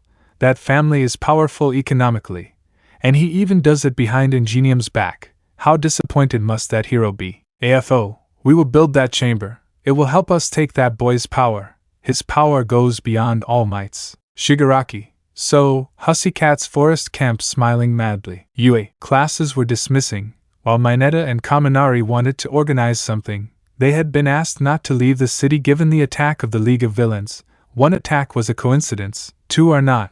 That is why Momo Yayorozu had to stay and not travel to Venice with her parents, for example, in addition to the fact that they would be on vacation for 2 weeks before going to camp. Aizawa, remember, those who failed will still have to come since they need the camp very urgently. Class 1A HAI. At that, All Might would arrive very scared. Izuku, All Might? What's wrong? All Might, it's Crypto, him. At that, a sound of something breaking through and exceeding Mach 1 was heard, alerting the students. Kirishima, something's coming. Aizawa shoots. At that, something throws Izuku, but the problem was that he didn't attack but barked. Izuku, Crypto, ha ha ha ha ha ha, being licked by the dog. Calm down, puppy. Shoto, that's it? Momo, a dog? Mina, but does he have a quirk? Kyoka, I didn't know animals could have quirks. Izuku, ha ha ha ha ha ha ha, enough friend, calm down. All Might, ha ha ha ha, I tricked you right. Little Crypto wanted to get out. Tsuyu, what's her name? Kero. Izuku, it's Crypto, the super dog, say hello boy. Crypto would raise his paw to say hello, causing all the girls in the room to pet the dog. At that moment, All Might's phone would ring. All Might, excuse me, listening Dave. He would greet happily. You'd think Dave and All Might would call each other on friend business. But Izuku using his super hearing just like Crypto. All Might, how was Melissa kidnapped? Izuku, what? Dave, I don't know, but I need to see you in the Arctic. I'm arriving at the UA, flying over in the Quinjet. All Might, okay, I would hang up Midoriya Shonen, we're leaving. Izuku HAI. The Quinjet would land and the Yagi and Midoriya would get on, leaving UA, under the gaze of the entire surprised Class 1A, and a thoughtful Aizawa. Aizawa, why would they kidnap David Shield's daughter? He thought. Shoto, something happened with that Melissa. Kirishima, who is it? I don't remember Izabro knowing anyone like that. Aizawa, Melissa Shield, daughter of David Shield, seems to have been kidnapped, and given All Might and David's friendship, it's likely those two grew up together. Kyoka, they mentioned something in the Arctic. What will it be like there? Aizawa, anyway, enjoy these 2 weeks, smiling somewhat grimly. Good luck. Class 1A. How scary, they trembled. After that, Class 1A retired to their homes. Lie, what a shame, we couldn't tell Midoriya about the pool. Kaminari, we'll miss seeing the girls in swimsuits comically crying. Kyoka would stick her jacks in both. Kyoka, damn pair of perverts. With the Quinjet, the matter was very serious. All Might was visibly upset. Izuku was really out of place. Melissa was like his niece/older sister, and someone kidnapping her was the worst of the last straw. David, I'm sorry to arrive like this, but we had no other choice, and the fortress is much safer. Izuku, yes, but something catches my attention. At that, a call would ring. All Might, Director? What's going on? What's happening? Nizu, we may have a traitor, and it seems that everything comes from Class 1A, he would say very seriously. All Might, what? Izuku, that can't be, he would say incredulously. Nizu, I feel sorry for having to hear those words, young Midoriya, he said regretfully, but it helps me to know that you are not the traitor, since what was stolen are the plans of the Red Sun Chamber. All Might, what? Nizu, you should see this, placing the security video, where Ida tries to take the pen drive of the plans. I admit that was my mistake, but I appreciate that young Kirishima and Todoroki tried to stop him. Izuku, but Director, in the video you can see that he left that USB. How did they steal the plans? Nizu, they hacked the same USB, so we must be careful. All Might, we'll have him as a director. The call would be deactivated while All Might looked very seriously at the green-haired man. Izuku, now that I broke up? All Might, nothing, just relaxing his gaze but still maintaining the hardness in it that until the camp you will not leave the Fortress of Solitude. Izuku would sigh and nod, but then something would happen. David, what is that? Noticing a meteorite coming in. Izuku, I'll take care of it. All Might Shonen. Izuku would open the hatch while being thankful for his suit, and fly over. David, that doesn't look like a meteorite. With the green-haired one. The green-haired man approached the meteorite hoping to intercept it before it hit the ground, but to his surprise, it would decelerate, revealing a strange motorcycle-shaped vehicle. Wow, I didn't know Kryptonians could fly. Izuku, why are you here? And why do you know about my race? Same question for you, Kryptonian.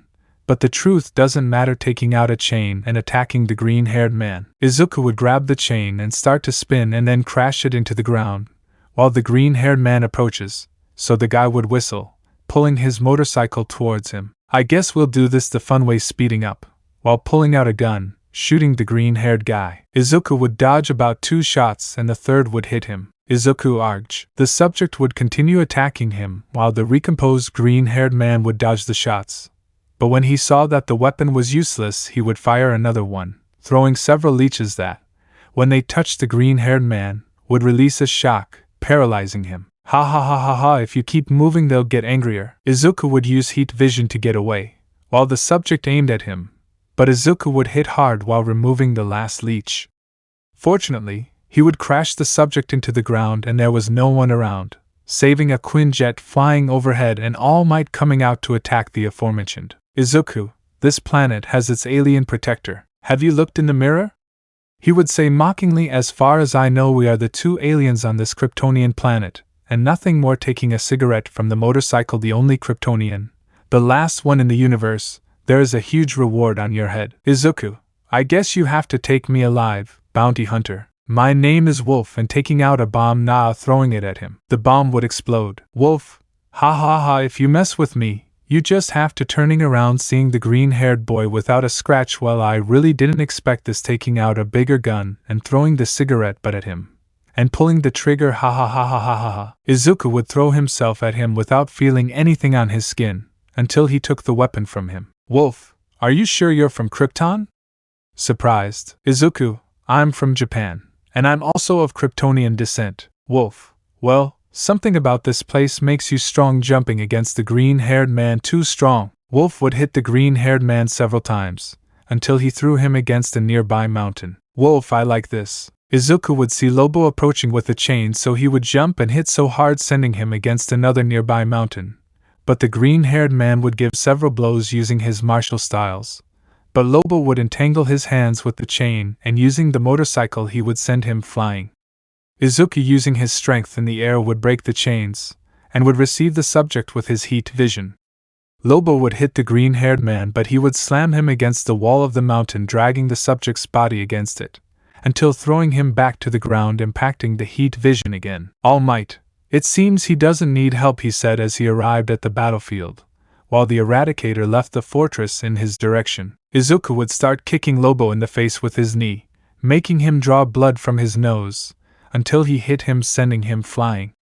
Izuku would fly away upon seeing All Might, and would hit again, making the bounty hunter leave the atmosphere. All Might, are you okay? Izuku, yeah, I think so. At that, Lobo, falling into a dive, ignited on fire, given the entry back into the atmosphere would be falling, so Izuku would go against him to crash and knock him out. The crash would be strong, but Lobo would make Midoriya crash to the ground, where with a green ring. Wolf, it's cute, don't you think? I'm not good with poetry, but seeing what Krypton was like and seeing everyone on your home planet die from an explosion of its core, from these green rocks, from which I made this ring, must be terrible for you, Kryptonian. Wolf would begin to massacre the green-haired man's face with blows, making him draw blood from his nose and mouth, and then grab him by the neck. Wolf, ha ha ha ha ha ha ha, All Might, Detroit Smash.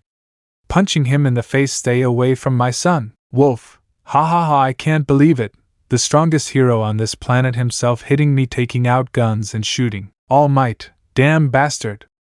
Throwing himself. Wolf, not bad, ha ha ha ha ha, throwing himself too. Both were about to collide, but Eradication. Wolf, what?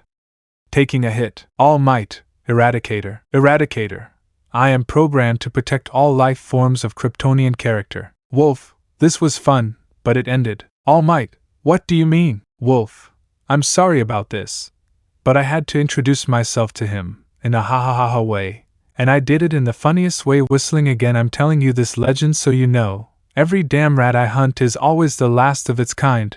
I do this to keep the reward high. I simply introduce myself so you know that if he's the last one, I'll come for him. All Might, so there are more Kryptonians out there. Wolf, that's right, I've seen them myself, up there scattered in the galaxies. Not many, but at least 2 or 3 Kryptonians. Okay, now ladies, I have to take this beauty and go nowhere by myself, so as long as I don't have to kill them, see you later. Wolf would speed off the planet on his motorcycle, leaving All Might baffled as the Eradicator analyzed Midoriya. Eradicator, I must get it out of the atmosphere and let it receive the light without being filtered, taking flight. All Might, We'll wait for you at the fortress. The Eradicator would take flight carrying the green-haired man on his shoulder, while All Might received his taxi with David's shield. In space, the Eradicator would make the sunlight hit the green-haired man directly with all its radiation, activating the healing factor that Kryptonians possess, and then return to the Fortress of Solitude. Izuku, why do I have a feeling that everything that comes now will turn this society on its head, he thought. Camp begins. It's been 2 weeks since Lobo's attack, and this week, Izuku along with David's shield and Crypto have not left the Fortress of Solitude. Izuku, with the help of the Eradicator, decided to investigate further the details of the homeworld of origin of his powers, Krypton. His curiosity led him to find an entire surviving city, with unknown whereabouts. This city was Kandor, lost after Brainiac's attack before the planet exploded. It was shrunk and bottled in a jar. Since despite the fact that the humanoid being was a direct enemy of his proclaimed older brother by the green-haired man, Kal-El, the city was preserved so that the knowledge of Krypton would not be lost.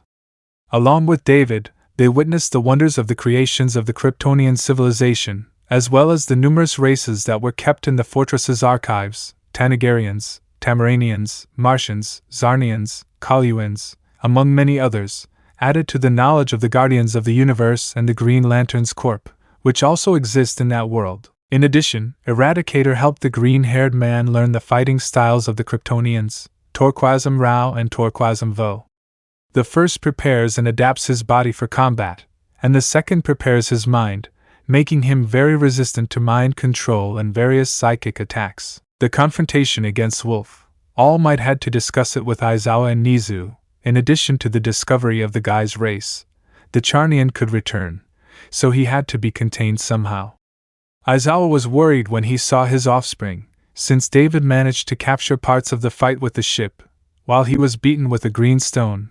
When Nizu came to the conclusion of the mineral, he guarded kryptonite just in case in UA, and Naba's request to keep him as a hero was suggestive, and in case he is a villain, they knew how to contain the green-haired man. With the rest of Class 1A, the girls organized an outing all together, where only Bakugo decided not to go.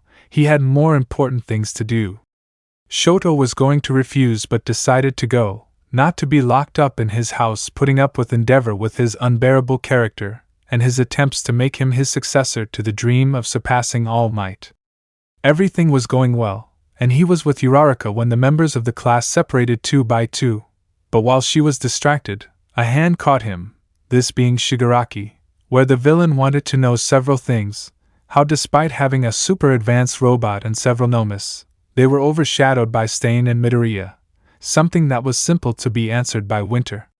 Shoto told Shigaraki that he had no ideals, his goals were those of a capricious child and his behavior was the same. Despite being a hero, he affirmed and told him that he was not a true villain, just a crazy child who was mistreated for having the dream of being a hero, and they forced him to enter into madness and someone older guides him, without giving him true aspirations.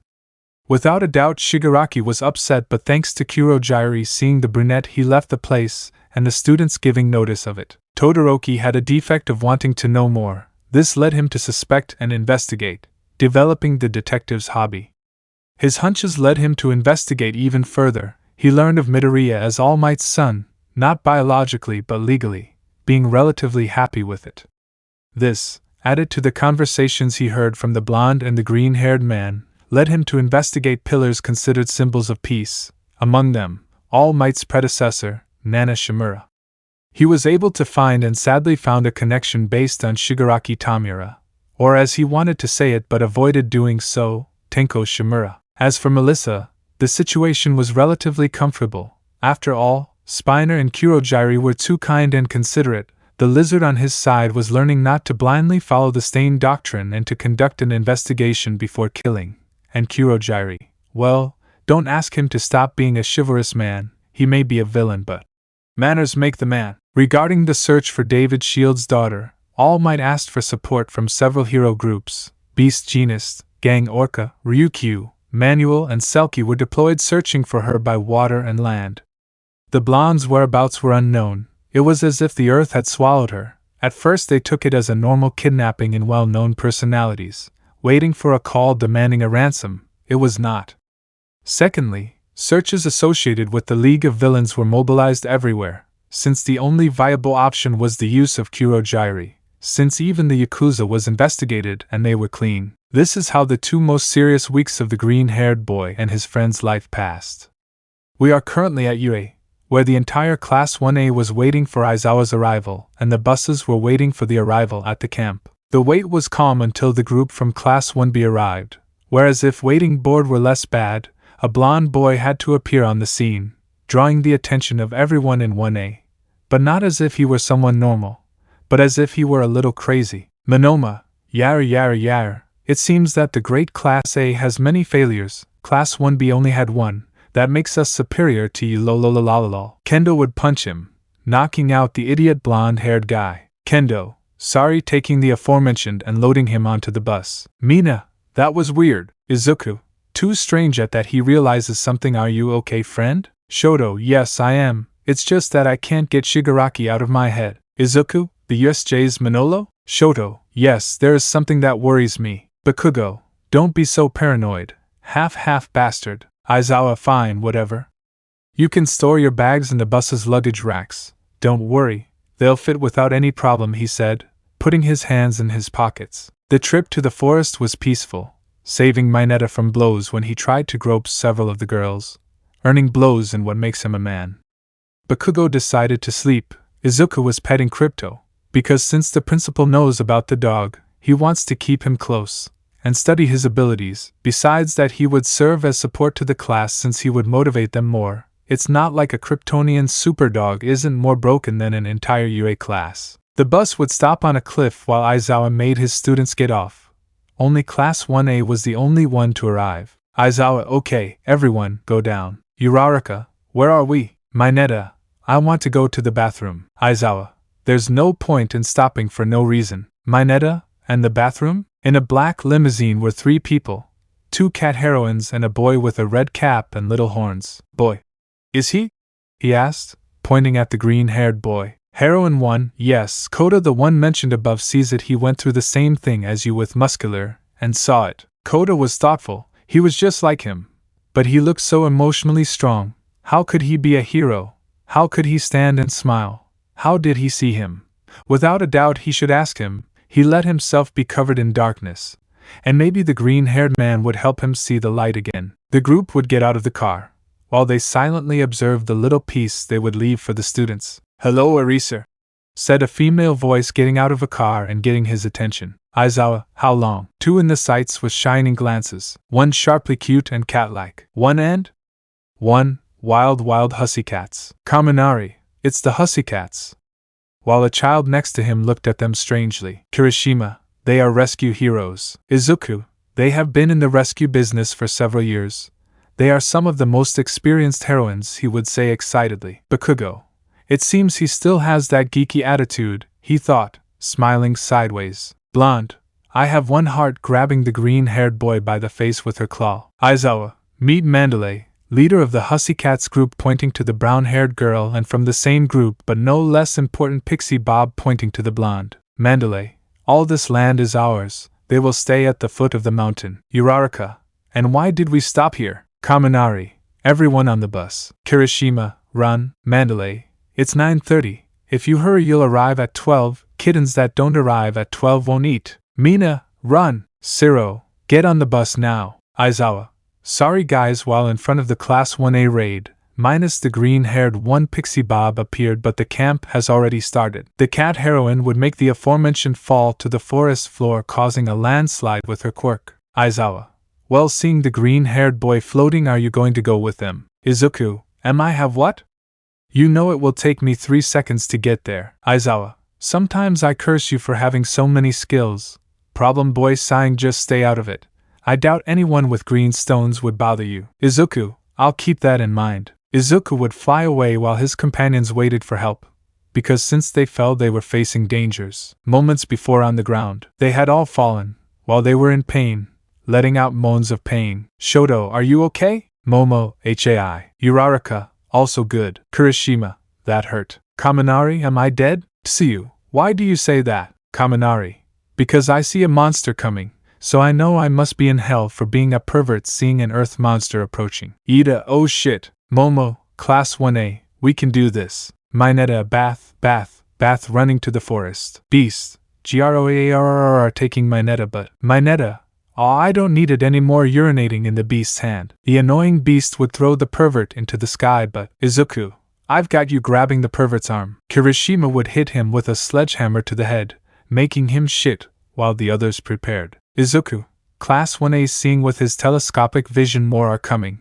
Prepare yourselves. Everyone except Ida, HAI. Momo, we'll take the shortest route. Shoji, let's hope it helps because I have 3 coming. Jiro, 4 more on the way, 7 in total approaching using his earphone jack in a tree. Izuku, I'm going throwing a punch at a nearby one. Bakugo, Shine throwing explosions. Kaminari, 1.3 million volts on one's head. Mañana, take this, throwing his purple spheres. Tokoyami, Dark Shadow, yes. Tsuyu, Kaminari-chan, are you okay? Kaminari, yes, in idiot mode. Koda, Birds of the Forest, remove the evil beasts from here. Izuku would take flight while using his heat rays, destroying monsters quickly. He could get there faster, but his companions would have problems, and as a hero his job is to help those in need.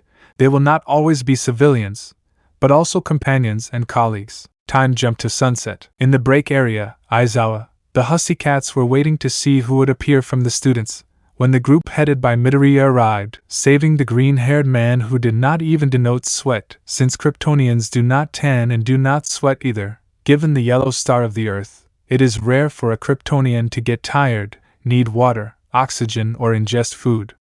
The green-haired man literally has the ability to maintain continuous, vigorous physical action for an indefinite period. He does not tire, and does not need to eat or sleep, and can sustain himself only with the solar energy he absorbs. Pixie Bob, they're coming. Mandalay, it sure took them a while. Zero, how about in 3 hours? Mandalay, it wasn't that bad looking at the green-haired boy. Izuku, what can I say, I'm tough, hee. Others like Bakugo, Todoroki and Ida were experiencing slight cramps but were still standing, which prompted the activation of a cat heroine. Pixie Bob, I can't wait for them to be 18. I ask for them throwing in at 4. Izuku, okay, it's uncomfortable taking flight. Shoto, I don't like older people. Ida, uncomfortable. Bakugo, I won't have a girlfriend until I'm number 1. Aizawa, there's a problem. Mandalay, about that, it's in the age. Izuku, about age, dodging the heroine's claw. Pixie Bob, what's the problem with that? He said threateningly. Izuku, well, dodging blows from the blonde, but I was wondering, who is the kid? Mandalay, he's my cousin's son. Come on, Koda, say hello to them. Izuku would approach to greet but would move away, letting Ida pass, who would do the same but would be received by a punch to the twins, to the nuts, making the 4-eyed man writhe in pain. Koda, I don't intend to spend time with those who want to be heroes. Shoto and Kirishima, he deserves it, they both thought, knowing what the blue-haired man could have done, although Shoto suspects that there was something behind it, something bigger. Koda, doubt, you pointing at the green-haired man are the son of a bitch. Izuku, yes, I am, knowing where it points. Koda, how did you do it? Izuku, I used it as a motivation to mentally prepare myself. I don't want what happened to me to happen to anyone else. And if something similar happened to you, placing himself at the child's level, you can trust me and tell me. Mandalay, we'd better stop by for lunch, hee. Camping to test the limits. Life out there? Upon entering the cabin, they found plenty of food. Although they thought they should cook for themselves, the hussy cats said they would take care of them since it was their first day, so they ate freely. Of course, Zero and Kirishima cried because it tasted better than UA's food, prepared by Launch Ross. Izuku simply ate for pleasure, not that he needed to, so he decided not to give it any importance. After eating a little, everyone headed to the hussy cat's hot springs where they would begin to relax. Kirishima, HHHH, sighing, how relaxing. Kaminari, the water is very nice. Izuku, this is very nice. Bakugo, shut up and let me relax. Zero, hey Midoriya, what happened to your body? Noticing the green-haired man's work, Izuku, although he already had a worked and toned body, currently seemed to have been gaining muscle mass. Not something exaggerated, but something was something. Izuku, I never lose my form, hee. Plus I absorb a lot of solar radiation, that helps keep my metabolism in this form. Kirishima, how manly. At that they would feel a perverted laugh. Mañana, hee hee hee. Ida, Mañana, what are you doing? Mañana, paradise is next door. Our companions are naked. Little Mañana can't wait, directing his hand to his head balls. Ida, that's wrong, you can't pass the wall. Mañana, walls were made to be climbed, starting to use his balls to jump over the wall. Izuku would take flight as he approached to stop him, but before Mañana reached the top, Kota, before learning to be a hero, learned to be human by hitting him. Mañana, damn kid, falling as the towel covering his privates fell out of place. Ida, shit! Trying to catch Mañana, but the grape-haired guy would land on his butt on his face. Izuku and several of the boys would let out slight spasms to laugh at that, while Kota only sketched out a laugh. Mina, thanks Kota. Uraraka, thank you little Kota. Tsuyu, thank you Kota-chan. Karo. Jiro, thanks for getting the pervert out of us. Kota would turn his gaze away by inertia, blushing. Kota would blush too much and lose his balance, falling. But not much, because the green-haired man in flight would save him without being unconscious. Izuku, are you okay? Kota, yes, thank you, smiling a little. Izuku would smile back and slowly lower Kota to the ground, while the younger left, and he wiped his nose a little.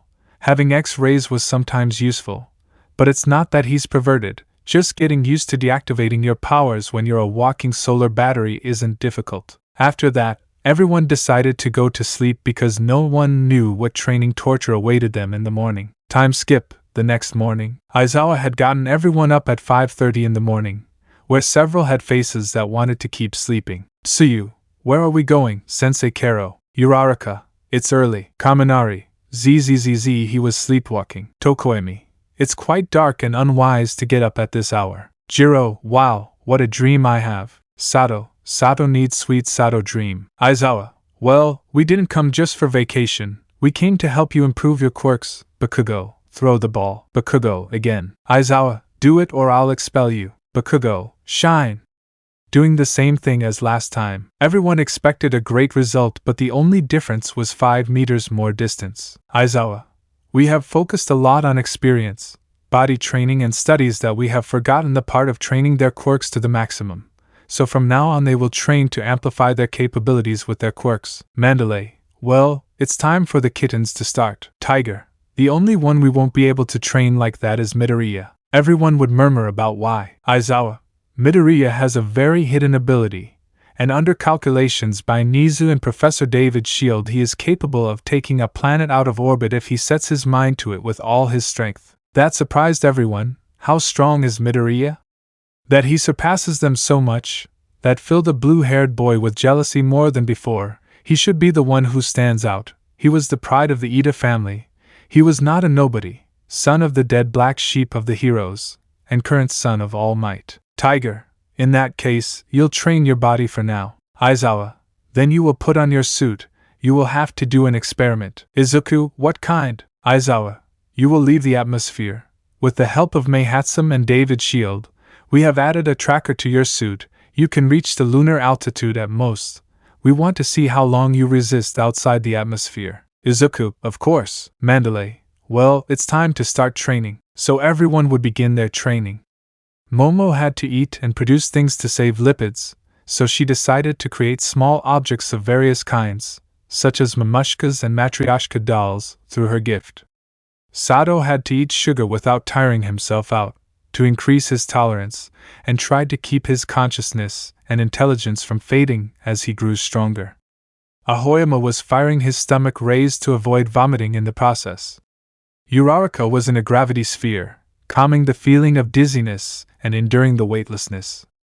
Izuku, for his part, had to perform calisthenics to maintain his muscle tone and avoid sitting idle. Nearby, Vlad King and Class 1B were arriving at the camp, while the teacher was seriously saying what they would do. Vlad, muscles wear out and break, but when they heal they become stronger, so it will be the same with quirks. Yuye?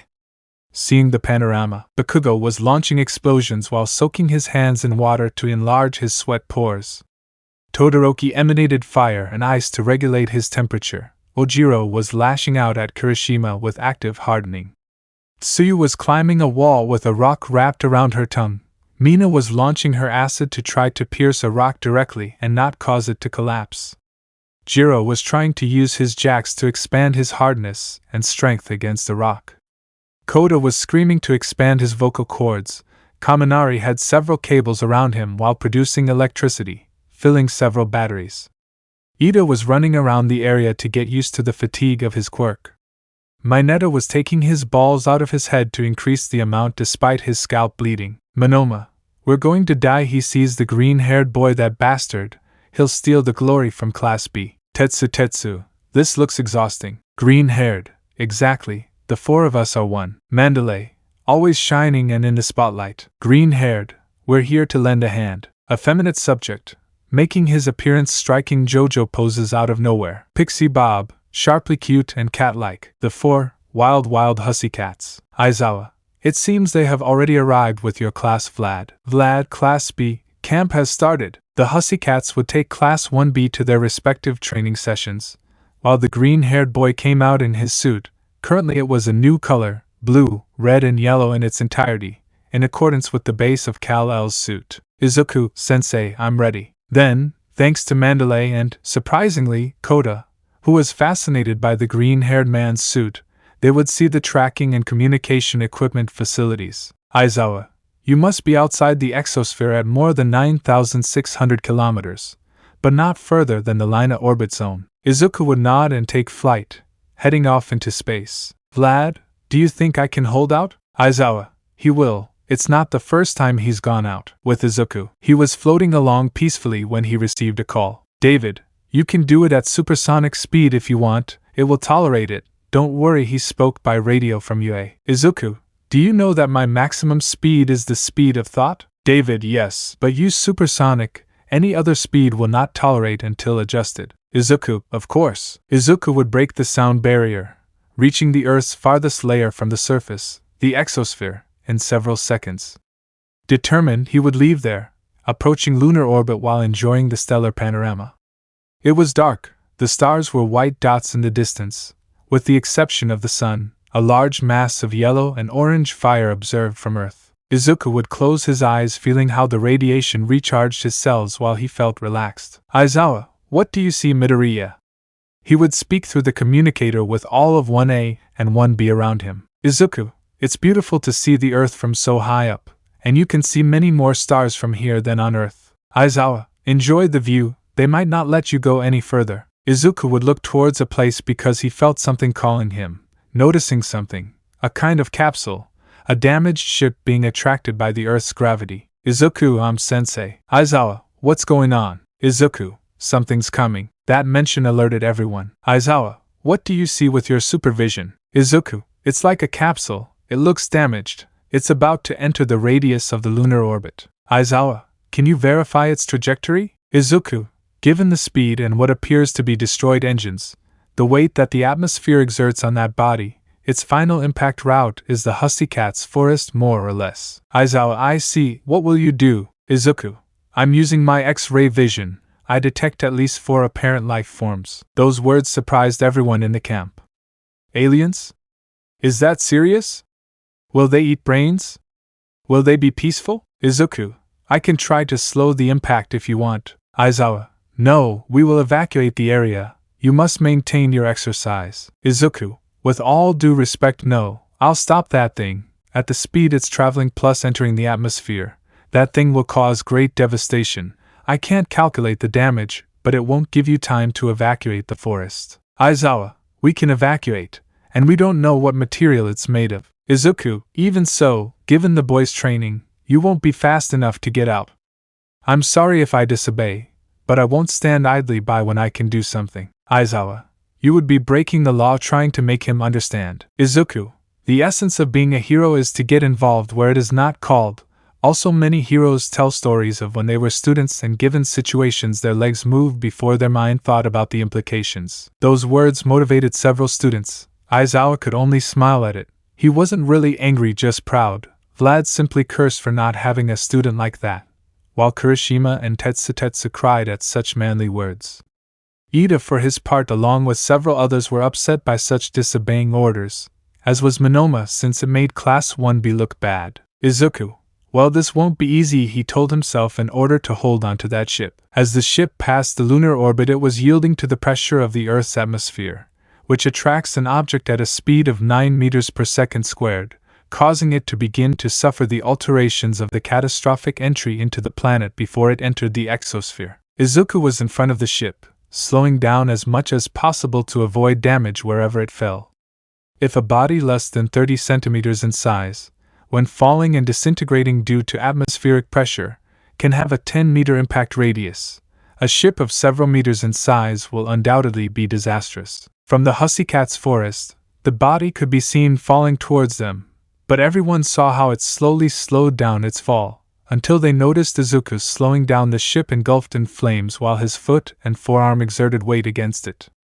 Upon complete deceleration, at 50 kilometers from impact, Izuku would take the ship, lifting it into the sky, while the ship carried him to descend. Izuku, is everyone okay? Aizawa, yes, we're fine. Vlad, that's it? Aizawa, a ship. Izuku would make the ship touch down while smoking heavily. Mandalay, I know I'm skeptical of aliens and all, but that aircraft has signs of being attacked. Aizawa, Midoriya? Izuku, has several marks of blows and impacts above it flying over it. Vlad, what do you see inside? Izuku, 4 life forms, apparently 2 organic and 1 apparently robotic using their X-rays. David, can you tell me what shapes you see? He spoke over the radio. I'll go over there. Keep that thing safe. Izuku, I can see 4 figures that are humanoid at first, although 2 are somewhat similar to hawks, he said, noticing 2 figures with wings. David, Aizawa, I'm on my way. He spoke, flying from Yui with his jet. Don't open or touch anything. Aizawa, aware. Mineta, what if the professor opens it, and those guys eat our brains? Tsuyu, you would be safe. Karo, Mineta, what a relief. Hey, Izuku, it's not a pop. Mineta movie, somewhat offended by that racism towards aliens. It's not like they haven't lived with one for months without realizing it. Without anyone seeing, a kind of beetle would come out of the ship, sticking unnoticed to Kirishima. Ijiro, the dyed redhead, only felt that an insect bit him, with nothing more to suffer. Kirishima, ouch. Kaminari, are you okay? Kirishima, yes. Kaminari, okay. Ragdoll, Aizawa, a small storm is coming, mentioned the heroine when she noticed a cloud coming. Aizawa, I hope it doesn't ruin the camp. Camp, villains, and kidnapping. All the classes had entered the cabins while Midoriya loaded the ship towards the largest house of the Hussycats, a sort of shed. Izuku would leave the ship and retreat to the cabin where the boys of Class 1A were, while they waited for the storm to pass, where they spent the time asking about everything they saw outside, how the vastness of space, amazed to see how small the earth was. All night there was nothing but strong winds and a light drizzle, but the next day, dawn showed that all the bad things of a storm had passed. The rays of sunlight woke the students up, while their teachers got them up for breakfast so they could continue with training, just as David Shield arrived with the Quinjet. David, did you find anything? Izuku, his figures. Aizawa, what are you two talking about? Both, you're welcome lying. Aizawa, you mustn't lie to me, looking both ways without noticing anyone. I know you're an alien. Midoriya. Izuku would open his eyes wide as a boy wearing a cap fell in front of them, having heard everything. Aizawa, Mandalay's nephew? Kota, are you an alien? You don't look like one.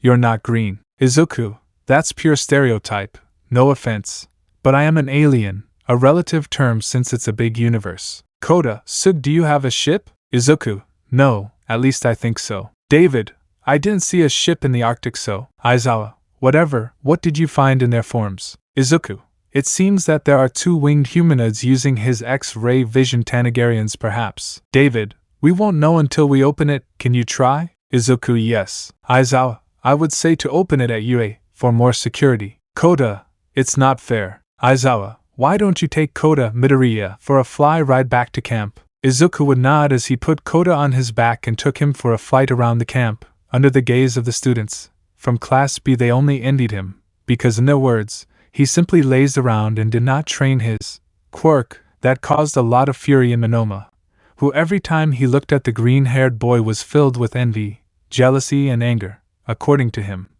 He showed a lot to leave them in second place for being from Class 1B, which was not the case. Everyone who knew the green-haired boy knows that he is humble, something rare to see in aspiring heroes. In a nearby place, about 10 shadows were gathering. Shadow 1, are we all here? Shadow 2, I just want to see blood, hee hee. Shadow 3, I will uphold and respect Stain's legacy. Shadow 4, I only came because I was told that Vixen's son's bastard is here. And even though I can't kill him, I'll break him a little. He smiled a little madly. At the camp, all the training sessions were ending, many were tired, as it was their second day. Meanwhile, the Hussycats watched as Izuku and Koda interacted. They certainly looked like brothers. Of course, it was strange for everyone to see a child so resentful of the era of heroes. After the water hose duo, his parents died against Muscular, the same villain who killed Midoriya's biological parents. It was already nighttime, and both classes were around the campfire, socializing with each other, while Ida suspiciously left the area under the pretext of going to the bathroom. Koda and Izuku went to Koda's den, where the boy showed Izuku everything he did there. In other words, everything a child would do. Mandalay. Well, it's time for the test of courage. Mina, YSSSSS. Kaminari. Test of courage. Kirishima. This will be manly. Zero, yes. Aizawa. About that, those who failed the practical exam will have makeup classes. Mina. It can't be. Kaminari. Run away. Aizawa would catch them with his bandages and drag them away while the five of them begged for mercy, falling into blank and frightened looks given the serious look that Aizawa gave them. Pixie Bob. Okay, Class 1B will be the ones to scare. Tiger. Remember to make the other person's pants dirty. Ragdoll. They will make teams of 2 and participate passing through the forest. Shoto. Hey, where's Midoriya? Mandalay. She's with Koda. I'm actually relieved that she's with him. In a nearby place, a scarred, black-haired villain stood nearby as he smiled a little, lighting up blue fire. Villain. Let's see how they do. In the forest, Class 1B was already starting to get scared on the courage test path, while Class 1A was entering the forest in pairs, and the most fearful ones were screaming in fear with the scares given by several of Class 1B. Hananuki. Did Bakugo and Todoroki get scared and activate their quirks? Zzzzzzz. A purple smoke began to appear, putting several students to sleep. Kendo. Hananuki-kun. Realizing Yui don't breathe using his quirk and not letting her breathe, this smoke is poisonous, she thought scared. Near the forest, the blue fire villain was lighting large amounts of fire in the forest. Villain, good. At the camp, Pixie Bob would start sniffing. Pixie Bob. And this burning smell, she thought seriously. Mineta, look at that. Kyoka, something's burning. At that a pink aura would envelop Pixie Bob. Pixie Bob, what? The cat heroine would be dragged away while elsewhere in the woods a villain in a mental asylum suit walked around with his teeth bared. On the side of the beginning of the fire, villain. The League of Villains Vanguard Squadron condemns them. The shining of the false heroes. At camp, villain. The cute kittens get in the way dragging a beaten Pixie Bob. All Pixie Bob. Several students were going to jump but, Tiger, no. Mineta was backing away in fear while a humanoid lizard was checking the cat out. Mineta, but what? I thought they made sure. Why are there villains here? In the Koda cave, Izuku and Koda were entertained until Izuku would raise his head. Izuku, how strange. Koda, what's going on? Izuku, I thought I heard Mineta scream. At that he notices the smoke. Why is there? Wow. And to think I was going to wait bored. Koda and Izuku, muscular? Muscular. Go the son of Vixen and the son of the bastards of Water Hose. This can't be better. Pulling out muscle fibers and launching himself. Izuku reacted quickly, closing the distance between the two and taking the blow. The impact would make a bone snap, worrying Koda, but Muscular began to grab his arm, having witnessed what happens with brute force against an immovable object. Izuku, stop now. What do they want? Muscular. I don't know. They told me you would be there. Grabbing his arm. I wanted to make you suffer, but then they told me they wanted to capture you. So Izuku, who? Muscular. Who else? The League of Villains. Honestly, I don't care what they want to do to you. I just came to see you bleed. Izuku would move without Muscular having time to react, and with one blow, despite holding back, he would knock out the villain. Izuku, Koda, get in, we're leaving. Izuku would put Koda on his back and take flight towards the room where Aizawa would surely be. In the Aizawa area. Kirishima, what's going on? Kaminari, I don't know. In the sky a storm would begin to occur to complicate everything, while Aizawa covered his offspring from an attack of blue fire. Villain, wow, you're incredible. Eraser, quite a hero, he would say mockingly, but you can't protect them all. Aizawa, stay away from my offspring. Activating his quirk. Villain, I'm Dabi and your executioner trying to send fire, but a red lightning bolt would fall from the sky, while a figure with a child would descend. Izuku, they're fine. Kirishima, Midoriya, Dabi. TSKI failed turning into mud but before taking out a gun and shooting. Aizawa, no throwing away his bandages. Kirishima, Arch grabbing his arm. Izuku, Ijiro, Dabi. It's too late for his quirk and for you ha ha ha ha ha disappearing in mud. Aizawa, offspring? Izuku, careful. Moving Kota and Aizawa away from him while receiving a blow. Izuku would be sent against the nearby trees, while a grotesque being, similar in appearance to a Noma but more human, with gray skin. Aizawa, offspring. Kirishima and Kaminari, Mido bro. Midoriya, Grundy destroys. Izuku would take a tree off his back and use it as a bat to hit the Noma. Aizawa, are you okay? Izuku, yes. Grundy would jump against them, while the green-haired man performed a key to restrain him. Izuku, Kaminari. Aizawa, go. Kaminari, okay, running, what do you need? Izuku, fry it, use as much as you can. Kaminari, but you? Izuku, I can resist it. Kaminari, okay, indiscriminate discharge of 20 million volts. Grundy, gra. Izuku, kick. It's not working, the voltage is increasing. Kaminari, but I'll look like an idiot. Izuku, do it. Kaminari, 50 million volts. The discharge would render Grundy useless upon hitting him, while Izuku continued to resist the voltage, but given the ground wire he generated and the electricity, a lightning bolt would strike the UA student from the sky. Aizawa, suckers. Izuku, Kaminari. Recovering a little. Aizawa, I'll take care of him. Help the others. Kirishima, can you move? Kirishima, yes. Aizawa, with a Shido, go and protect David's shield. The three of them went where they had to go. Elsewhere, Bakugo, Shoji, and Todoroki were holding off a rampaging, tooth-snapping villain, while also having to contain an out-of-control Tokoyami. Bakugo, shit, Shoto, Tokoyami. Using a fire flame, dark shadow would weaken before the light as they enclosed the villain in ice, but not before hearing 2 gunshots, while in Bakugo and Todoroki 2 strange bullets were in their arms. Bakugo, my quirk. Todoroki, I can't use mine either. Did you like my magic trick? Showing himself, I'm Mr. Compress, and I'm part of the League of Villains Vanguard Squadron. I hope you like my trick, because there are no returns leaving. Bakugo, and a bucking shit. Chasing him. Shoto, let's go before they kill him. Tokoyami, come on. Shoji just followed them. At the camp, Mandalay was having a hard time defending herself and her students from Magna, and Tiger was having trouble with Spinner, but they had no help. Spinner's weapon was split in half by the green-haired man's heat ray. Spinner, Superman.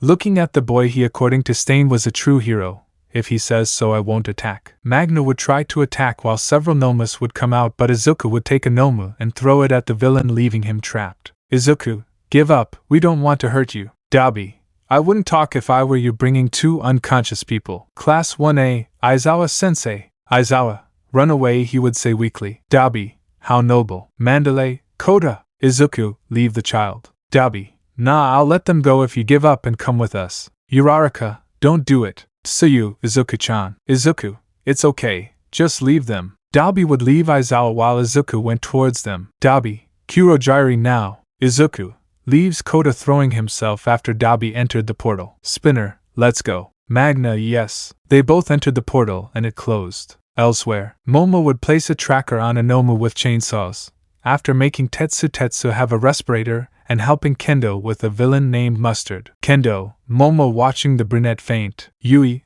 I'm sorry, President fainting. Fatigue plus gas affected them all. At the camp, as the portal closed, Bakugo and the others would arrive while Mr. Compress entered the last minute. Mr. Compress, a gift of magic, shooting a green-haired girl. Ibara, HH grabbing her arm. Aizawa, and oh, my offspring. Trying to rescue Izuku, but he would fall despite the pain curse. Bakugo, what happened? Where's Deku? Mandalay, Kota, my boy, my poor boy. In the villain's lair, everyone had arrived at the base with their 2 hostages, but they didn't count on Izuku breaking an anti-quirk collar that Kurojiri placed on him, taking advantage of his distraction. Izuku was trying to rescue Kota, managing to grab him and place him behind him, but red lights would activate in the place. Izuku, what? Red Sun Chamber. I hope you like it, Midoriya. Izuku Ida? Repercussions and treatments. Experiments. Villain's Den of Life. Kamino Bar. Izuku Ida? What the buck? Ida surprised? It's funny you say, it's not like that, alien. Izuku, how protecting Kota behind him. Ida, UA has shitty security. Literally the security codes were cheese or Almight. Any talentless moron could get into their security systems, which I now have in the palm of my hand. Izuku, so you hacked everything. Ida, everything, student data, their quirks, and more. The profile of a student without a quirk and a genetic code that literally comparing it to humans with or without quirk is totally different. You have powers beyond human comprehension. Midoriya hitting the green-haired man. Kota, Izuku and I. Izuku, stop stopping Kota, they do something to him, and I don't respond. Ida, what do you mean? At that, Dabi would take the child and place him on a bed, while a weevil appears next to him and 3 gnomes that tie each limb to the bed. Izuku, let him go. Ida would hit the green-haired man again. Ida, oh, don't even think about it. Shigaraki, it seems that Superman has problems, ha ha ha, he would say with mockery. Ida, we have different conceptions of the problem, but it doesn't matter. The problem here, the evil in the world, here the problem is absolute virtue, dropping a bag with his brother's head. Izuku, I'll stop you, and if not me, it will be the heroes, and it will be without breaking anything, which is more than you deserve. Ida, the problem with you being above everything else, you above everything. Ah. Because that's being God, Horus, Apollo, Jehovah, Caleb, and of course you Izuku Yagi Midoriya, as you appear in the registry. Izuku, I don't consider myself God and you know it. Ida receiving blows from the aforementioned. Ida, you see, the name depends on our tribe. Because God is tribal, God has favorites. In your case, your favorite is the morality that All Might taught you based on what you know about Black Wolf, the black sheep that the entire commission wanted on a silver platter. I deduced a long time ago that if God is all-powerful, he is not all good, and if he is all good, he cannot be all-powerful and neither can you. Izuku, I repeat, I don't believe God hitting people can believe that. I don't believe it. Ida, but what would happen if a god bleeds?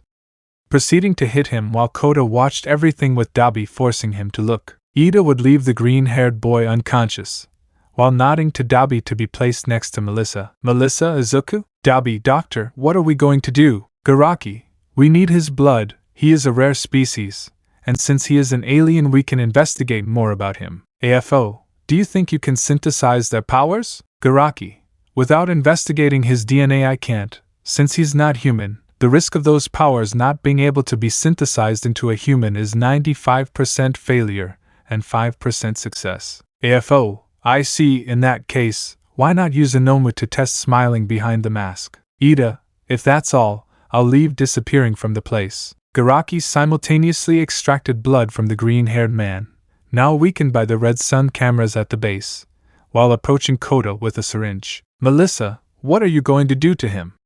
She would ask desperately. Shigaraki, something to try bringing the syringe closer. Kota began to move desperately while Dabi, already fed up, hit him on the head to put him to sleep, and Shigaraki would inject the green-haired boy's blood into the child. Melissa, he's not an innocent child, please.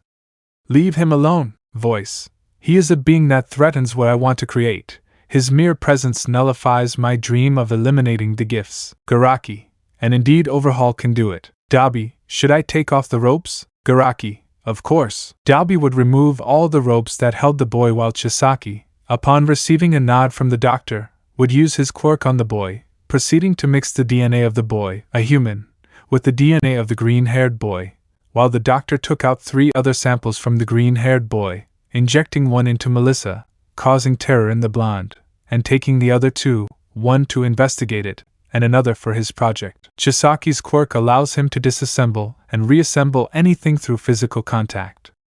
Upon touching Kota and considering the entry of Kryptonian DNA into the boy, both DNA would fuse, beginning an artificial crossbreeding work. When the weevil finished, Kota was still asleep, showing strands of green hair, so with Dabi's help, they would extract blood from the brat, and looked at Melissa, with unholy eyes. Melissa would just scream. Hospital near the camp. Since the attack of the League of Villains, things have not been going well at all, for students have lost their quirks without any explanation other than a bullet. Katsuki Bakugo, Todoroki Shoto, Kirishima Ijiro and Ibara Shiozaki were completely affected. Even so, the 4 were in the mood to be heroes without quirks, despite the fact that everyone in their class, with exceptions, wanted them to drop out of the career. Because if with a quirk it was dangerous, what would they do without a quirk? Since the 50 million volt discharge, plus the lightning that struck the camp, Kaminari was in a coma, with no signs of waking up and with mild spasms of heart attacks, something strange, since his heart was beginning to beat at a faster rate. Almight, Nizu and the other teachers arrived accompanied by Endeavor, who went to check on his precious tool to surpass Almight. Those who arrived, seeing the state of many, couldn't help but feel sad and angry. Almight, in muscular form, jumped into the forest to hit the nearby trees and rocks again and again, causing destruction, while repeating to himself over and over again, "I'm sorry I failed you, Inko and Hasashi, forgive me." Kirishima was being harassed by Shiro and Sato to stop him from being a hero, but the dyed red-haired man, fanatic about masculinity, would not give up so easily. Instead, he would activate something that was placed on him when Izuku left the ship on the ground. "Shiro, wow, Kirishima, is that you?" "Kirishima, yes, it's me speaking normally. Wow, this is amazing." "Sato, are you feeling well?" That's when Aizawa would come in, looking at the scene in surprise. "Kirishima, Aizawa-sensei waits, speaking to his teacher in defense position. "It's me, Kirishima Aijiro." "Aizawa, and how do I know you're not lying to me?" Kirishima would deactivate the armor in surprise, revealing himself. "Aizawa, turn around, checking your back and neck. What the hell is this?" Noticing the beetle. "Kirishima, what thing?" "Shiro, dude, you have a beetle there, a red beetle." "Doctor, that's what we wanted to know, since we can't remove it." "Aizawa, what do you mean? It's attached to his spinal cord in a nervous way. Removing it would be lethal for him." "Beetle, I can help you become a hero with my power." "Kirishima, who said that?" "Aizawa, no one spoke except Shiro." The beetle flashed. "Kirishima, what are you?" "Beetle, I was created by a race of stars. I fell on Mars, the one you call the Red Planet. I had a carrier until he died, and you, Kirishima Aijiro, are now my new partner." "Kirishima, wow, how manly. And how come you were on Mars?" That left everyone stunned, seeing the redhead talking to the beetle, although the doctor assumed it was a bit of confusion and nothing more, and left with Shiro and Sato, leaving Aizawa and Tiburonson alone. Aizawa made it clear that this ability he possesses will be under investigation for now. They can't afford for others to know about it. In another room, Nizu was already talking to everyone. Due to a topic, Ida Tenya was not present. They also had to decide what to do with Bakugo Katsuki and Todoroki Shoto, since Ibara is unconscious from the gas used by the villain Mustard, along with several from Class B, and Kyokajiro from Class A. Outside the hospital, and to the amazement of the others in the room, since the doctor was projecting the surroundings for security with the cameras, they would see a purple cloud where the blue-haired man with glasses was, causing annoyance to many of Class 1A, at least those present. Almight, what we suspected was confirmed. "Nizu, I'm afraid so." Without noticing that a bicolor left. In the reception room, Ida entered as if nothing had happened, greeting everyone kindly, while Class B returned the greeting, as did Uraraka. "Ida, oh Todoroki-kun, what do you need?" Seeing the aforementioned approach him, Shoto would take the blue-haired boy and put him against the wall. "Shoto, where are they?" "Ida who?" Feigning surprise and watching everyone appear in the place. "Sensei, help me, he's gone crazy." "Shoto, I'll ask you one more time, where are they?" Slamming him against the wall again. "Achiko, what's wrong?" "What's wrong with Ida-kun?" "Tsuyu, something very serious, Karo," she would say, annoyed. "Ida, what are you going to do to me, Quirkless?" he said, smiling mockingly. Todoroki was going to hit him, but Aizawa's bandages stopped him. "Nizu, enough, young Todoroki. I admire your determination, but we will handle this. For those who lost their quirks, you will decide whether to stay in the class or not. The path now is uncertain, and if you try, you will be great heroes." "Almight, the path will not be easy, but more complicated than with Quirk, but having passed this, do not give up." The teachers would take Ida away in handcuffs, while Endeavor looked at Shoto in disgust. "Endeavor, whatever you decide, you're no longer of use to me leaving." "Bakugo, if I had my quirk I would shine it." "Endeavor, but you don't have it, Quirkless," he would say with mockery and arrogance. Suddenly a powerful sound was heard by Endeavor's ears. "Kirishima, leave my friends alone, you second-rate bastard," pointing a gun with his armor on. "Endeavor, stop, I order you." "Aizawa, under what authority?" "Holding number 2 enough, Kirishima. The mentioned would deactivate the weapon. You can tell them whatever you want, Enji. But my students, with or without quirks, We'll be better heroes than you, now go. Endeavor left the place very upset, looking angrily at Bicolor, who responded with the same look until he left, where he collapsed in tears, being hugged by Uraraka. A rescue gone wrong. We find ourselves at UA Academy, where several heroes led by All Might and Detective Nicuchio were gathered. The reason? To save a child and the best aspiring hero they had. The room was prepared with the heroes: Endeavor, Beast Genist, Gang Orca, Edshot, Gran Torino, Tiger of the Hussycats, Mount Lady, Kamui Woods. They all had a plan to rescue 2 people and a possible third, the daughter of Dr. David Shield, who, thanks to an interrogation with the former aspiring hero, Ida Tenya, after they found evidence of treason, where the blue-haired man sang everything.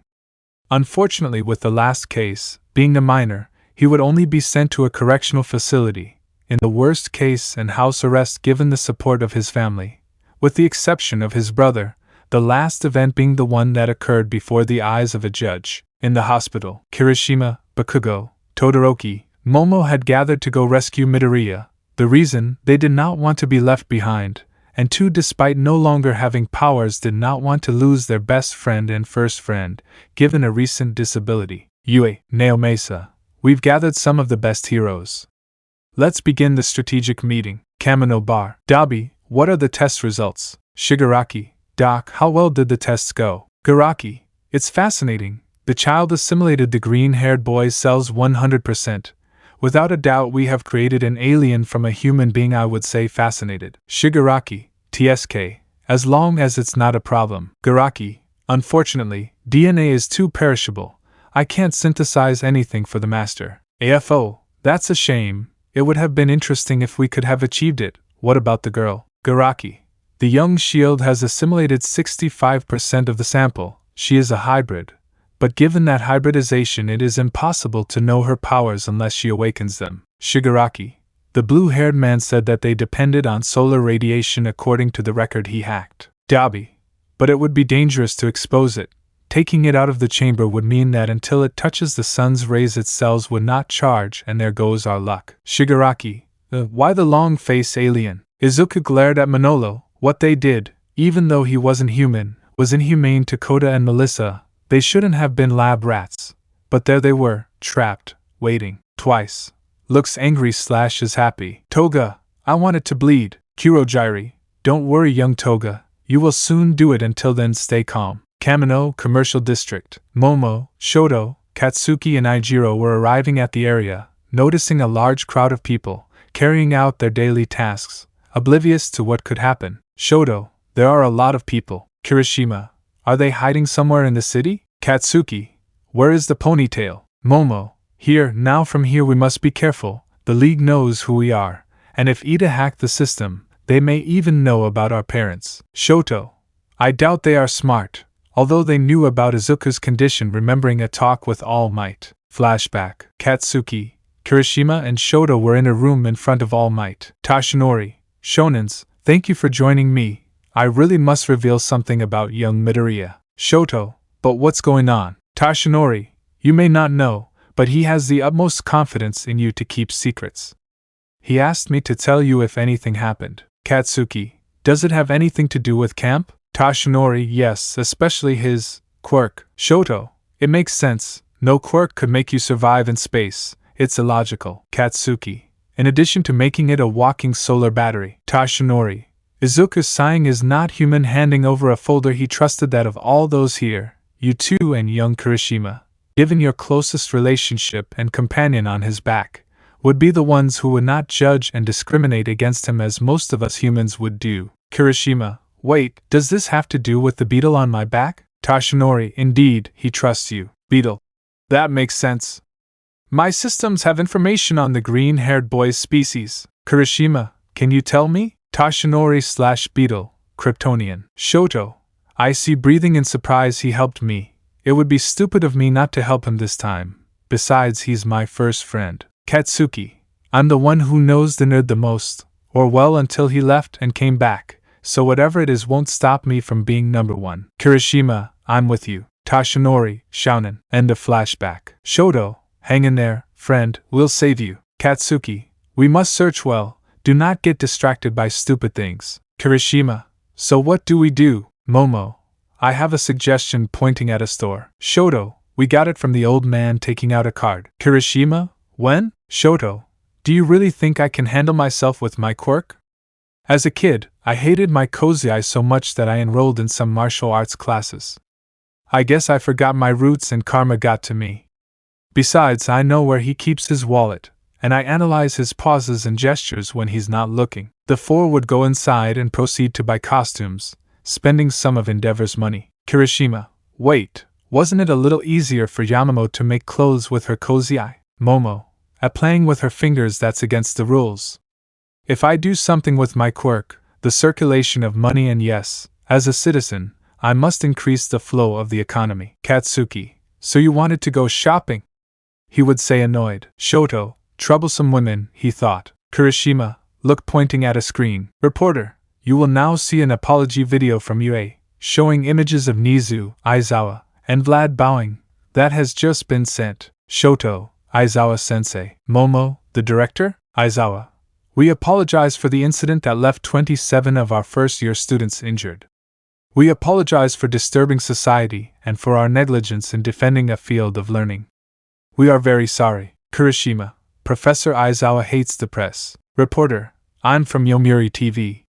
Since the beginning of the year, students have encountered villains on multiple occasions. This time, some were even injured. How are you explaining this to their families?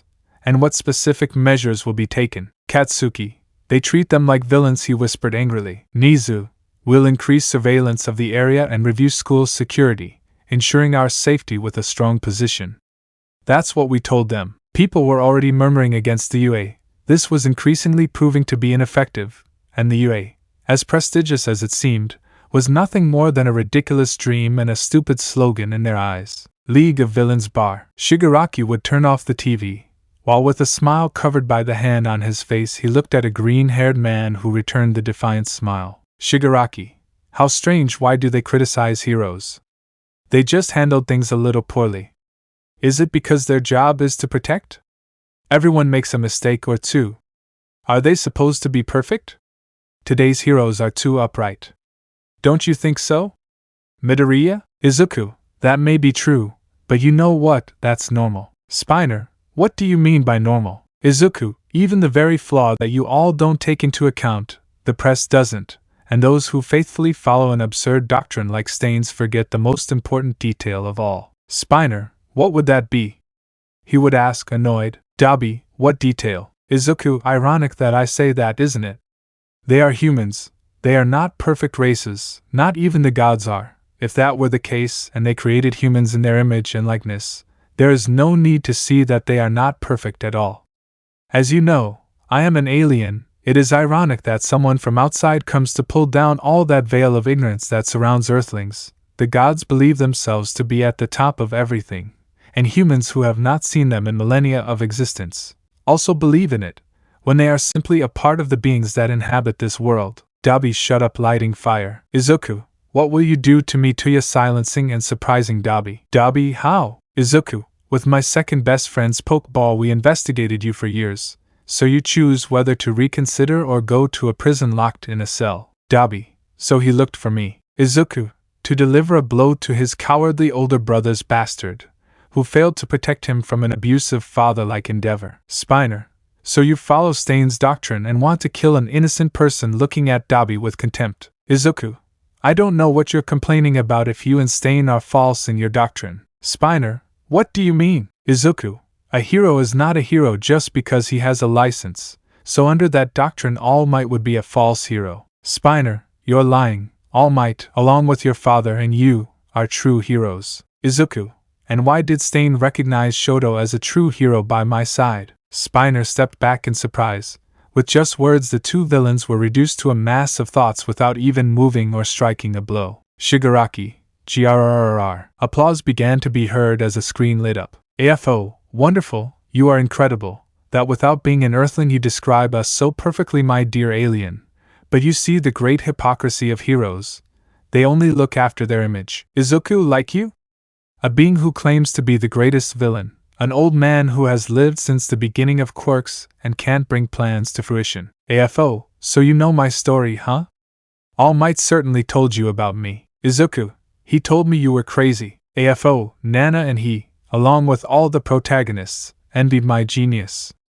I'm surprised that when you awakened your gifts, he didn't associate you with me, but rather, gave you everything on a silver platter. At your press conference, reporter, Eraserhead, tell us about student safety.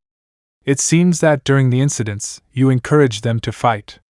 What did you intend to do about it? Aizawa, I decided that since I didn't understand the whole situation, it was appropriate to avoid a worse outcome. Journalist, what would be the worst outcome? What could be worse than 26 students injured, along with one more child kidnapped? Aizawa, the worst outcome I considered possible was my students being detained and killed. Nizu, the gas attack was the most damaging. It originated from an enemy's quirk.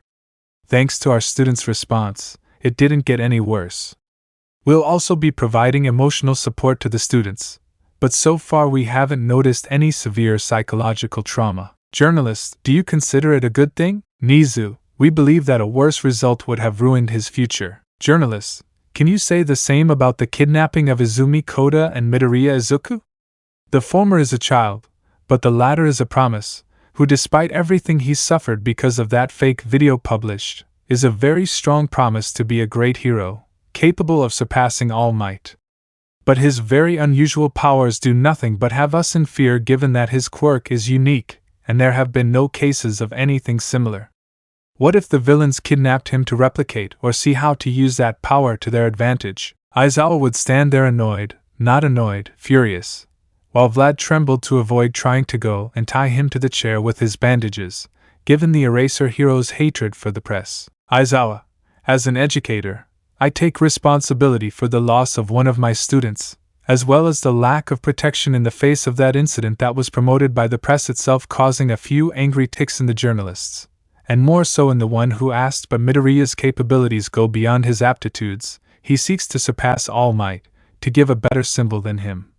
Not to be a show-off as you want to make out, he was personally educated by him and his values are firmer than any, villainous All Might is safer than a Midoriya joining in the villainy with mere words and torture after the kidnapping and thinking. Besides, it's not like they can achieve anything. According to Ida, they are more interested in their DNA. But the press shouldn't know that. Journalist, that doesn't prove anything. Very annoyed. Your opinion doesn't prove anything. I'm asking if you have a specific plan. Nizu, we're not sitting idly by. We're cooperating with the police in the investigation. We'll definitely get him back. League bar. Everyone would listen to that broadcast after Kurojairi turned the TV back on. Izuku, knowing them, they will be cautious. The press should not know about those plans, he thought. Elsewhere on Kamino, the group was arriving at an abandoned warehouse far from the city of Kamino. Katsuki, okay, let's throw this away. Beetle, I don't detect any life forms other than a single one. Momo, just because the Nomu is there doesn't mean Midoriya-san is there. Unbeknownst to them, the heroes and police were already approaching the bar and wine cellar, using the UA press conference as a distraction. Outside the lead bar, a group led by Endeavor and All Might were prepared to carry out the heist. In the cellar, everything was dark enough that Bakugo was getting impatient, while Shoto figured out what might happen. Shoto would be carried by Kirishima and Bakugo would carry Momo, while they watched from a wall inside the warehouse, noticing several Nomus. Lead bar. Shigaraki, Gur-sensei, give me your power so I can kill now that he is weak. Izuku, you're just a kid. Even though I believe in second chances, people should deserve them. If you don't show change, you don't deserve it. Shigaraki, Kurojairi, compress, shut him up. I'm fed up with your lectures. At that, the door would ring. Everyone, Izuku, Dad. He thought, embarrassed with the rescue entry. Voice, hello, we're from Pizza La. Dabi Pizza? Twice. I want / I don't want. Detroit smash. Breaking the wall and hitting Spiner in the process. Spiner, Nanny? Shigaraki, Kurojairi, the door. Kurojairi was going to move, while the rest were in shock. Kamui, preventive binding. Trapping everyone in his cozy eye. Dabi, a tree lighting fire. Before he burned the bonds, Gran Torino would appear, hitting Dabi and knocking him out. Gran Torino, don't be impatient. It's better for you to stay put. All Might, worthy of the strongest of the new Kamui and the fastest veteran Gran Torino.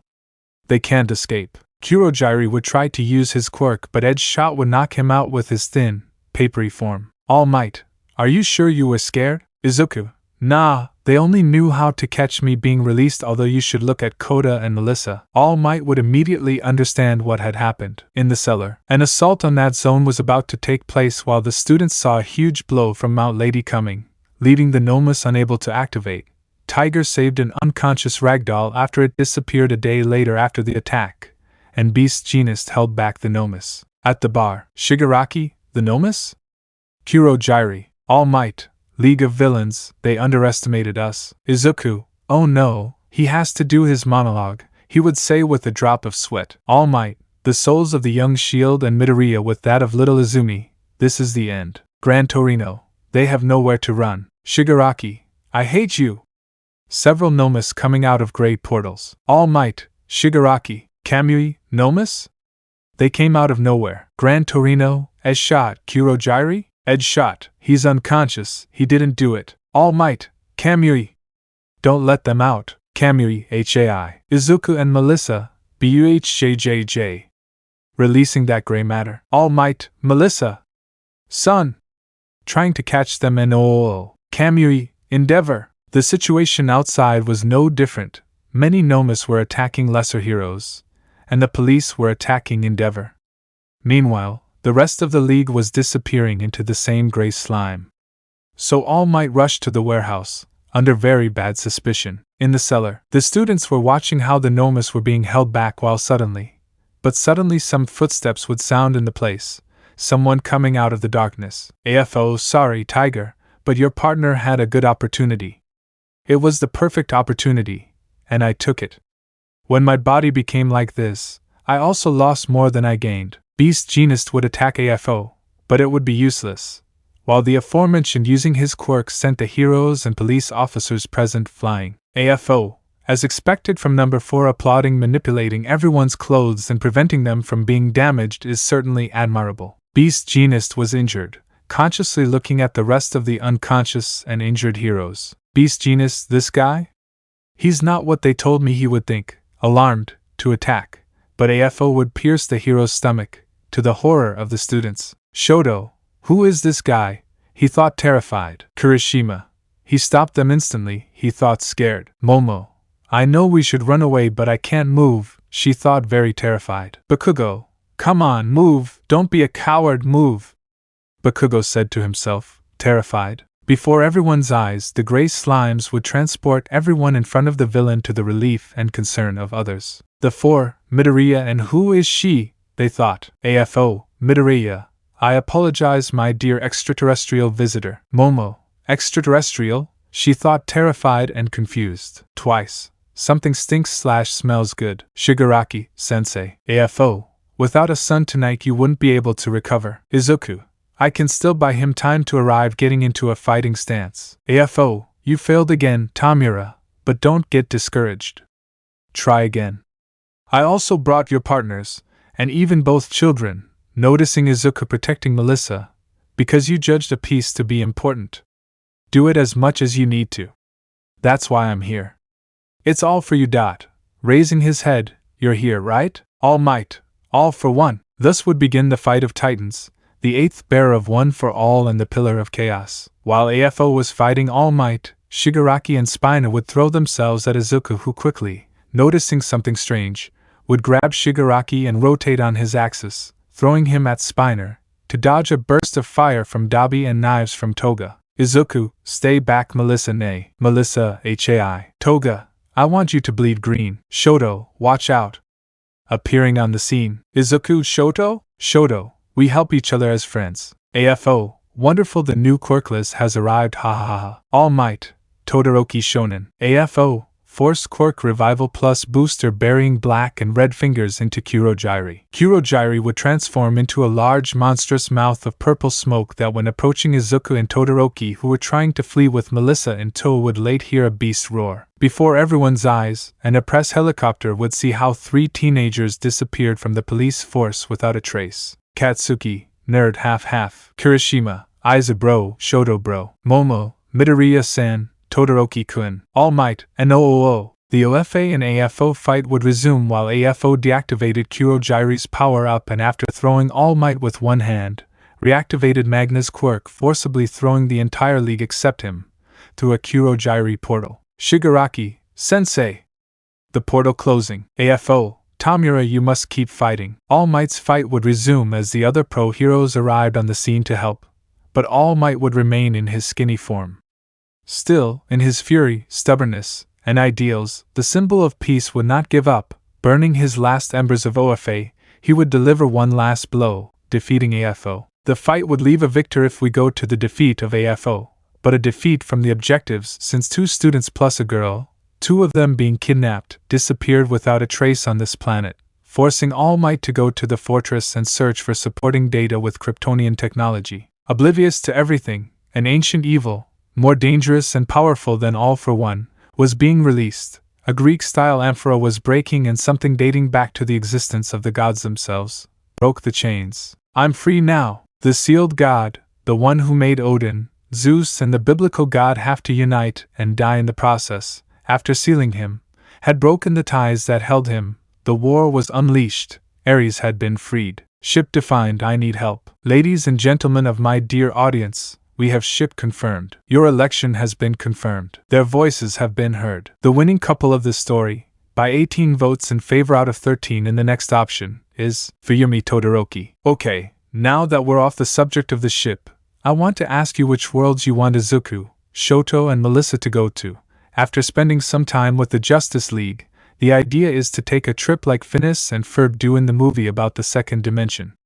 So far the worlds I selected are 3 of the 6, these being Miraculous, Marvel, a combination of Ultimate and 616, BNHA Original. Now I'd like to ask you to recommend 3 other universes, anime or animated series, to visit on this journey to find my way back home. I'm asking you to suggest worlds with the same or similar technology. I was thinking of Invincible, Ben 10, and Generator Rex, which are forgotten, so I'm asking you. Suggestions close 3 chapters after this call is published. Consequences.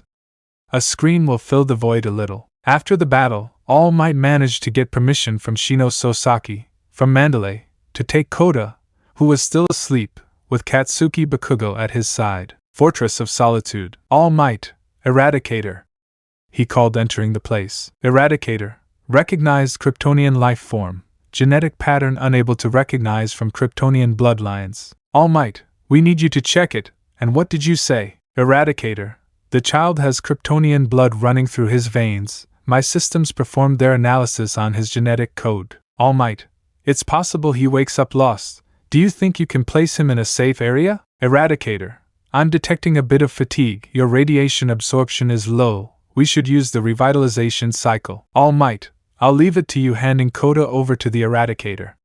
Mandalay won't be happy about it. At that moment, Bakugo realized that the Muslim was looking at several things in the Fortress of Solitude, including several messages from Kal-El, one in particular that caught his attention. Kal-El, that's what the symbol means, the symbol of the L. It's hope, and in that hope is the fundamental belief in the potential of every person to be a force for good. Katsuki, yes, he has a great legacy. All Might, yes, that's right, seeing Kal-El I really would have liked to meet him. Katsuki, truly. With or without his powers, the nerd is a great hero. Clenching his fists. Throughout my life they flattered me. They made me be a huge mass of pride, and I clenching his fists they made me be a bully, chase many people and end several dreams as a child. I hate myself for it. All Might, that's because now you see from the shoes of others. You are one of the few who will have the chance to see both worlds, and it is up to you to be able to change that. Katsuki, the nerd had much more willpower than me. All Might, yes.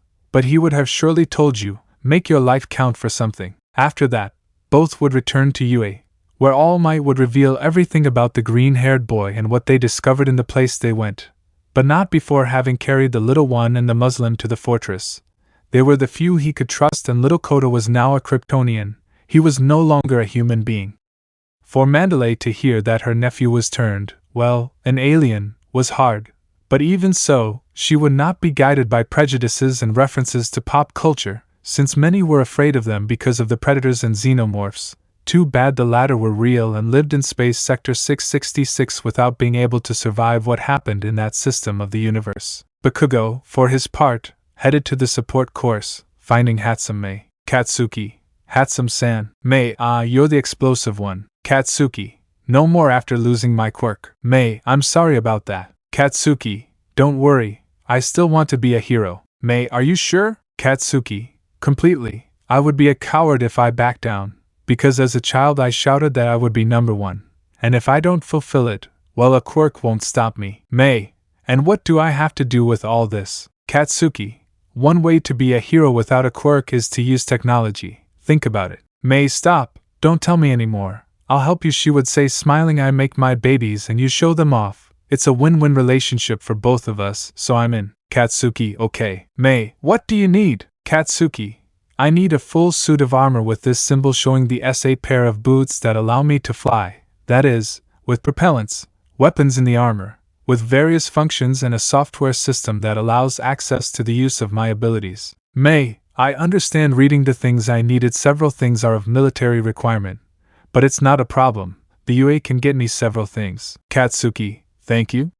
Apart from that, why do you do it? Katsuki. A wise man told me that Izuku's nerd symbol symbolizes hope, and without it, someone will have to carry it, and even if it's too big for me, I'll wear it. Okay, leave everything in my hands. Tartaro's prison. All Might and Nizu were walking through the corridors of Japan's maximum security prison, heading to a cell. Nizu, are you sure? All Might. Absolutely. We are in a difficult situation, and these measures require solutions of that caliber. Voice.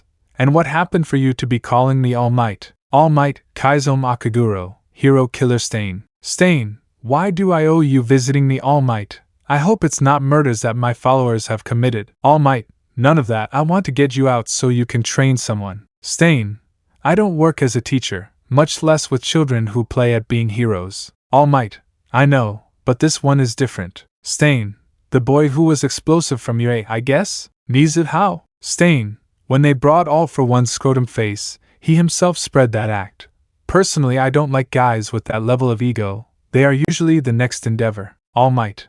I know, but despite losing his quirk, he is more than willing to sacrifice and put aside that pride he had. I have seen it. He has the courage and determination to be a true hero. Stain, you better not play All Might, I'd seriously say. All Might, if you train him, more than not using weapons, you can break him as much as you want, he said resignedly. You can mold a true hero in the image you aspire to make. Stain, you convinced me. Elsewhere, classes at UA had returned after several improvements, including the dormitories. The spirits of both classes had fallen, but in a green-haired girl, the feeling was different. She was sad, since she had been returned quirkless. From Class 1B she had become the laughingstock of everyone, or well, of the vast majority. Monoma did nothing but denigrate her. Tetsu told her things to make her leave the heroine career. Kendo, as a friend instead of supporting her, wanted her to stop being there. Without her feelings mattering more than a quirk. She only had consolation in Pony, Setsuna, Yui and Kinoko, of the girls, and Rin of the boys with her teacher Vlad. She had stopped at a train station to wait for her line. Abra, why God, why must they do this to me? She asked, shedding tears. Suddenly the trains around her started going faster than usual, scaring the green-haired girl a lot. Ibara, hello? What's going on? She would ask, very scared. Help me. The place would stop suddenly, leaving more doubts than certainties, while a door revealed a dark place dimly lit, while an old black-skinned man observed the green-haired woman in detail. Ibara, it can't be. She whispered, scared. Hello? Starting to walk. Where are you? Who did this? Upon further analysis of the cave, several statues would be there, astonishing her. Ibara, despite wanting to look at the whole place, would begin to walk, approaching a room with a couple of chairs, noticing a lightning bolt above them, while noticing an old man sitting there. Ibara, hello? The train was supposed to pick me up, she would say timidly. The old man would simply stand up and start walking towards her. Elder, Ibara Shiozaki. Ibara, how do you know my name, sir? Elder, I am the last of the Council of Sorcerers, guardian of the Rock of Eternity, servant of the Council of Gods presided over by Elohim. Ibara opened her eyes in shock. He mentioned one of the many names of the biblical God, But he mentioned the word gods in plural, which made her fanatical side come out to say it was a lie, but the place made her keep quiet out of fear. Ibra. But there is only one god, she would say nervously. Sorcerer, don't talk to me like a fool girl, hitting his staff on the ground emanating several yellow powders. You are at the origin of all magic, the rock of eternity, 7 thrones for 7 sorcerers, a force emerged by order of Elohim, 7 champions with the power of the gods, because long ago, in the golden age of the gods, when everything was harmony and prosperity guaranteed in the Trinity, Zeus, Odin and Elohim, presiding over everything, guaranteeing a harmonious coexistence between deities and mortals. But he attacked, Ares the god of war, jealous of the power that was not used at his discretion as it should be, unleashed the evils of the world on mortals, killed many gods and forced Odin and Zeus to die by sealing it, with a weakened Elohim creating this council and creating the champion. Only a truly good person, strong in spirit, pure of heart, can wield this power. Ibra, sir, I know I'm not one of those things. They took away my quirk, my motivation to be a hero. They even want to get rid of me. I'm not like them. Sorcerer, you Ibra Shiozaki are all I have left. Ares has already been freed, and without a champion I will die without giving this wonderful power. Stabbing the scepter into the ground, hold my scepter in your hands, and say my name so that my powers flow to you. I open my heart to you now, Ibra Shiozaki, and in doing so I choose you as the champion. Ibra, thank you, she would say confused. You are very kind, sir, but I have to go. Sorcerer, my brothers and sisters were annihilated by Ares. Their thrones remain empty. My magic must be inherited. Now striking the ground with the scepter in an imposing manner, say my name. Ibra, I don't know your name, sir, I just met you. Wizard, my name is Shazam. Ibra, PHJJJJ, trying not to laugh, are you serious? Wizard, say it. Making the green-haired girl take the scepter. Ibra, Shazam? A lightning bolt would fall upon the green-haired girl, while the sorcerer triumphantly raised his scepter. Sorcerer, yes. She bears my name, and with it she carries my powers. The wisdom of Solomon, the strength of Hercules, the stamina of Atlas, the power of Zeus, the courage of Achilles, and the speed of Mercury. Ibra, who was being transformed, would touch the ground, while standing up after the sorcerer had given her new powers. Ibra, what happened to me? Why am I older? Sorcerer, you have just been transformed to your full potential. Ibra Shiozaki, giving him the scepter. With your heart you will obtain greater power. The thrones of our brothers and sisters await, he said, dissolving into dust. That day they began to lay the foundations for the future. One would break the status quo of society, another would open the possibility of life out there among the stars, and the last would introduce magic and the gods to the playing field. In the hospital, an intubated, comatose blonde man began to move, reflecting rays, while the electrogenic devices triggered a possible cardiac arrest, alerting the nurses. But the reality was that his heart was beating faster than normal, even for those who possess speed or augmentation quirks. Let me know in the comments below if you guys want the next part. Also check out my other video that has been shown and left. Thank you for watching. If you enjoyed this video, please like and share this video. And have a fantastic day. Bye.